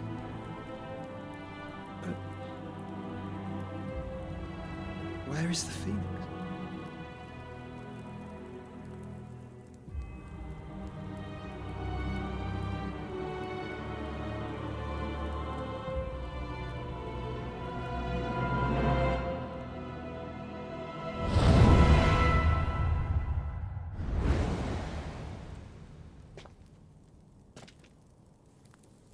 By the Founder.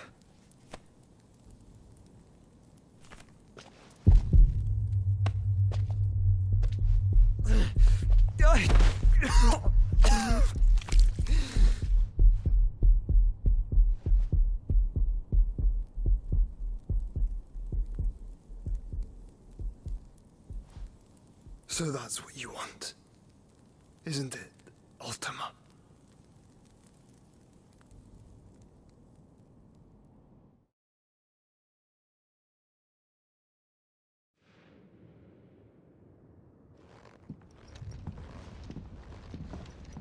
So that's how it's gonna be then? I'm not asking, Gav. I need you to stay with Edda. What? I must do this alone.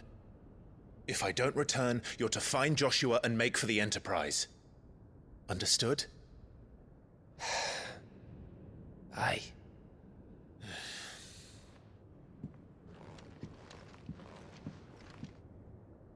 Just don't you go dying on me. Sid's name suits your miserable mug better than mine. Don't worry. I haven't finished with it yet.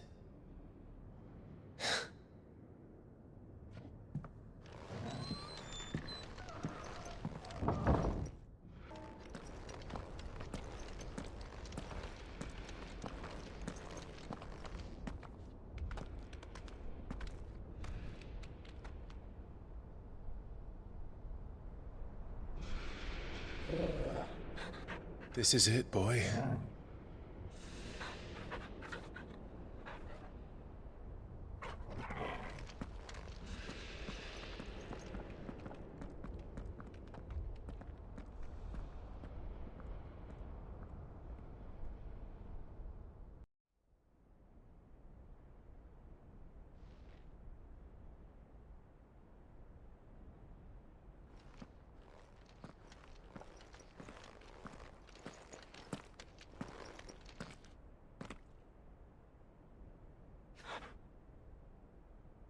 I've come for you, Barnabas.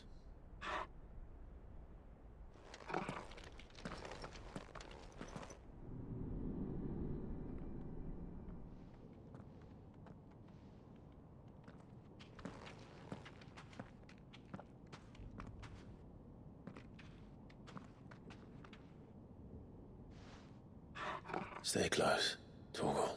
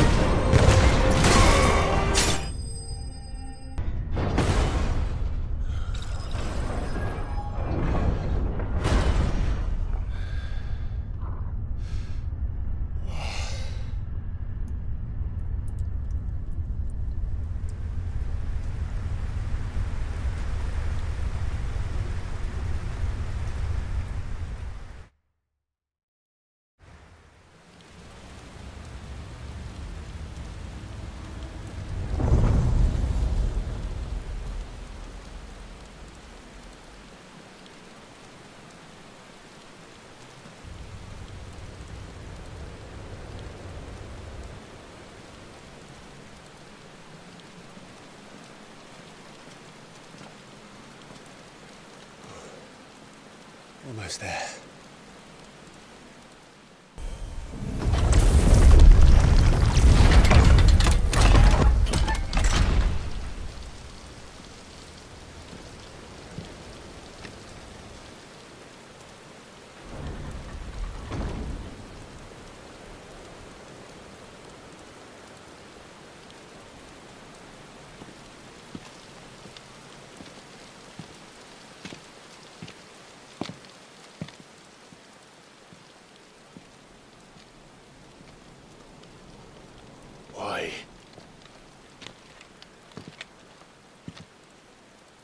The blade must ever feed if her edge is to remain keen.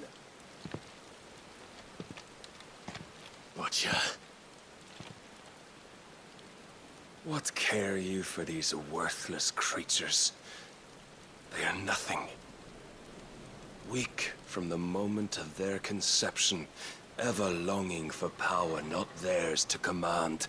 they turn unfailingly upon themselves.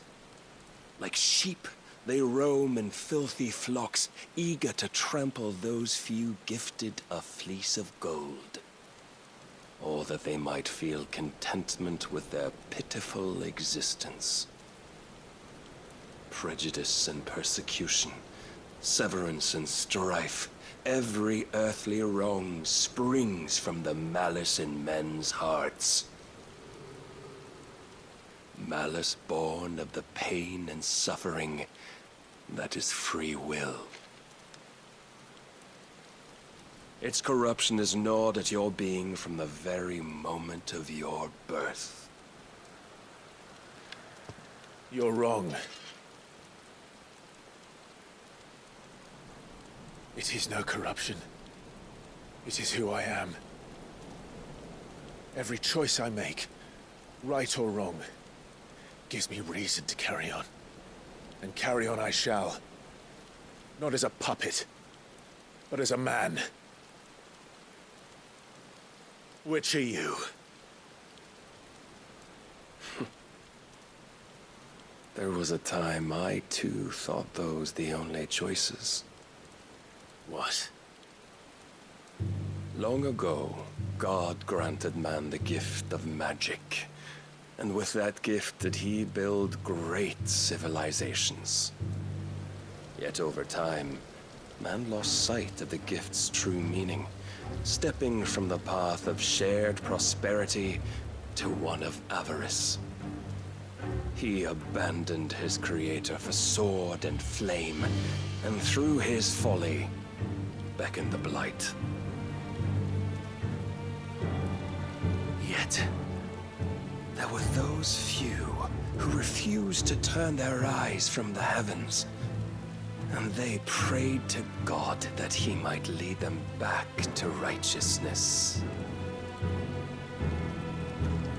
And the Lord, he did answer. Before the worthy shall the gates of paradise open. And so did I spread my arms to the ether, and cast my soul upon its gentle waters. I gave myself unto him.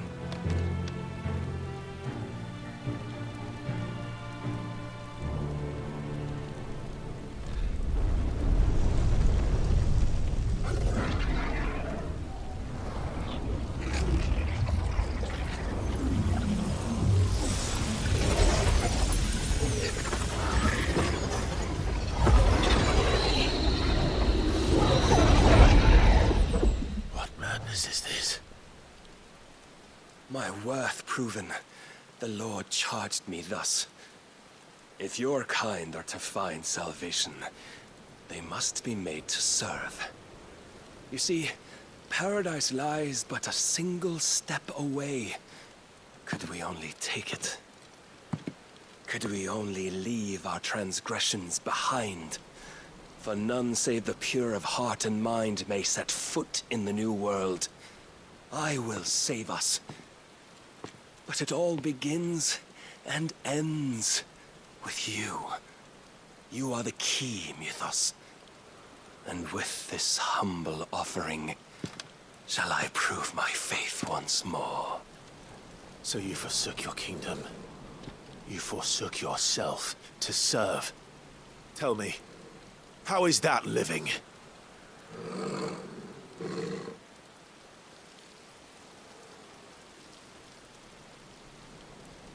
What you seek to provide is not salvation. It's anything but. Life is about always having a choice.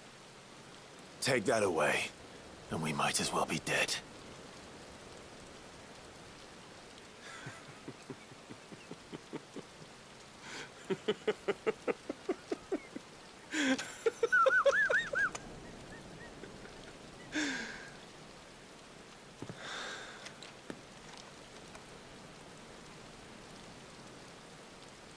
Very well. Come then. Show us the strength of your will. It's not the strength of my will that should worry you, but the weakness of yours.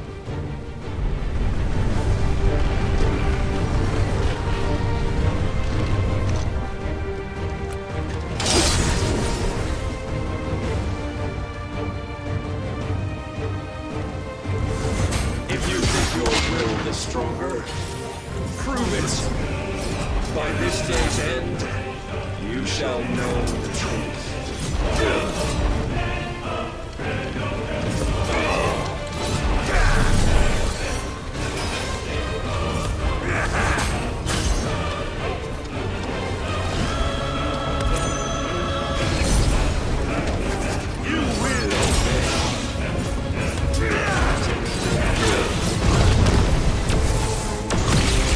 Blessed with the might of a god.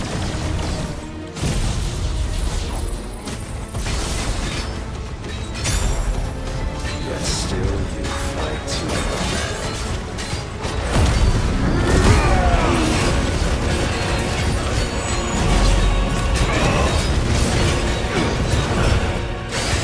I'm tired of this.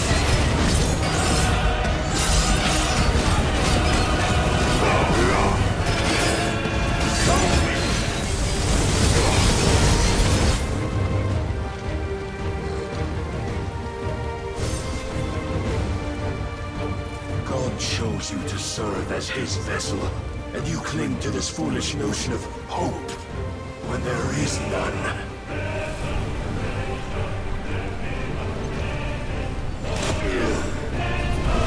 Fuck!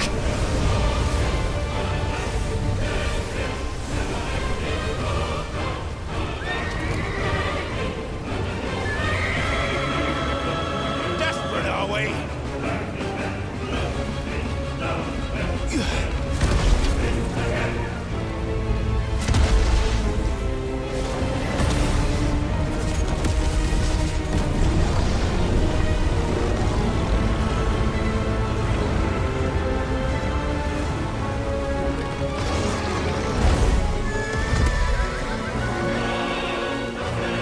Finally, we can begin.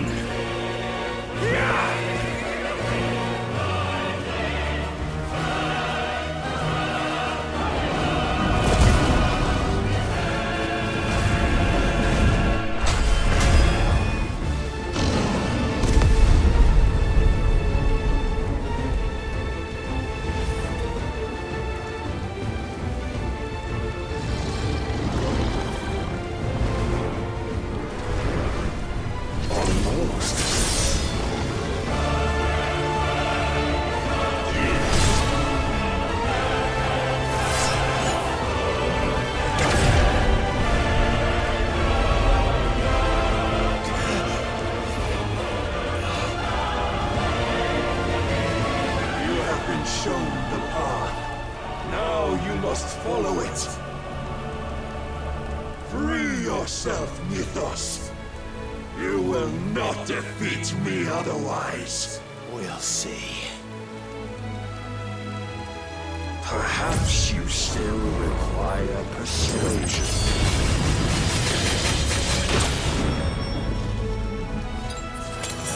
You're a fine hand.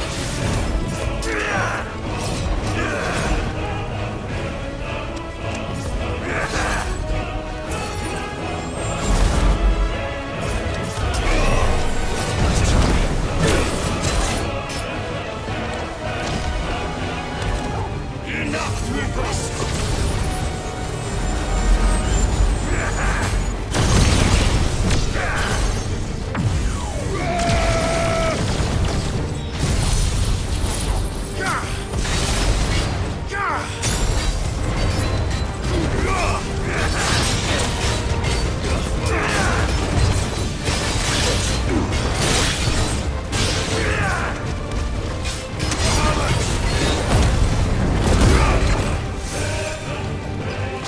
But you cannot be Defeated. You admitted defeat the moment you turned your back on us. When you turned your back on the truth, Barnabas. We are not as weak as your God believes.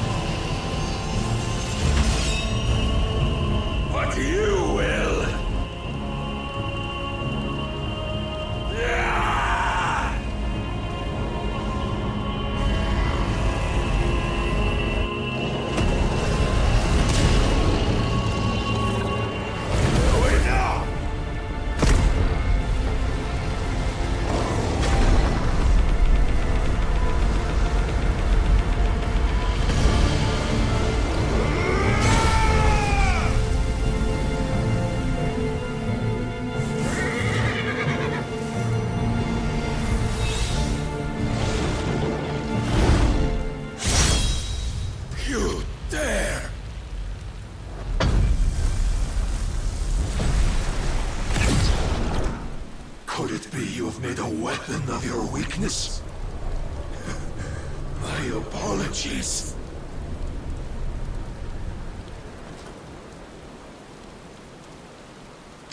You are not the fool I took you for. And so it ends. No!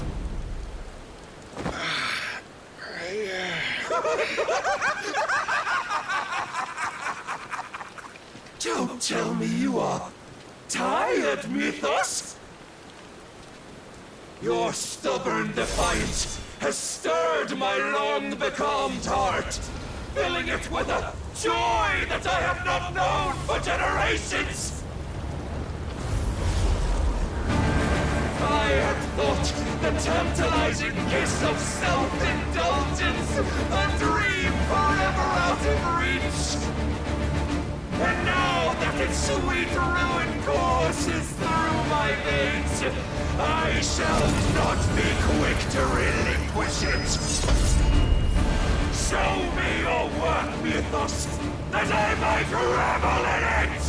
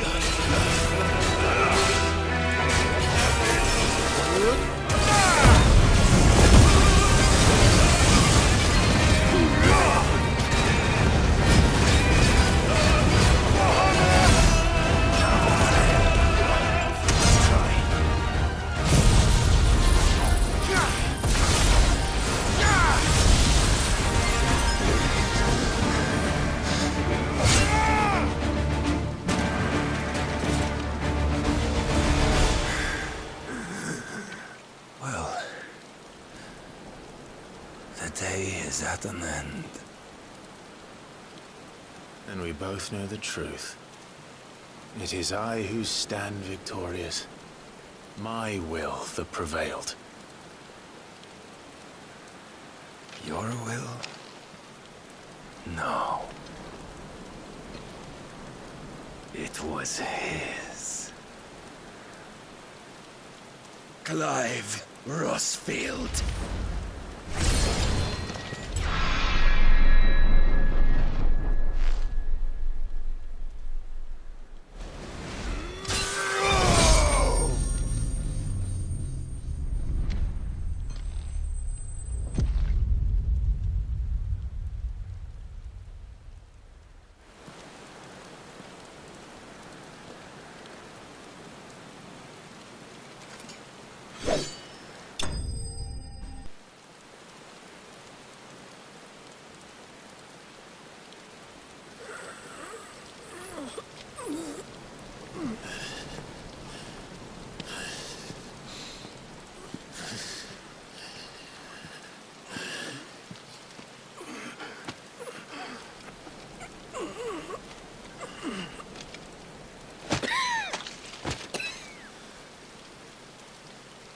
Perhaps there is strength in will. Would that I had not relinquished my own.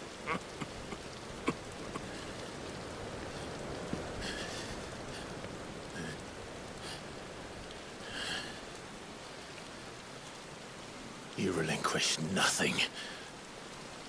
What was it, if not will, that made you strive for a new world? Strive to win your master's approval?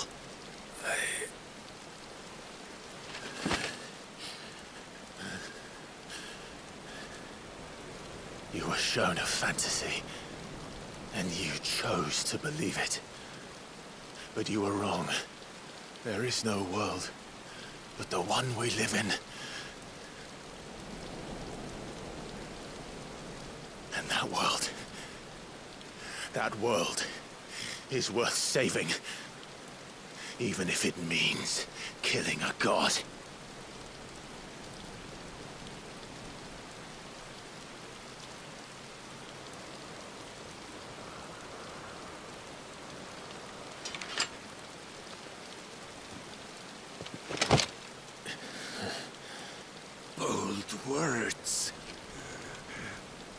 from one who has served the Lord so well. This is pointless.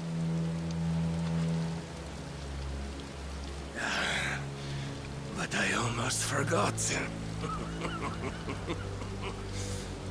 I promised that I would make you presentable. Did I not?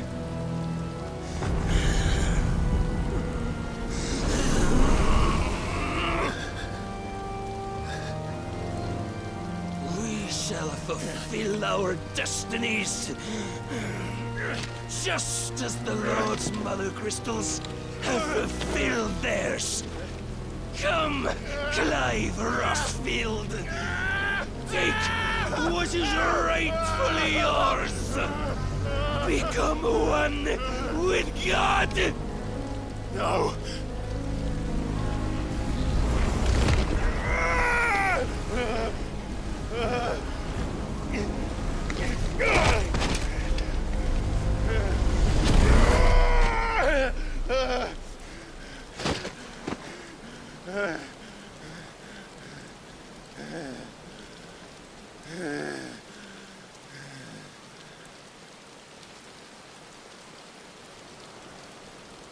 At long last, salvation.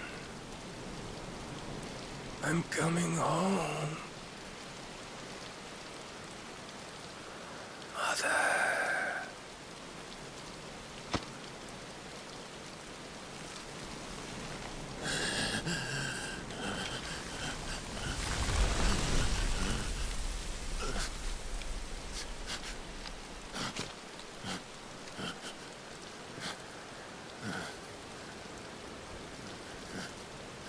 Tell me, how does it feel? Show yourself! Face me! How does it feel to consume your rival's strength, to gorge yourself on their being, to edge step by trembling step ever closer to the divine? With or without a will, you are still but a vessel, our vessel. Behold, how your body shudders in anticipation of its fate.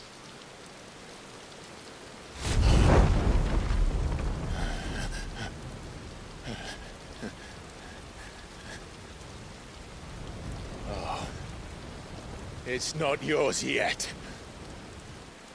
No. Come then, O wayward child.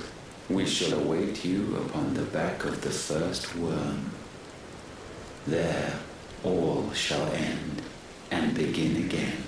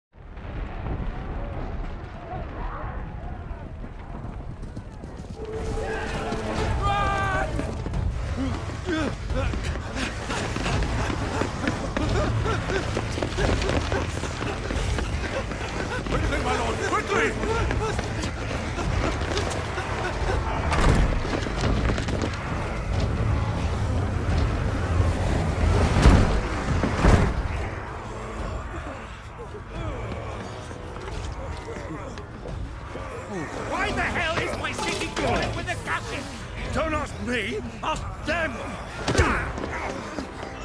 Since when was Eugen Hamel one to hide when there was a fight to be had? Since they stripped me of my rank and banished me from the battlefield.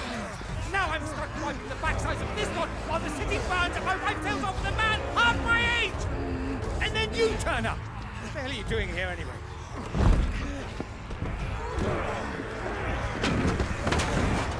What indeed? The enemy numbers 200,000 or more, counting yours. There are simply not enough soldiers garrisoned in the capital to repel an army of that size. Then one of the central keep, Held by a contingent of soldiers and bearers from the surrounding boroughs. They are the sole reason it still stands. And all it took was an army on their doorstep to bring them together. the prospect of death does put things into perspective. Perspective. Perhaps it's what we've lacked all along.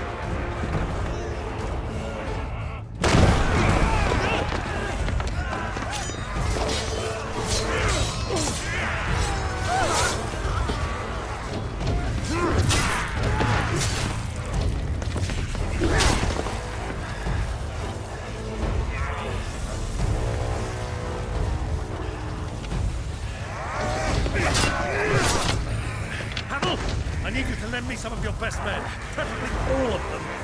My best men? Does it look like I really want? I admit this might not be the most convenient time, but my nephew's in trouble, and I may have already promised him your help. Your nephew, the outlaw? Never! My soldiers have better things to do than die for nothing. And you and he are of the same mind. Clive fights for the opposite! He fights for a world in which we shouldn't have to live and die for nothing! And he fights today to give us all a chance of a better tomorrow! Be that as it may, a handful of men cannot stand against the kingdom!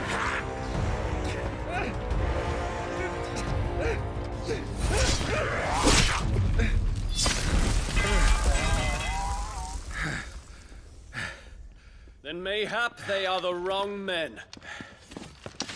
Well, I'll be damned. Our numbers are few, but I shall rally as many of my dragoons as I'm able. You, apprise the Lord Strategist of the state of the city's defenses. Yes, Your Radiance. And you would fight alongside us? I owe the Phoenix a debt. Does this vouch for my nephews? Aye, but I still have my doubts about you. Which we can discuss later. Indeed. You said you had men garrisoned in the keep. Captain, do you know how many yet remain? Allow me to confirm. Commander? Whatever their number, Randalar will be needing Gather the them bodies all. and build a pyre in the courtyard. Quickly. Terence. My lord.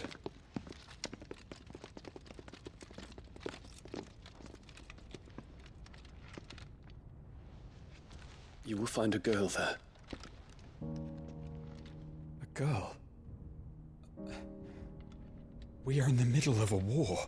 I owe her my life, and I always pay my debts. You are to see that she is provided for. Dion, I cannot leave. But you shall. If I am ever to be worthy of the forgiveness of our people, then I must earn it. And I must earn it by my hand, and my hand alone. Know that I do not ask this lightly. And know that I will do it.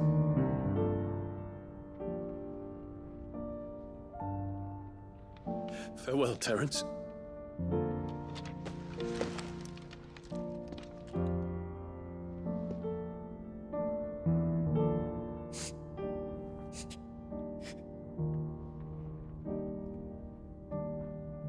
Farewell, my prince.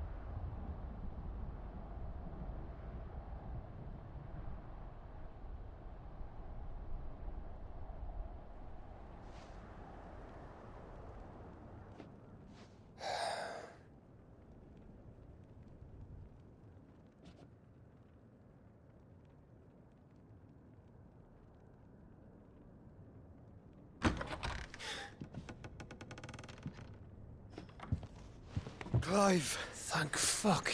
You alright? I am. But I'm a damn sight better for seeing you, Joshua. And Barnabas.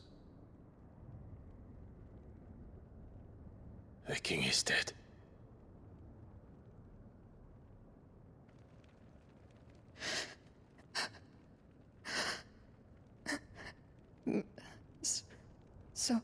So they're all...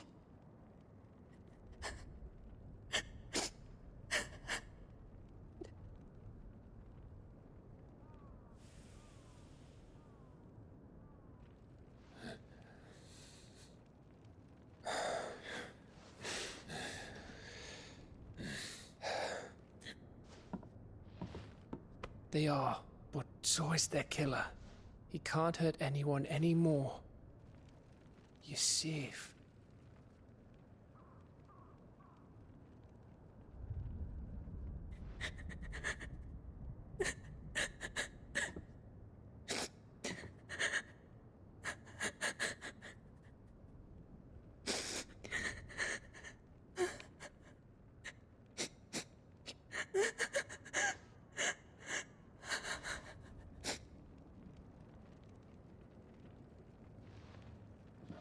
Gav, we need to talk.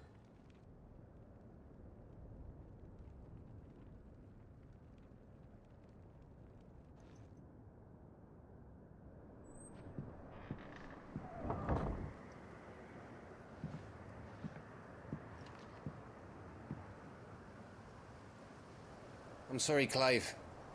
You know I want nothing more than to go with you. I do. But I'm glad you're heading back to the Enterprise nonetheless. And not just for Edda's sake. Our people need to know what happened here. You can count on me. As can she, I hope. Thank you, my lords.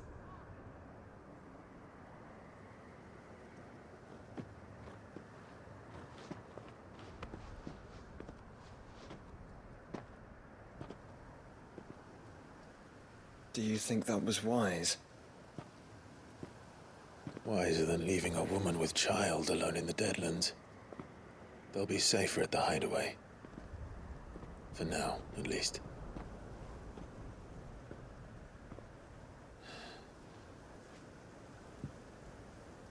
This land is overrun with Akashic. The king himself was long turned, albeit by choice. All to serve Ultima, in his damnable quest to forge the perfect vessel. The chaos Barnabas wreaked upon nation after nation. How many were killed for this? He didn't consider it killing. Or a mercy of sorts.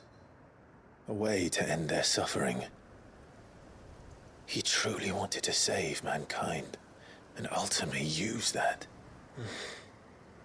As he uses us. But why us? What are we? What are we? We are dominance. That is our fate. But that doesn't mean we have to accept it, which is why we fight. For the right to deny it. Is that not so? It is. For our sins.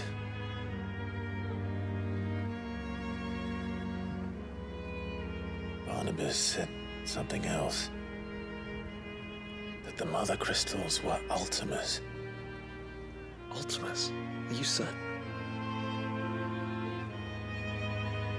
We know that the Mother Crystals have been leading the land of Ether. And we also know that it's this which hastens the spread of the Blight. But what I cannot fathom is what Ultima stands to gain from that. What did you find at the Stronghold? The truth about Ultima's prize. For so long, I believed it to be you, and you alone. Yet, it is not merely Ifrit that he desires, but Ifrit and Phoenix both. That which we became in the skies over Twinside. Only when the twin flames are joined shall his vessel be complete. Quite why he needs a vessel is another question. Unless there is something he cannot achieve without one. Something his immaterial form precludes. Something requiring an unthinkable amount of ether and a body resilient enough to channel it. If I did not know better, brother, I would think that he meant to cast a spell. A spell 1,000 years in the making. A spell to end all spells. And he cannot do it without us. Nor without the Mother Crystals. But if we destroy them all, we will stop not only the Blight, but Ultima as well.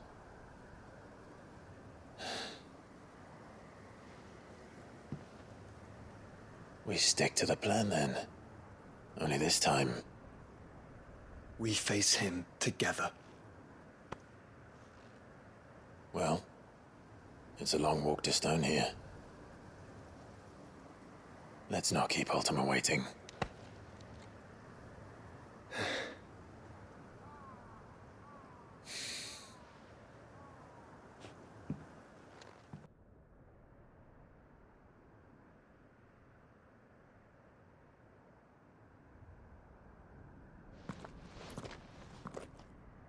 Look, Clive.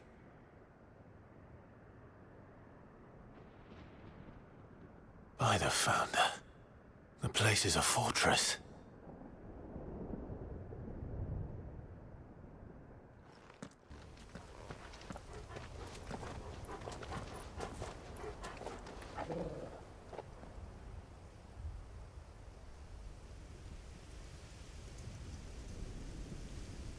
The calm before the storm.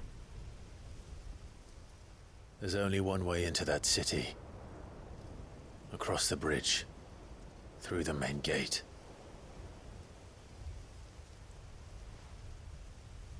Right into the midst of whatever is left of the late King's army. Are you ready for this?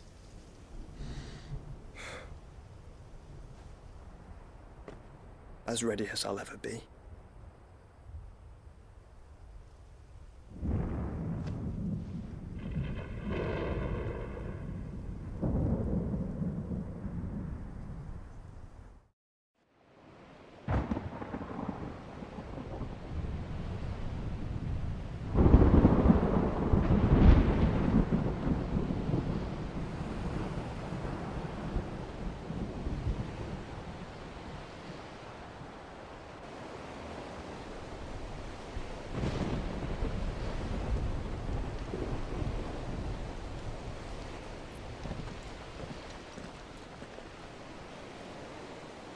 What the hell happened here? I dare not think. A stroke of good fortune, perhaps?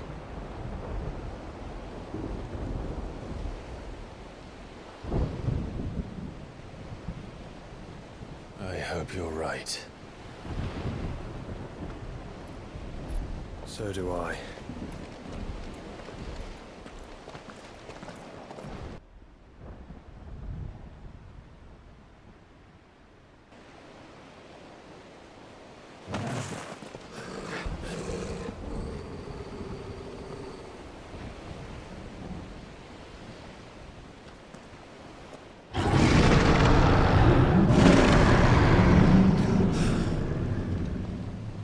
That's a behemoth. Who'd be mad enough to tame such a beast?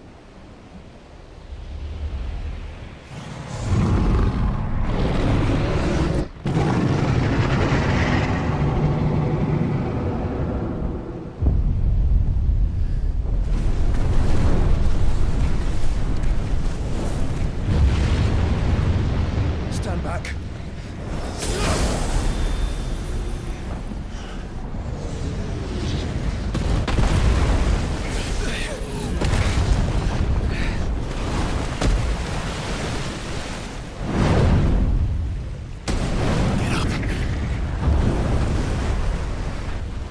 it comes.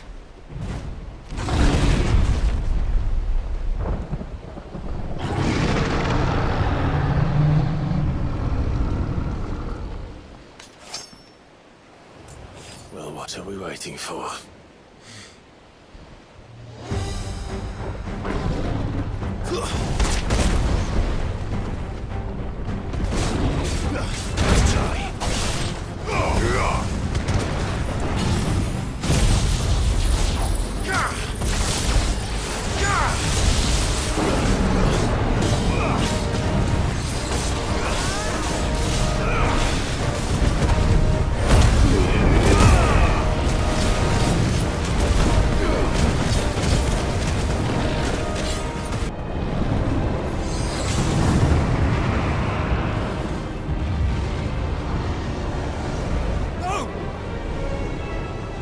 Stand back!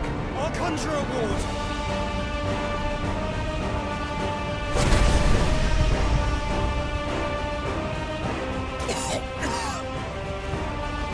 Joshua!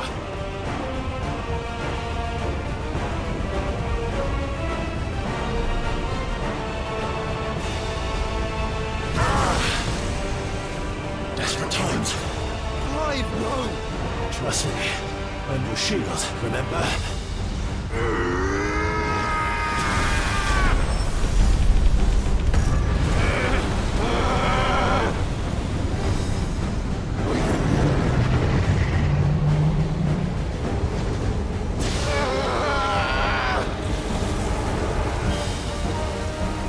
I think this might be a job for Ifrit! Why would you turn to him, brother?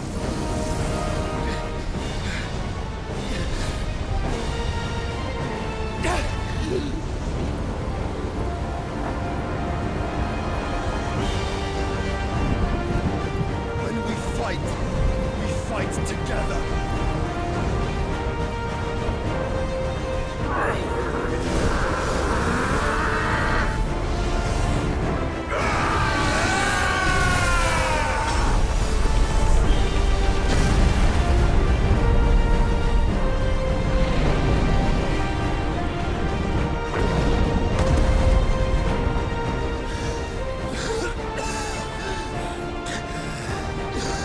That wasn't too bad. That was just the beginning.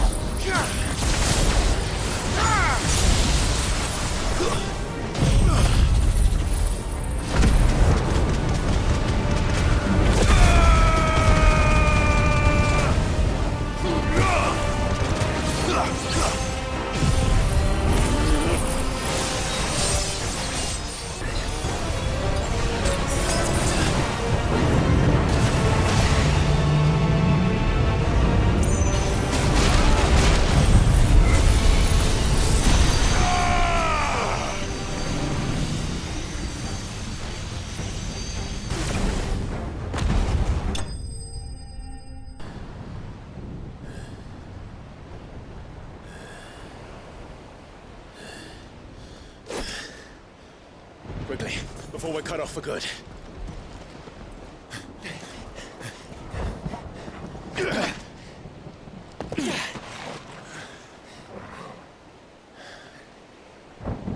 If it is like the others, the entrance to the inner sanctum will be at the foot of the crystal.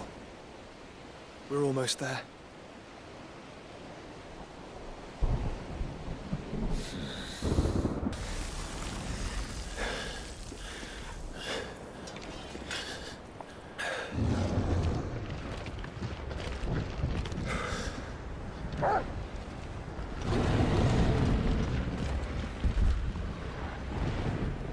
There's no end to them. The whole bloody army's here. Stand back, Joshua. I'm summoning Ifrit. Stop, Clive! You mustn't. We still have a long way to go. If you tap your strength here, you'll have none left to destroy the heart. Then you'd rather die?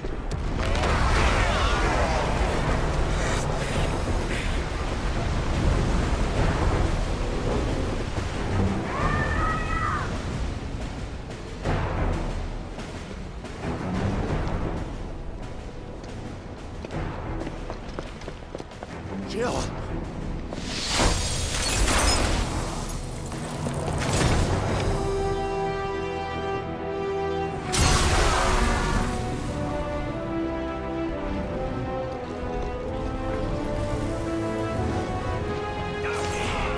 She's not alone.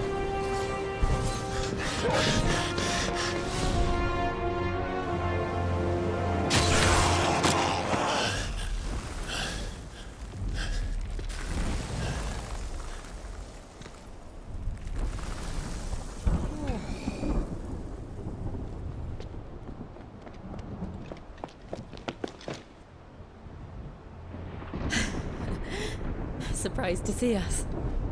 How did you? Gav. He told us exactly where you'd be. Even sniffed out a crack in the castle wall. And when we saw the heavens come crashing down, we had no choice but to believe him.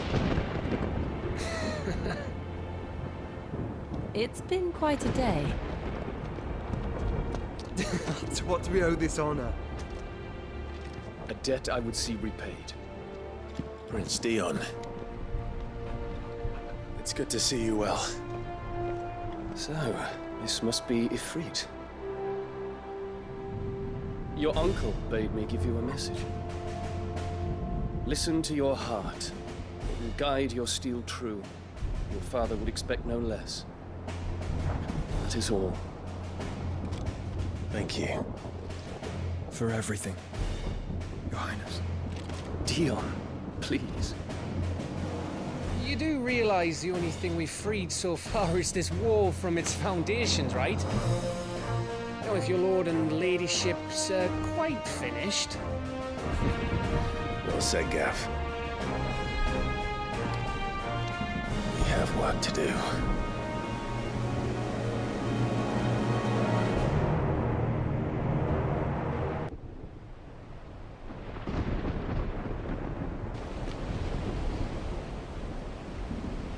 You all know what it is that awaits us beyond this gate. And we shall face it together. Aye.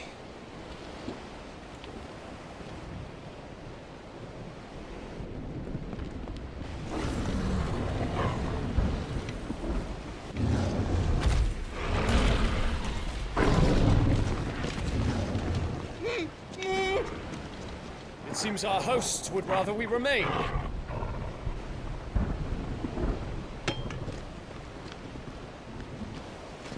I will stay them. We will stay them. Go! Just don't keep us waiting. Thank you.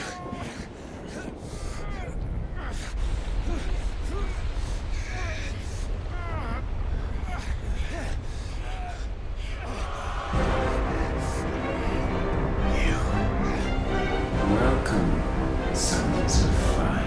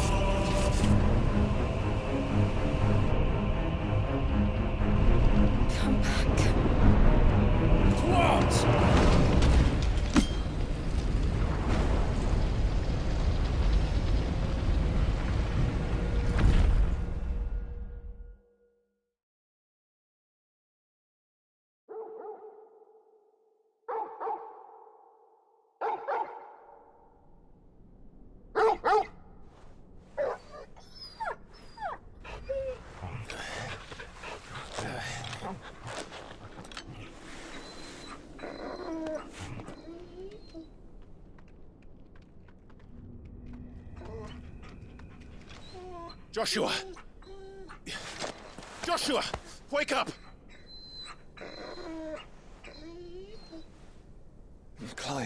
that you?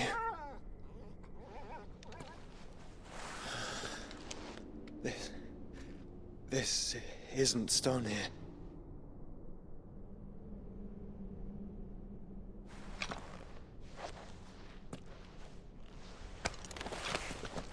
Welcome to our darkness. A rift between worlds wherein your kind might reflect. Show yourself! Grave and many are the sins of man. And we would have you know them. All of them. As fate has seen fit to deliver you home, consider this our welcoming gift.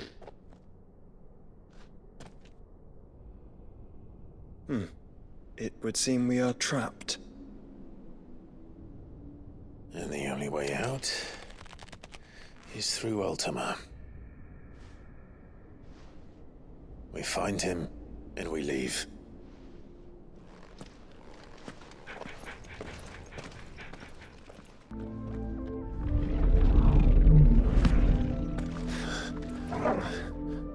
If you are to comprehend the full extent of your transgressions, we must go back to the beginning.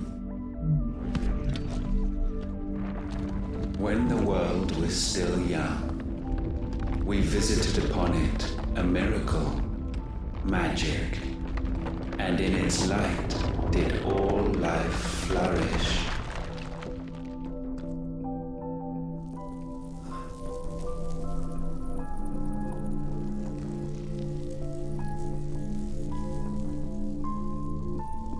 Yet the price for this boon would prove heavy. A pall descended upon the land, painting the horizon black as night. Though we labored to forestall its spread, in this one endeavor we stood powerless. And so we fled, that we might endure, that we might discover a means of salvation.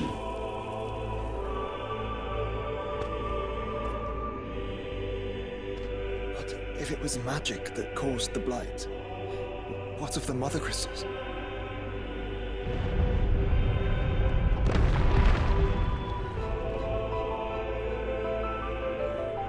I expect he'll tell us soon enough. Salvation, alas, was not readily to be had. First, we would require a land unvisited by the stain of corruption. An unprecedented journey lay before us, one beyond the limits of our fleshly bodies. And so we cast them off. Thus, stripped to our very spirit, did we find our new paradise. A land as pure as driven snow, Valisthea. There would the true work begin, for the black crept yet behind us. And soon did we arrive at a solution. The illness having spread to every organ, there was but one escape from this fate. To start afresh. With a new world. The one for which Barnabas labored. A paradise free from the blight where his God awaits. And where, if we only forfeit our wills and abandon everything we hold dear, humanity can join him. So, Ultima would have us follow in the footsteps of the king. And follow we shall. For now.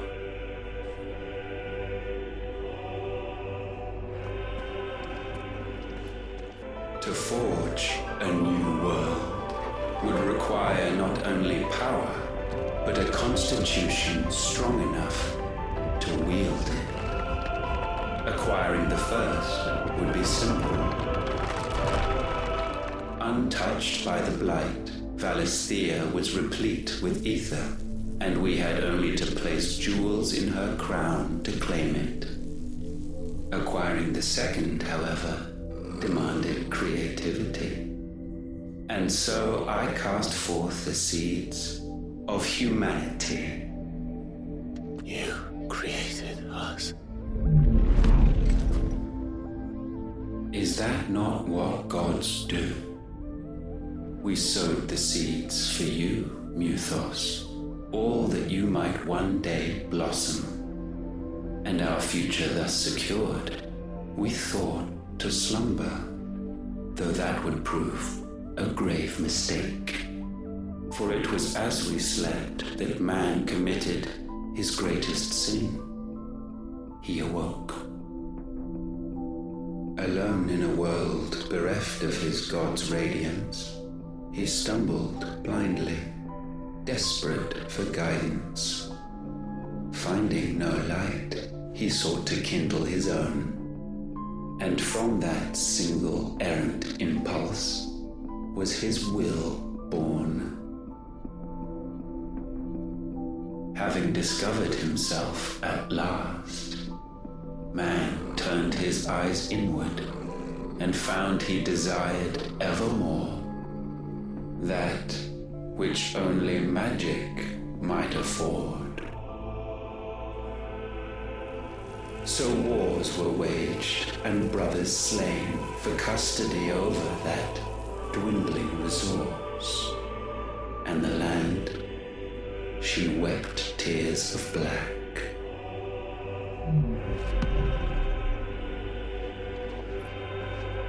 He would condemn us for this. Surely he cannot be so blind to his own hypocrisy. Not blind, just unwilling to admit the truth. Though we're one and the same.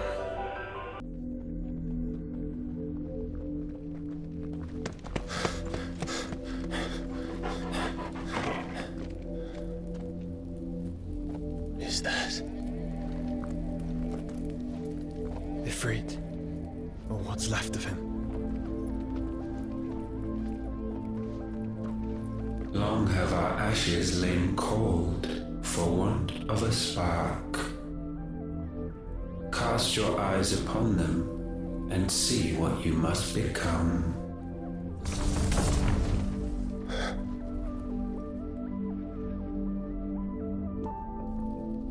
Valisthea cannot endure a second claim upon her being.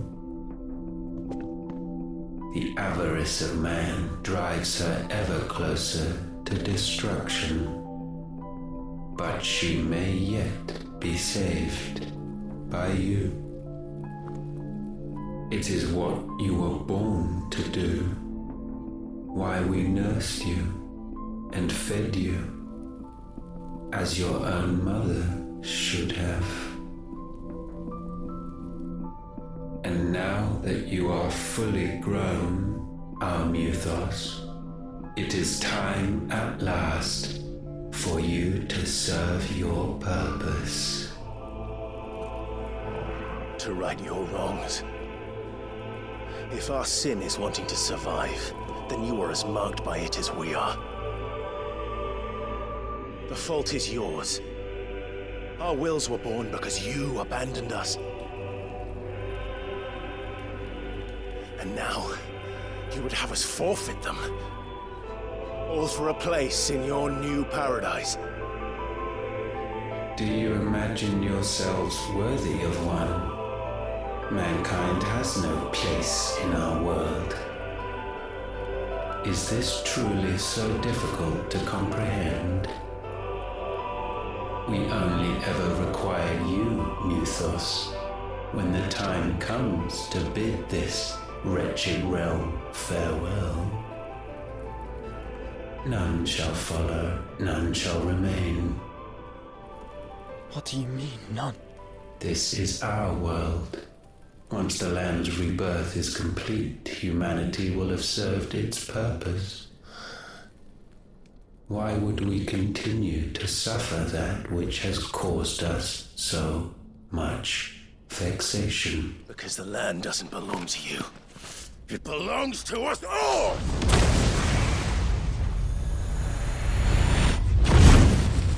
What? That is where you are mistaken. You own nothing but your precious will.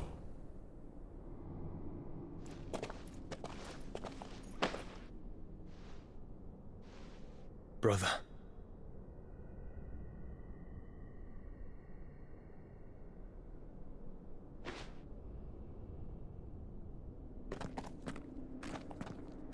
I can't do this alone.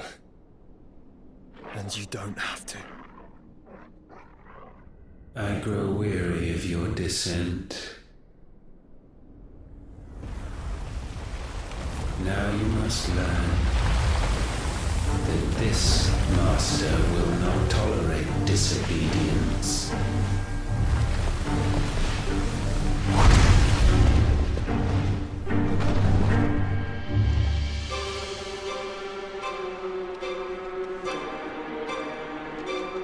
My friends, my family. We have all suffered, all fought to survive. This world may be flawed. It may be broken. But it's all we have. And if we can't share it, I see only one other choice. You have to go. You may have created us, Ultima. But it's time we lived on our own terms. This isn't your world anymore.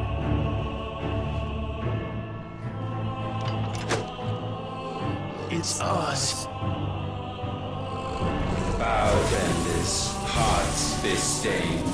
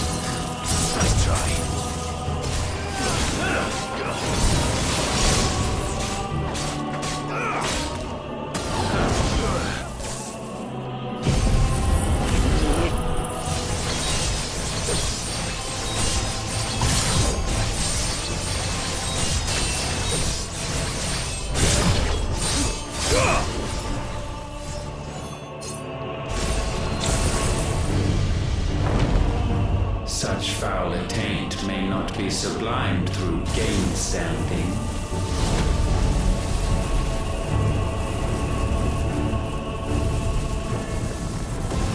Only with heads hung low is penance paid.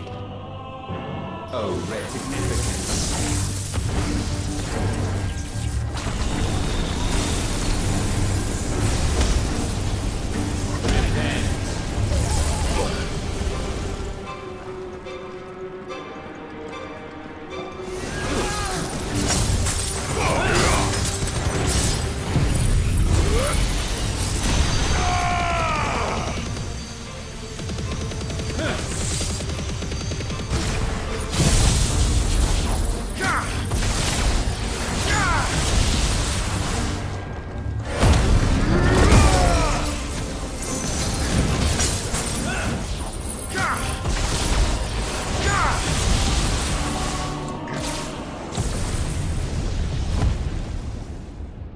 Gifted this chance, and still you would raise your hand against the Lord. What now? The darkness bends.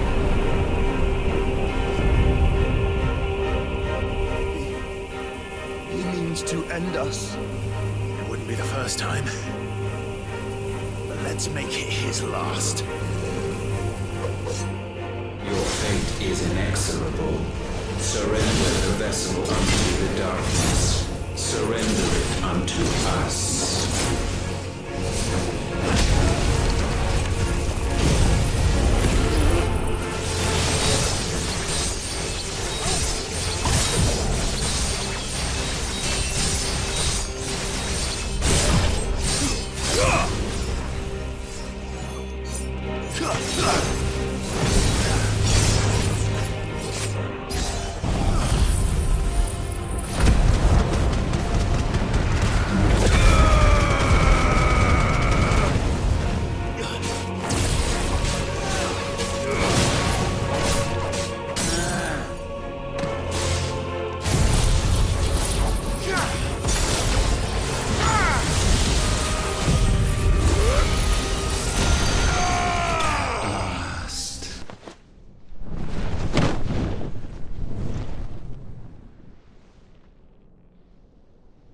At last, for countless generations have we awaited this moment.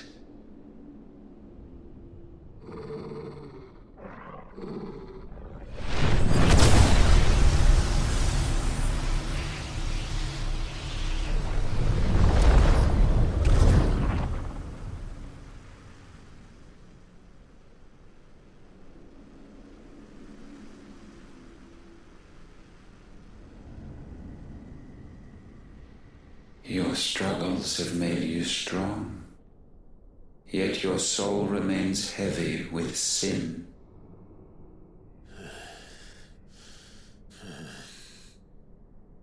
Absolution is nigh. Repent, and all shall be forgiven.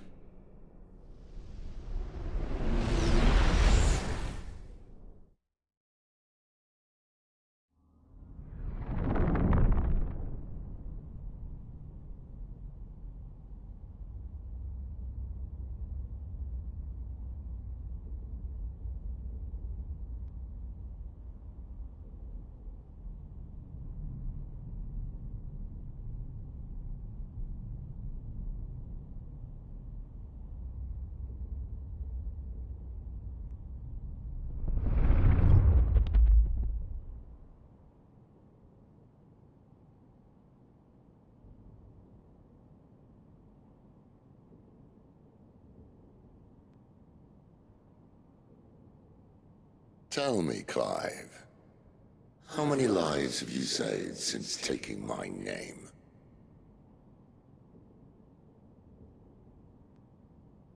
Fewer than we have ruined. Wherever we go, we leave a sea of tears in our wake.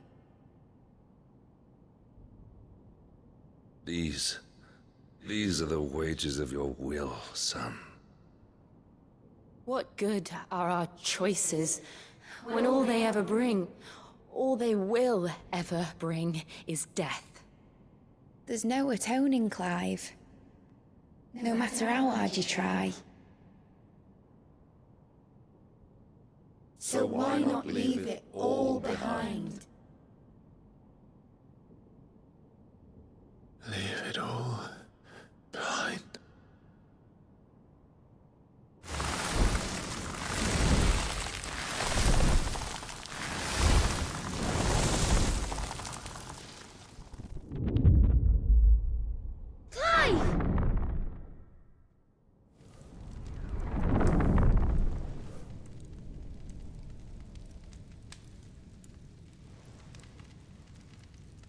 Please, won't somebody save me? Won't anybody love me? I yearn, yet still she is not mine. Have I not given enough? From will is born desire, and it is this which consumes you, rendering you incomplete. Do you not see how the world bends and warps under the weight of your hungering hearts?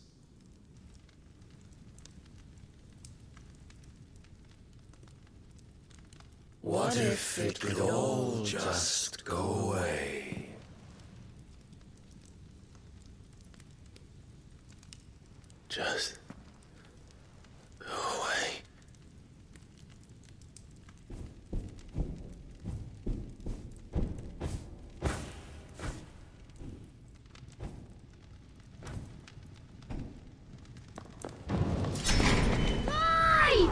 Clive!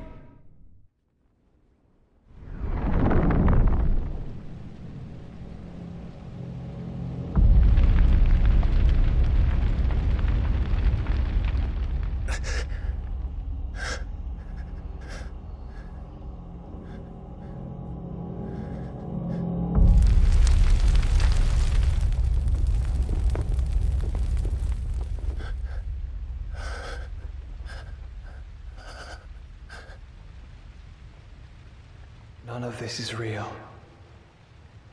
Wake up. It's time to go home, Clive.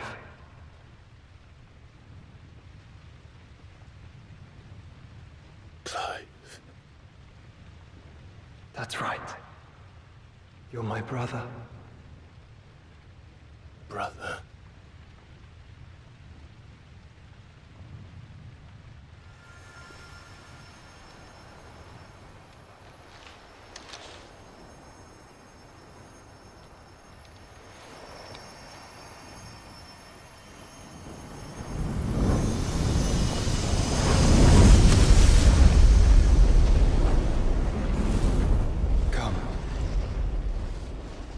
Remember who you are.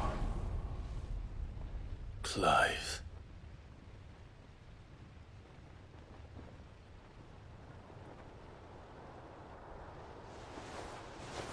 Once more, lest you forget.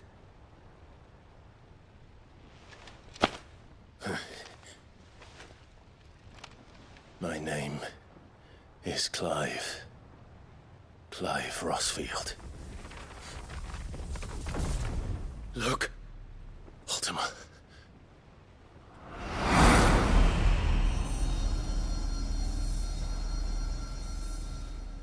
Even here, the light of the vessel's will cannot be quenched. And the Phoenix, his trespass should not have been possible. Not possible unless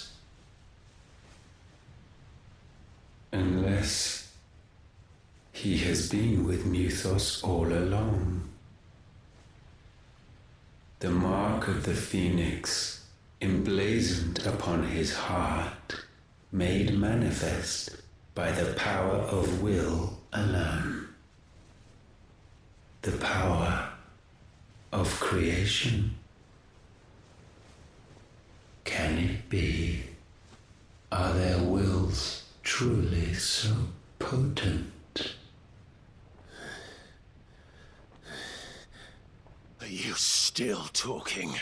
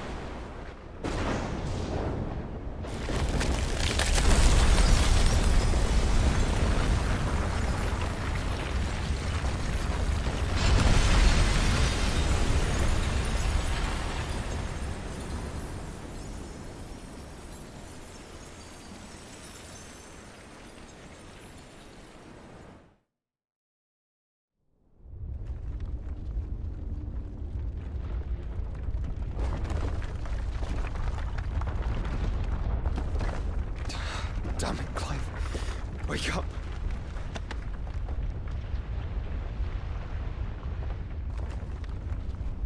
That.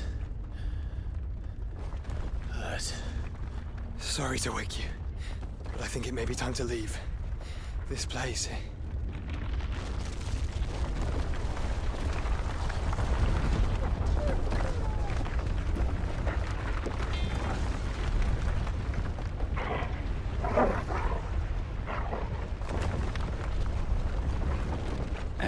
once again does my creation stray from the path laid before it.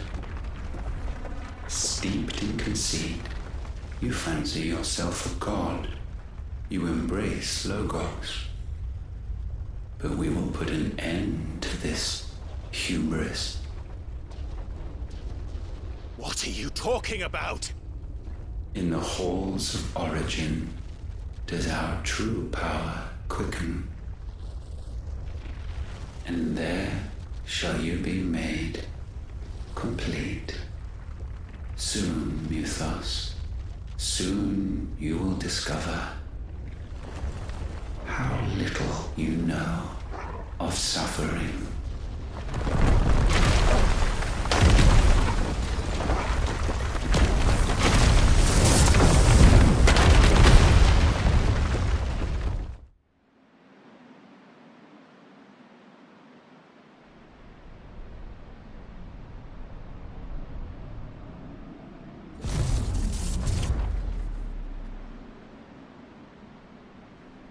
And so the crystals are no more. Yet in their silence, a new song rings.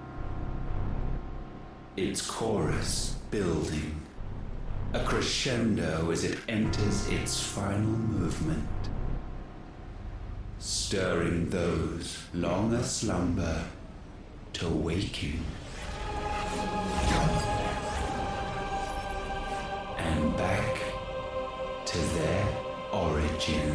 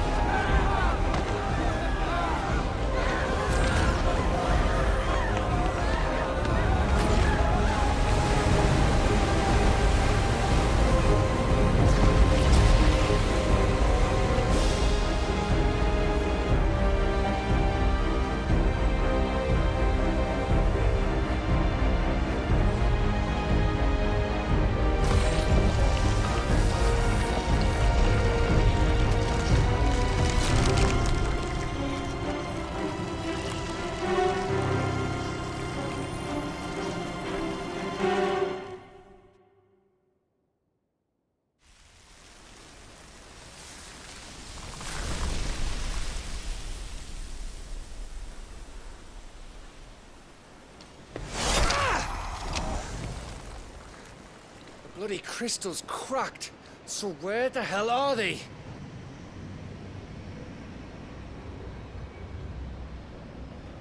Oh, fuck me.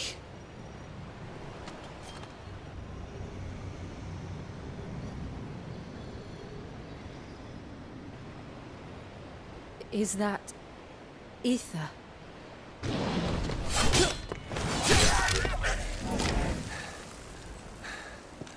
What in good Grieger's name is going on? This is wrong.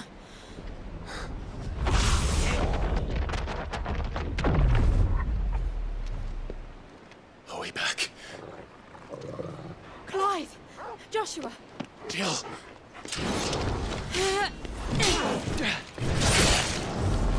Is everyone all right? We're fine. What happened? Too much to explain here. Mate! We're leaving! Now! Everyone, fall back to the ship!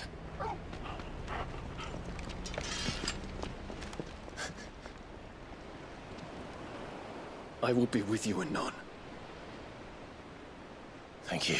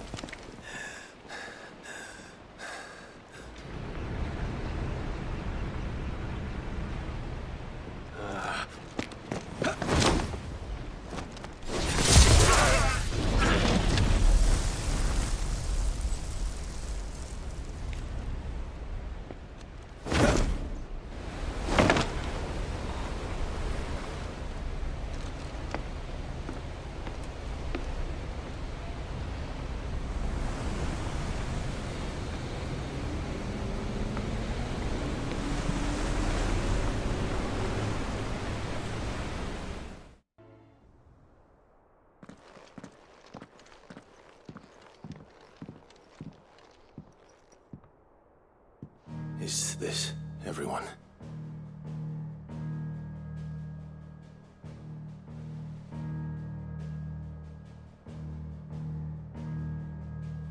As I'm sure you've all guessed, the crystal which now commands the eastern skies was summoned by Ultima. He called it Origin.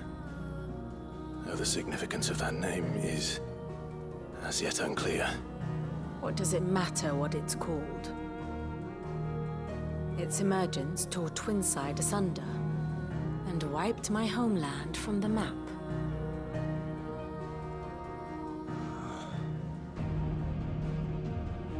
Mention of the Dominion spires can be found in the oldest of Valisthian records. But to the best of my knowledge, none provide any hint as to their true nature. That they would prove the horns of some slumbering demon. Well... The Dominion's demise was at least quick. Elsewhere, the Republican army cannot hope to contain the chaos engulfing Randalar. Canva is in flames, and the Empire... Our allies are crying out for answers. I've sent the Cursebreakers to give them what assurances we can, but right now that amounts to fuck all. They wouldn't be able to stop what the skies have started in any case. People here and across the realm grow sicker with every passing day. Could it be that this new Mother Crystal is like the others? That it draws upon the land's ether? It certainly looked that way from stone here. If that were true, it would explain the hastening spread of the Blight since the crystal's appearance. Would it not? And as the land's ether slowly rises to the surface, it pools, corrupting all who cannot channel its energies. Archaea above, ether floods below, and in the middle, here we languish, hopelessly entrapped.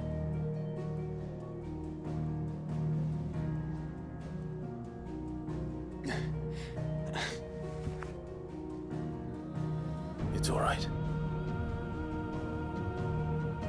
When we faced him at Stone here, Ultima told us his true power quickens in the halls of Origin. Needless to say, we cannot allow that to continue. If we are to stop him, we will have to find a way into the crystal. How are we going to manage that then? It's up in the sky. And fast as she is, the Enterprise can't fly.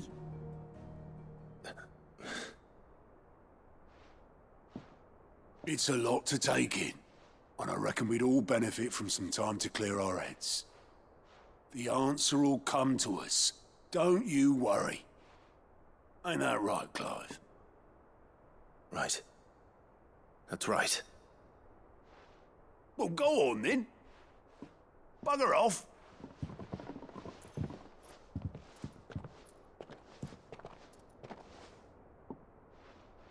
Same goes for you, Clive.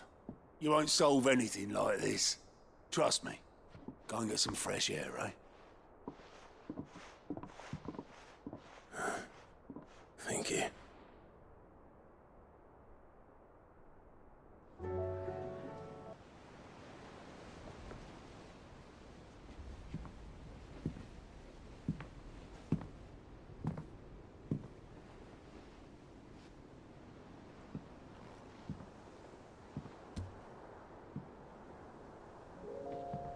Ultima may have created us, but he doesn't make us who we are. Only we can do that. And if he would have us fight for our survival, so be it. It's what we've been doing all along. Much like Ultima himself, it would seem. His new world being naught but a means to survive. And so, we must contend to decide which of us shall inherit the land. Should Ultima prevail, it will mean death for us all. Of that, we can be certain. But even should he fail, what world awaits us? A withered, godless place where our newfound freedom will most like prove a chain in itself. Well, that may be, but a chain can always be broken. As long as one has the will to break it. It won't be easy. It may take generations, centuries of suffering. And that is, if everyone plays their part. But it will happen. And when it does, it will be on our terms. That is the world that awaits us. Indeed. And what better world could one wish for?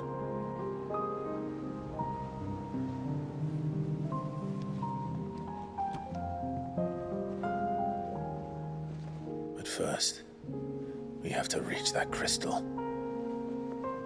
Then it's a good thing I have wings. You can barely stand, let alone fly. And only the Founder knows what horrors await in those skies. Are you certain about this? Am I certain? I am the Phoenix. I will do what I must. This is our fight. Remember?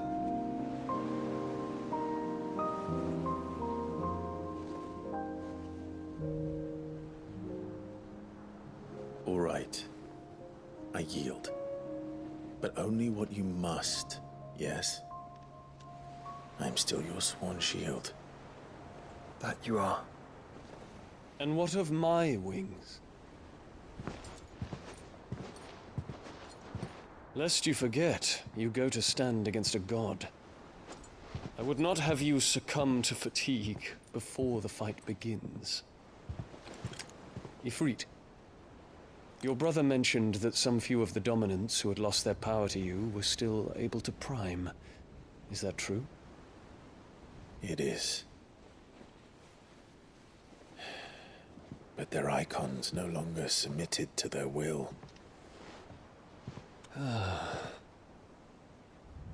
Then mine will have to be stronger. That you both might save your strength for the battle to come. You don't have to do this. If you do, there's a chance you might lose all you have left. And what have I but regret? My life ended in the Dominion. I fear death no more. Besides, I would have words with Ultima. He has much to answer for.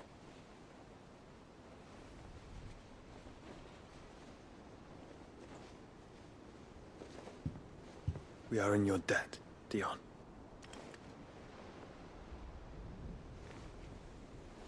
We can speak of debts when this is over.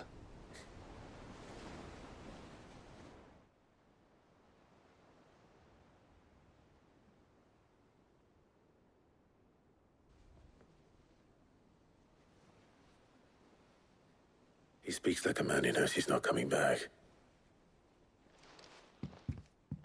And has come to terms with that. That doesn't mean that we have to, does it, Clive?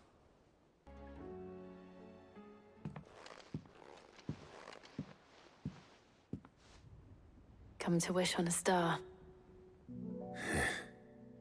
That might not be such a bad idea. This is it, Jill.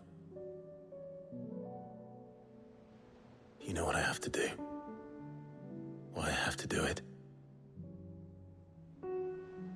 There's no turning back now. This is where our journey was leading us. Where it will end, for better or worse. I could pray to Metia for you. But you'll be all right, won't you, Clive? You always are. I did promise we'd watch the moon together. I'll be waiting.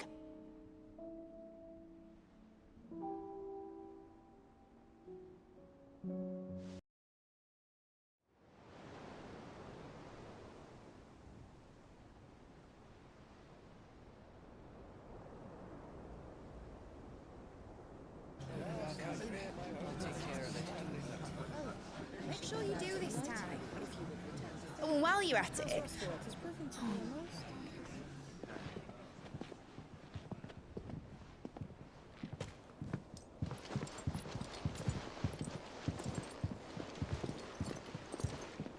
Clive, if you see me dad up there, tell him we were right to leave his legacy with you. Tell him he'll be in the front row. There's no way he'd miss this. Well, behave yourself, mate. We'll see.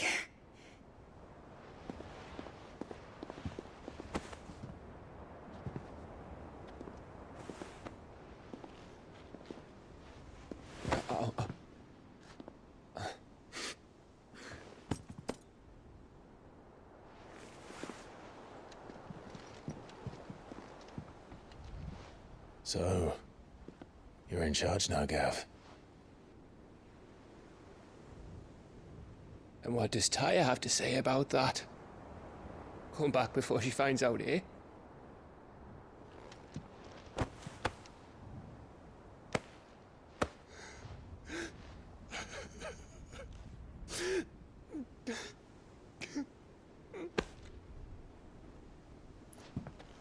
Thank you, Yote. I'm sorry. Your Grace, I shall pray for your safe return. That's kind of you. But you should pray he took his medicine. I didn't spend all night grinding herbs for his lordship to leave them on his nightstand. Again. You needn't fear, Lady Tyre. And thank you. See that your brother comes back in one piece. Or, at most, two. Any more and you can heal him yourself. I'll keep that in mind.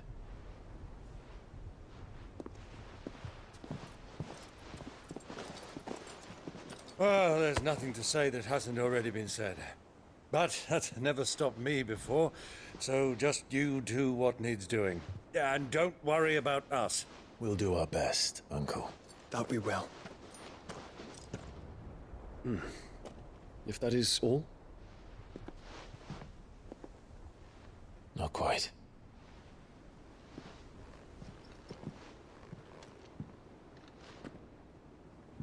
Jill. It's time, isn't it? It is. Take care of him. And you. You take care of her too, boy.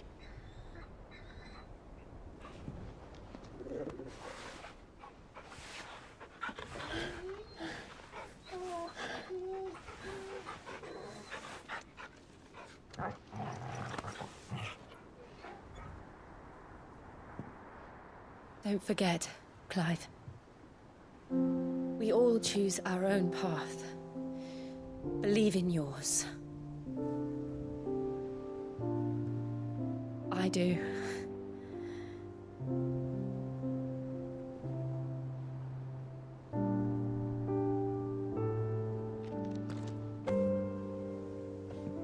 I'll be back. I promise. I love you, Jill.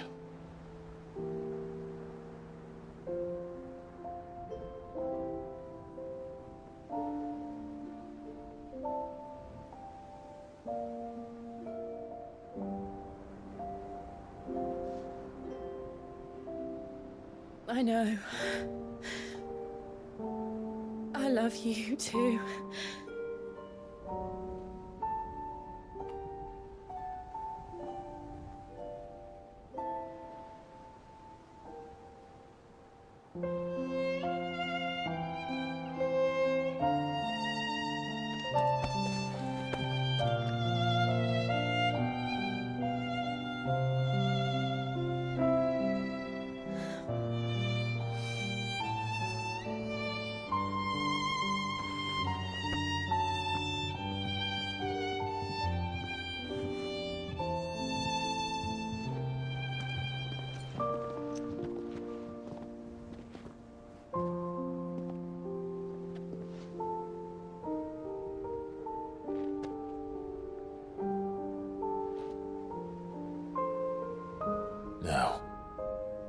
We have a god to kill.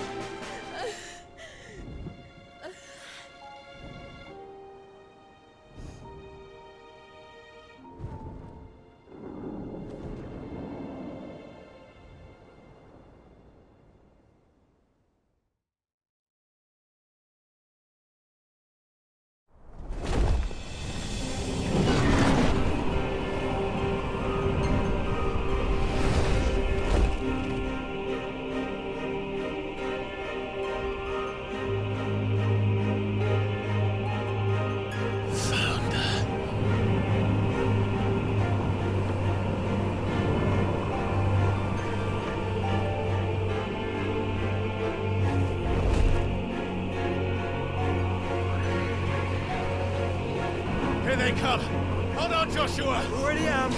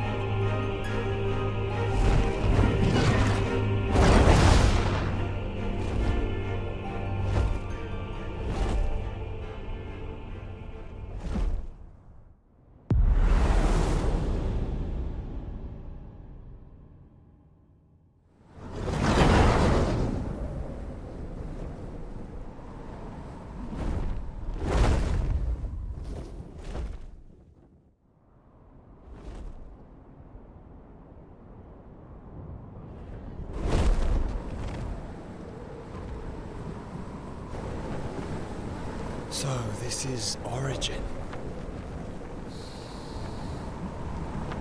A far cry from heaven.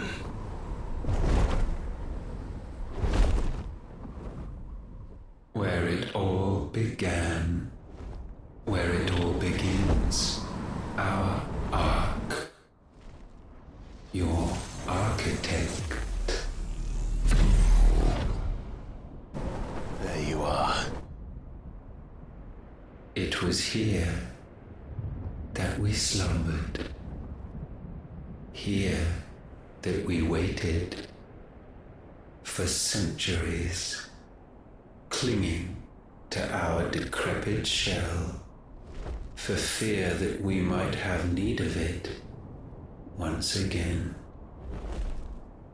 But you have come at last. And now we shall be truly complete.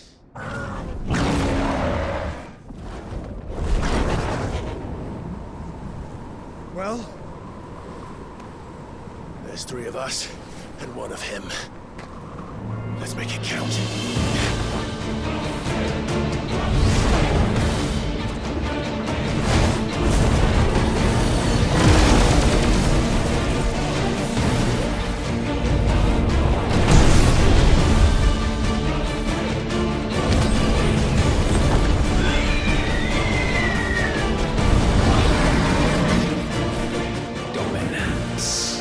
We will show you what it means to suffer.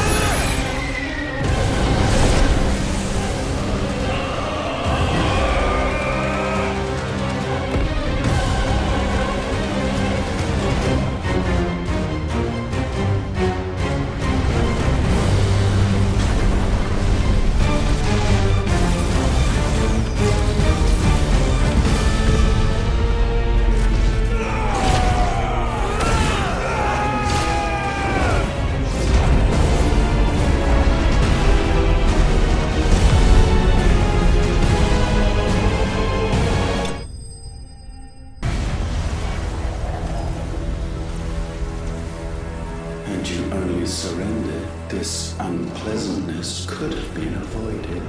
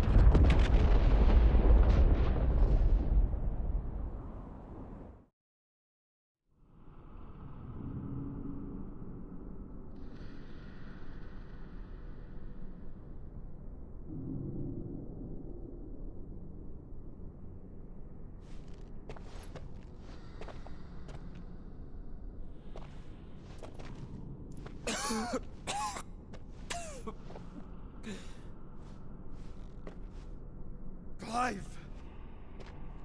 Clive!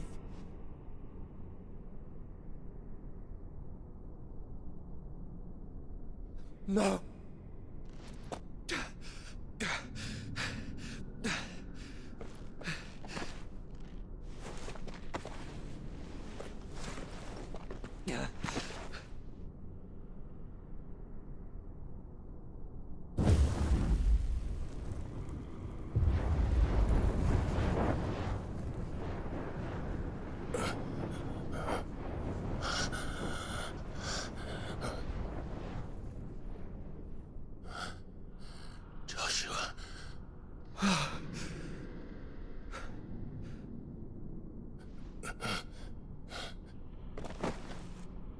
Thank the Founder.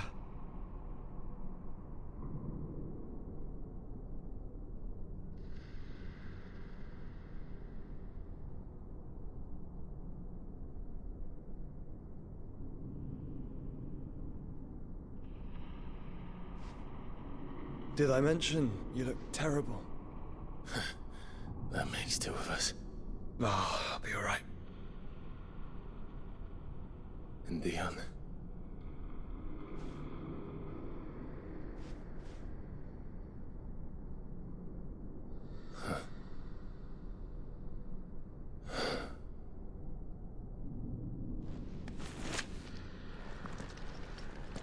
Take my hand.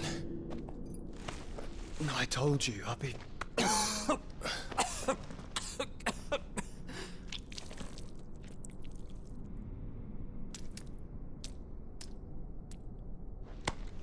Come on.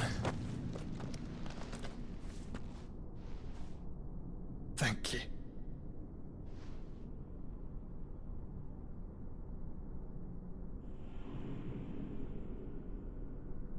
press on. Always.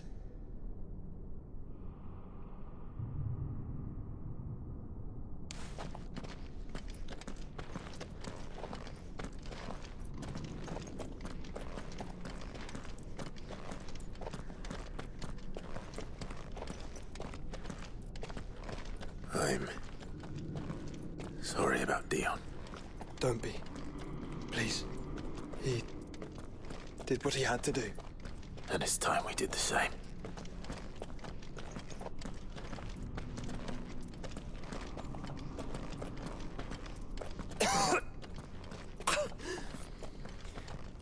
Should we stop? Because of the cough. No, I think we're past that, Clive. I suppose we are.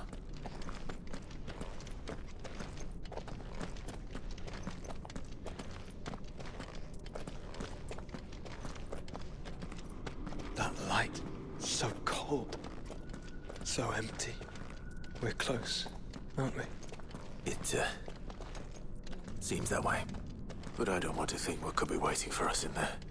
Then think instead of those waiting for us at home.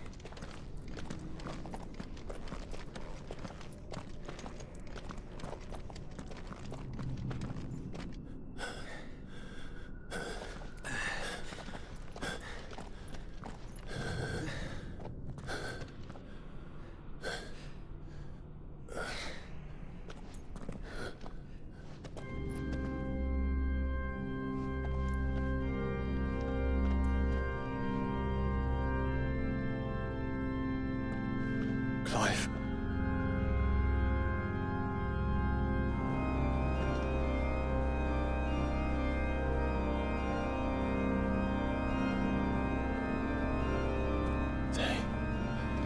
They can't be. But they are. This is the Nexus. A wellspring of life.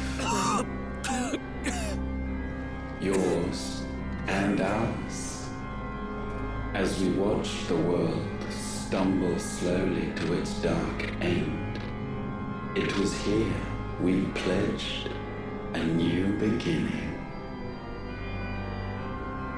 And now, with the ether we have harvested, I shall raise my kin from their eternal slumber,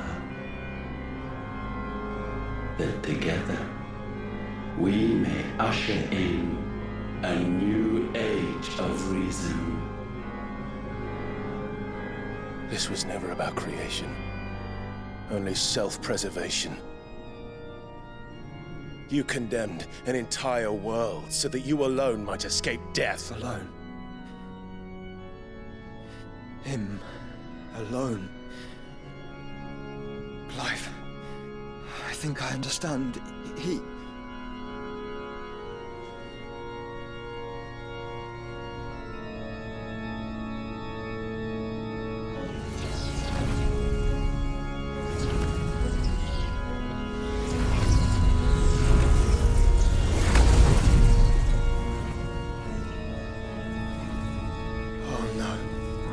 They sacrificed their flesh to become beating hearts of crystal that pumped the land's lifeblood from the depths of the earth unto this very chamber.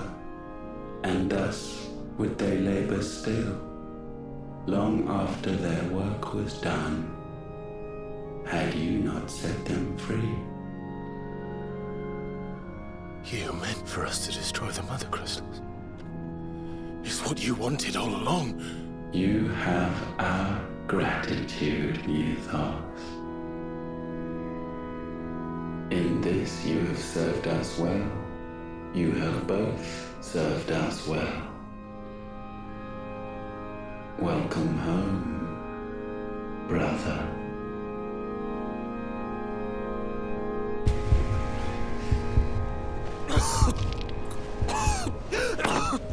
Joshua?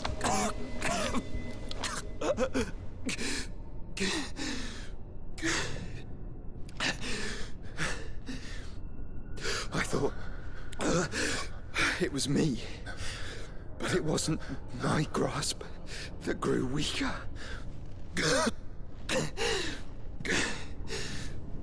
It was theirs that grew stronger.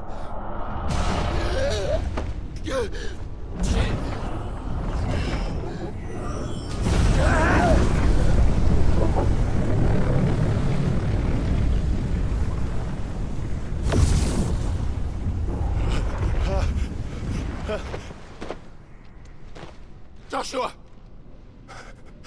No!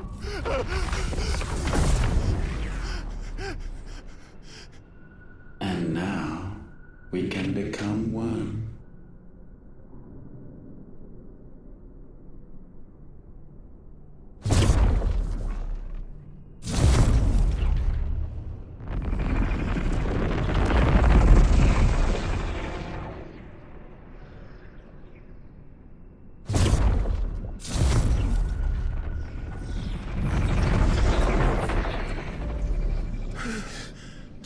Clive. Don't speak. The one possessed of the destructive flames of Ifrit and the healing flames of the Phoenix. This, I once believed, would be Ultima's true form. But I was wrong. I see it now. Why you will never become Ultima's vessel. I don't care. Just hold on. Listen to me, Clive. You remember the murals? People once knew that Ultima was their god. That he created them. And they worshipped him, prayed to him, looked to him for guidance. In vain. In vain. For he did not listen, did not acknowledge our will, and so we strayed from his path to forge one of our own. So absorbed was he in his own desires, so driven by his own will alone, that he shunned the one thing that could have made him truly powerful. Faith. The same faith people now place in you. Faith that you will fulfill their dream, Sid's dream, of creating a better world for us. Faith that you will follow in Father's footsteps and save those who need saving most. Faith that you will answer Jill's plea to save yourself. The difference is, Clive, that you chose to listen, and that is what has steeled our bonds. Bonds that helped you stand firm when Ultima's pull was at its strongest. His power may be absolute, but so is ours. And so will yours be. With my light in your heart, not even a god might stop us. Joshua!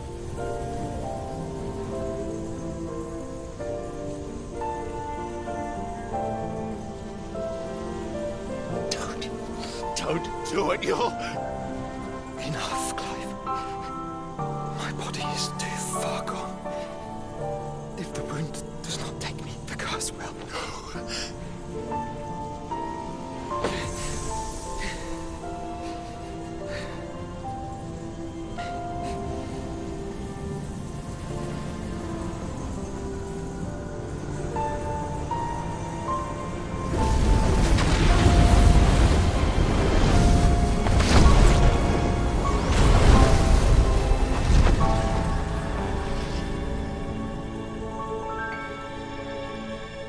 I have always been proud to call you my shield. But now, it is the world that needs you. Thank you, Clive, for being my brother.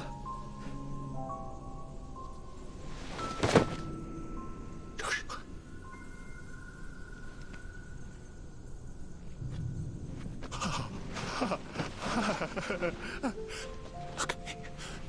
Look at me, Joshua.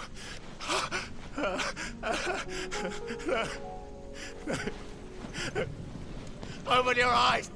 Open your eyes, damn you!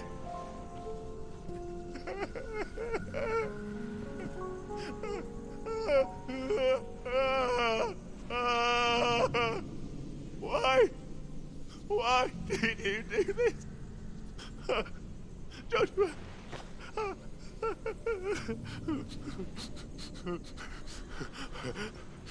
Joshua!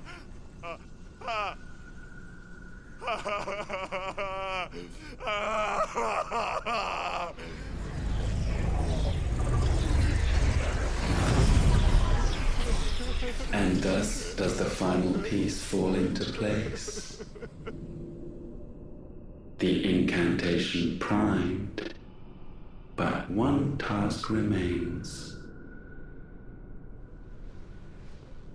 To empty the vessel.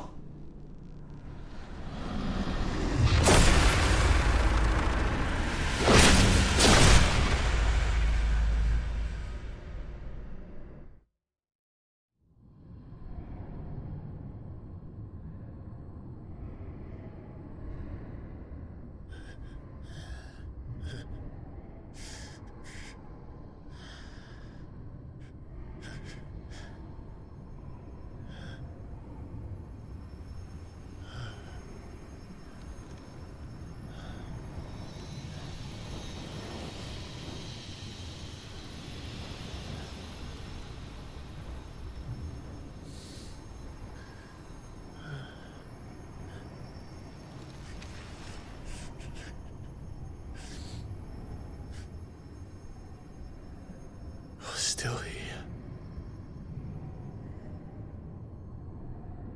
With me to the end. Even now, you would deny the inevitable.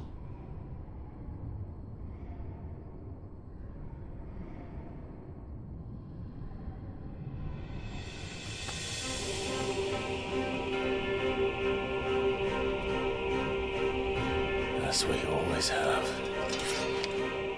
and always will.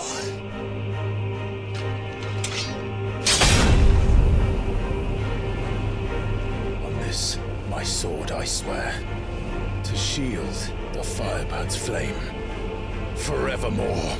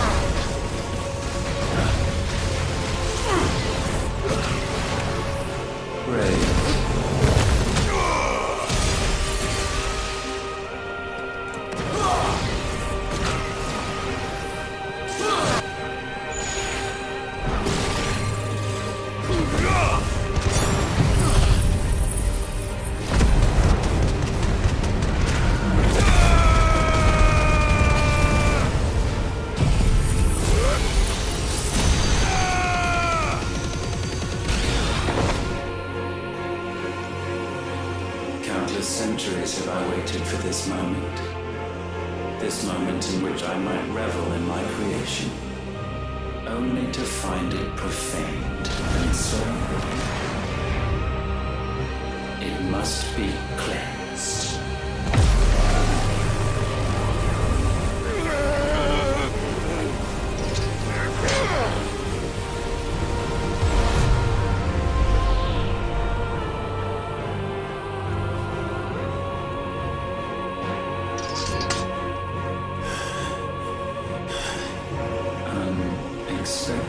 How is it that your will yet endures?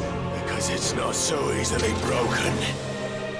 but it can be broken. And I shall sort so. For such is my will. Try it.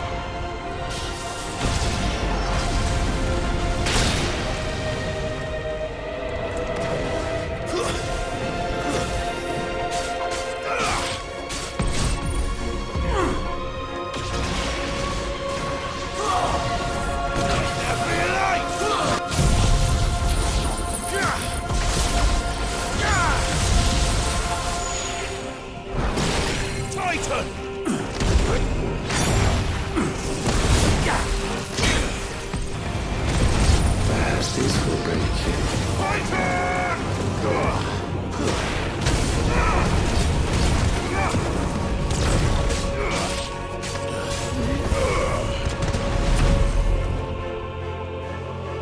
Why? What latent force feeds these flames? I sense more here than mere will. Is this Logos? Have you truly become free? No, I forbid it. You are not a god. You are but flesh and bone. You are not one of us.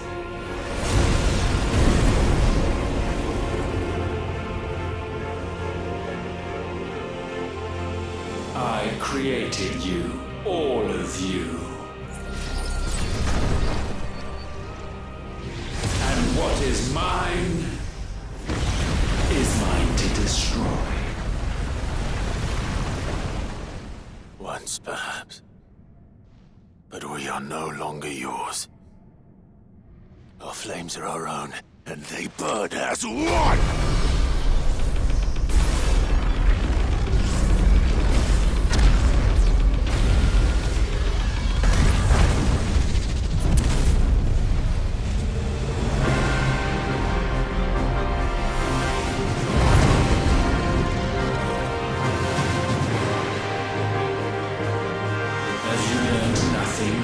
Damned is the slave who will turn the scourge upon his master!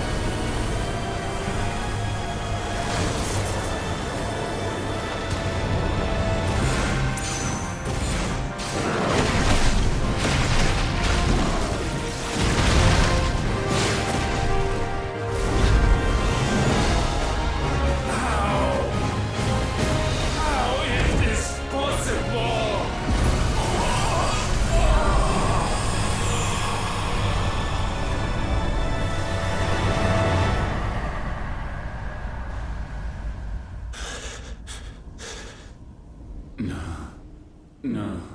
No. My will is inviolable. Something is wrong. You're afraid. You always have been. From the moment the Blight exposed what you were, weak, you conceived us to prove otherwise. But the result shook you to the core. For in us you saw yourself, and realized we had the potential to be more than you could ever be. And so you turned your back on your creation. Your back on the world, like the coward you are. You think you know me? You know nothing, Logos. Nothing!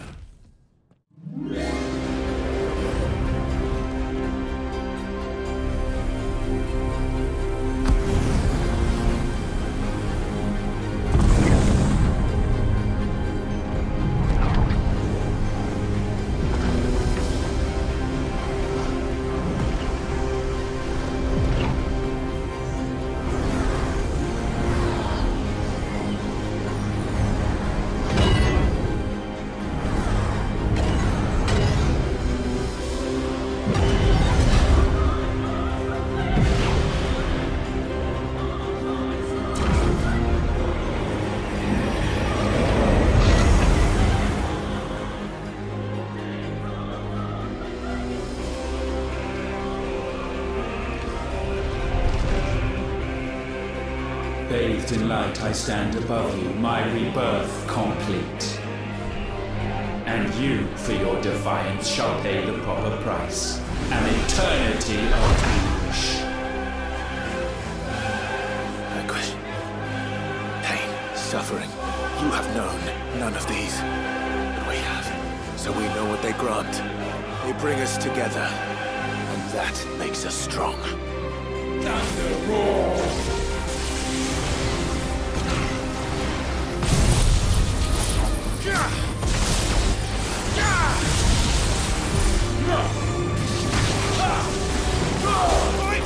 My will be done.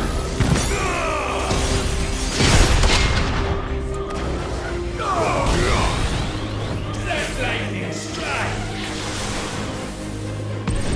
Wind rise.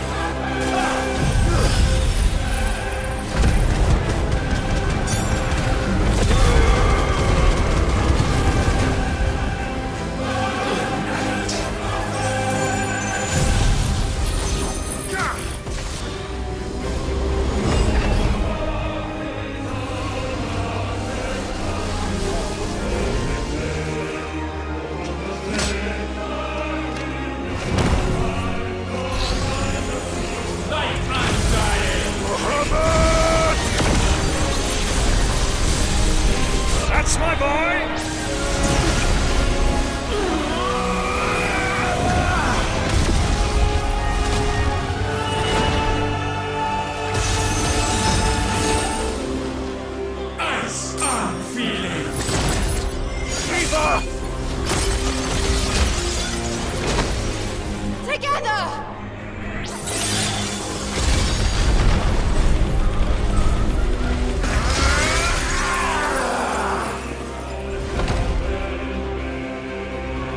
Darkness, unending.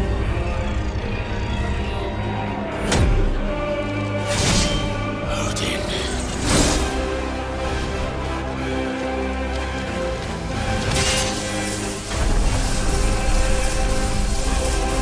Onward, my son.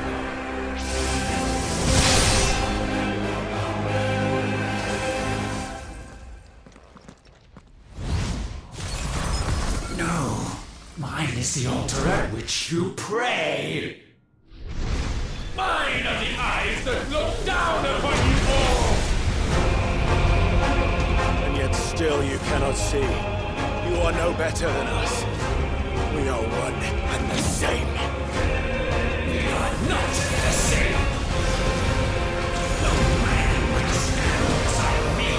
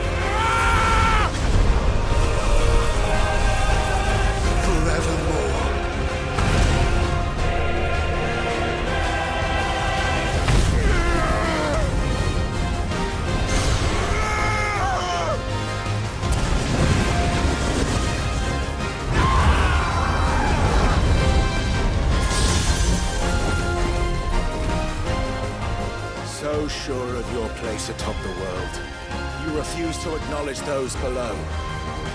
You chose to remain alone. And so you shunned the one thing that could have made you stronger. Pushed away the hands that could have raised you higher. I do not need you, you or anyone. And that is where we are different. I could not have made it here on my own. I carry with me the hopes and dreams of my brothers, my sisters. And it is they who will give me the strength to end your reign. I cannot end.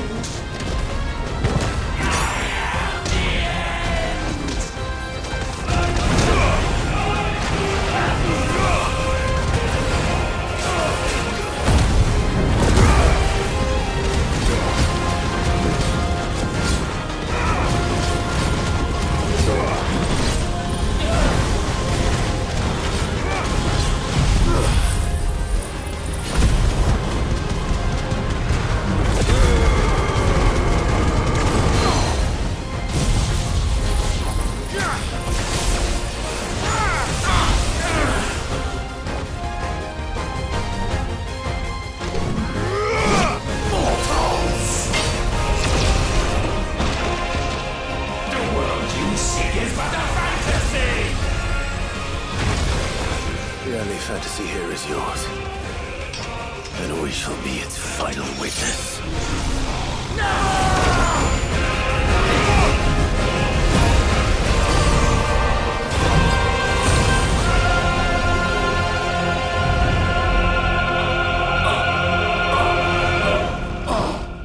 I said, it's over!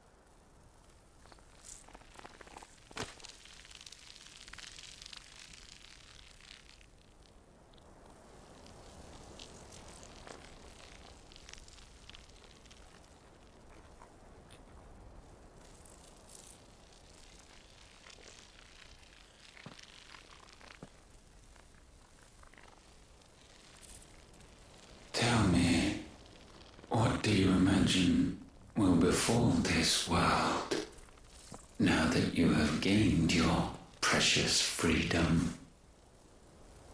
I honestly don't know. But I doubt it will be pretty. A sorry tale of sin and suffering, hardship and pain.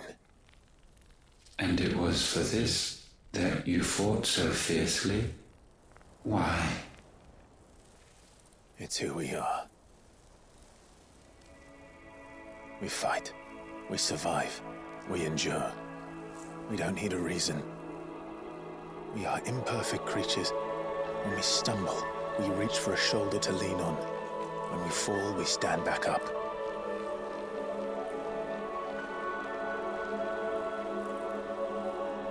We see the horizon, ever out of reach, and still we march on. Certain the answers lie just beyond it.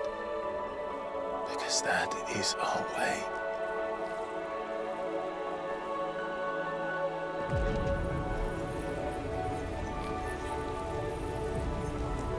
My congratulations. Relish this victory, knowing that you have but delayed the inevitable. Your world is already dead. May you enjoy an eternity on its blackened husk.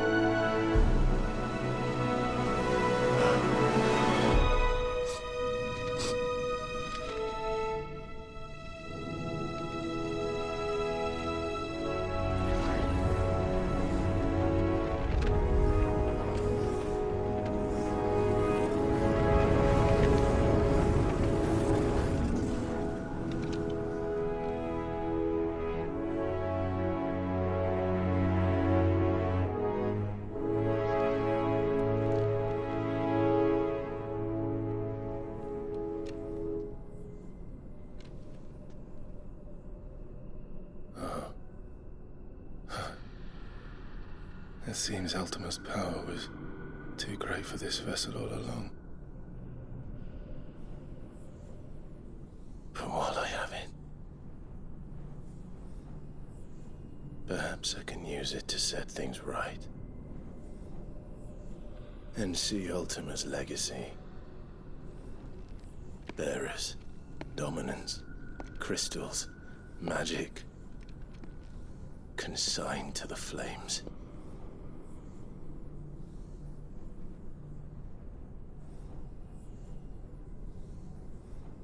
Even if it means the end of me.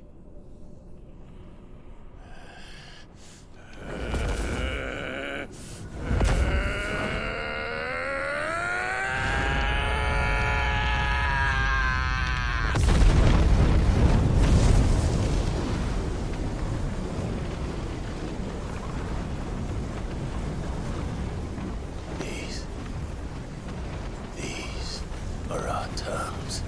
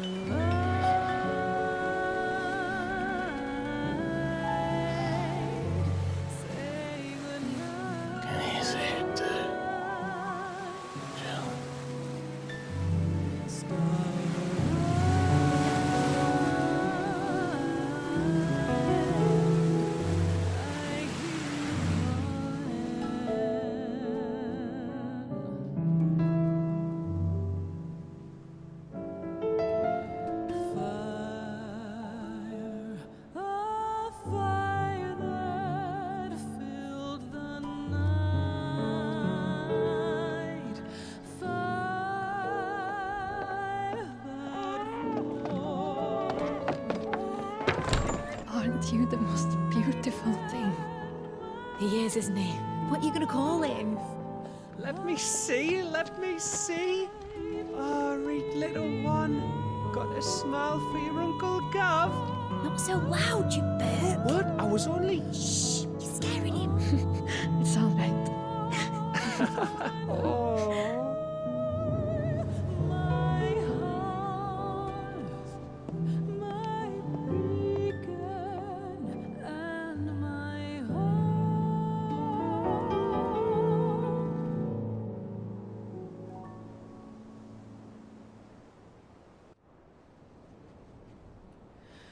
A sky of scattered tears, 1,000 years apart. Should they fade, I will not be afraid of the dark. For your If you need a rest, I can take him. hold you to that.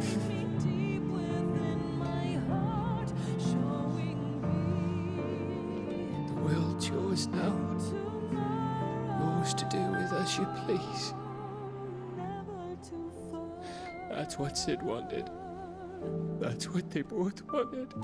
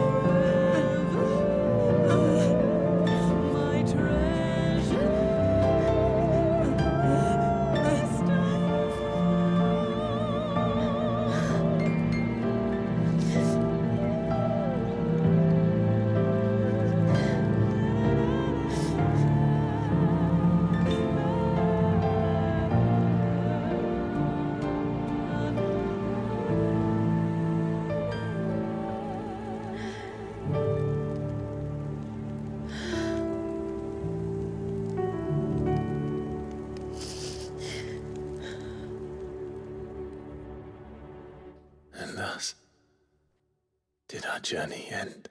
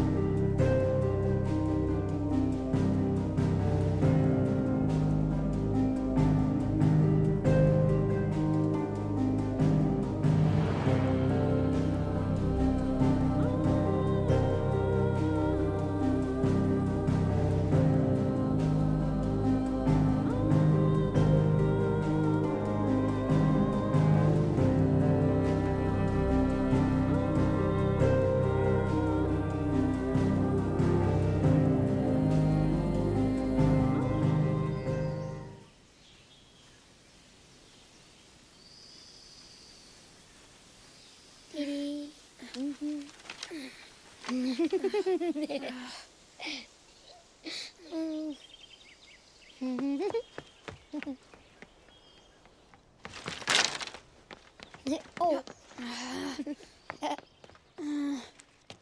Every time. Will you light it? Yes, Mother.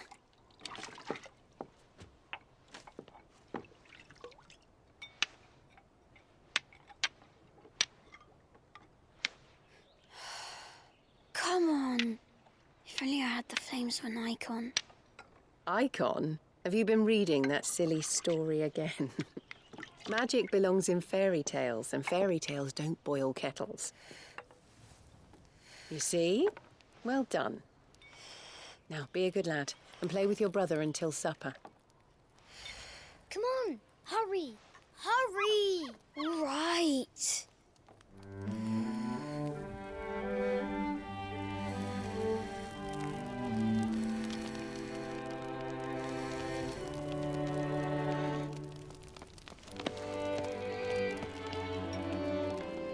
Right, let's play the Saint in the Secretary. No, I don't want to be Madu. What do you want to play then?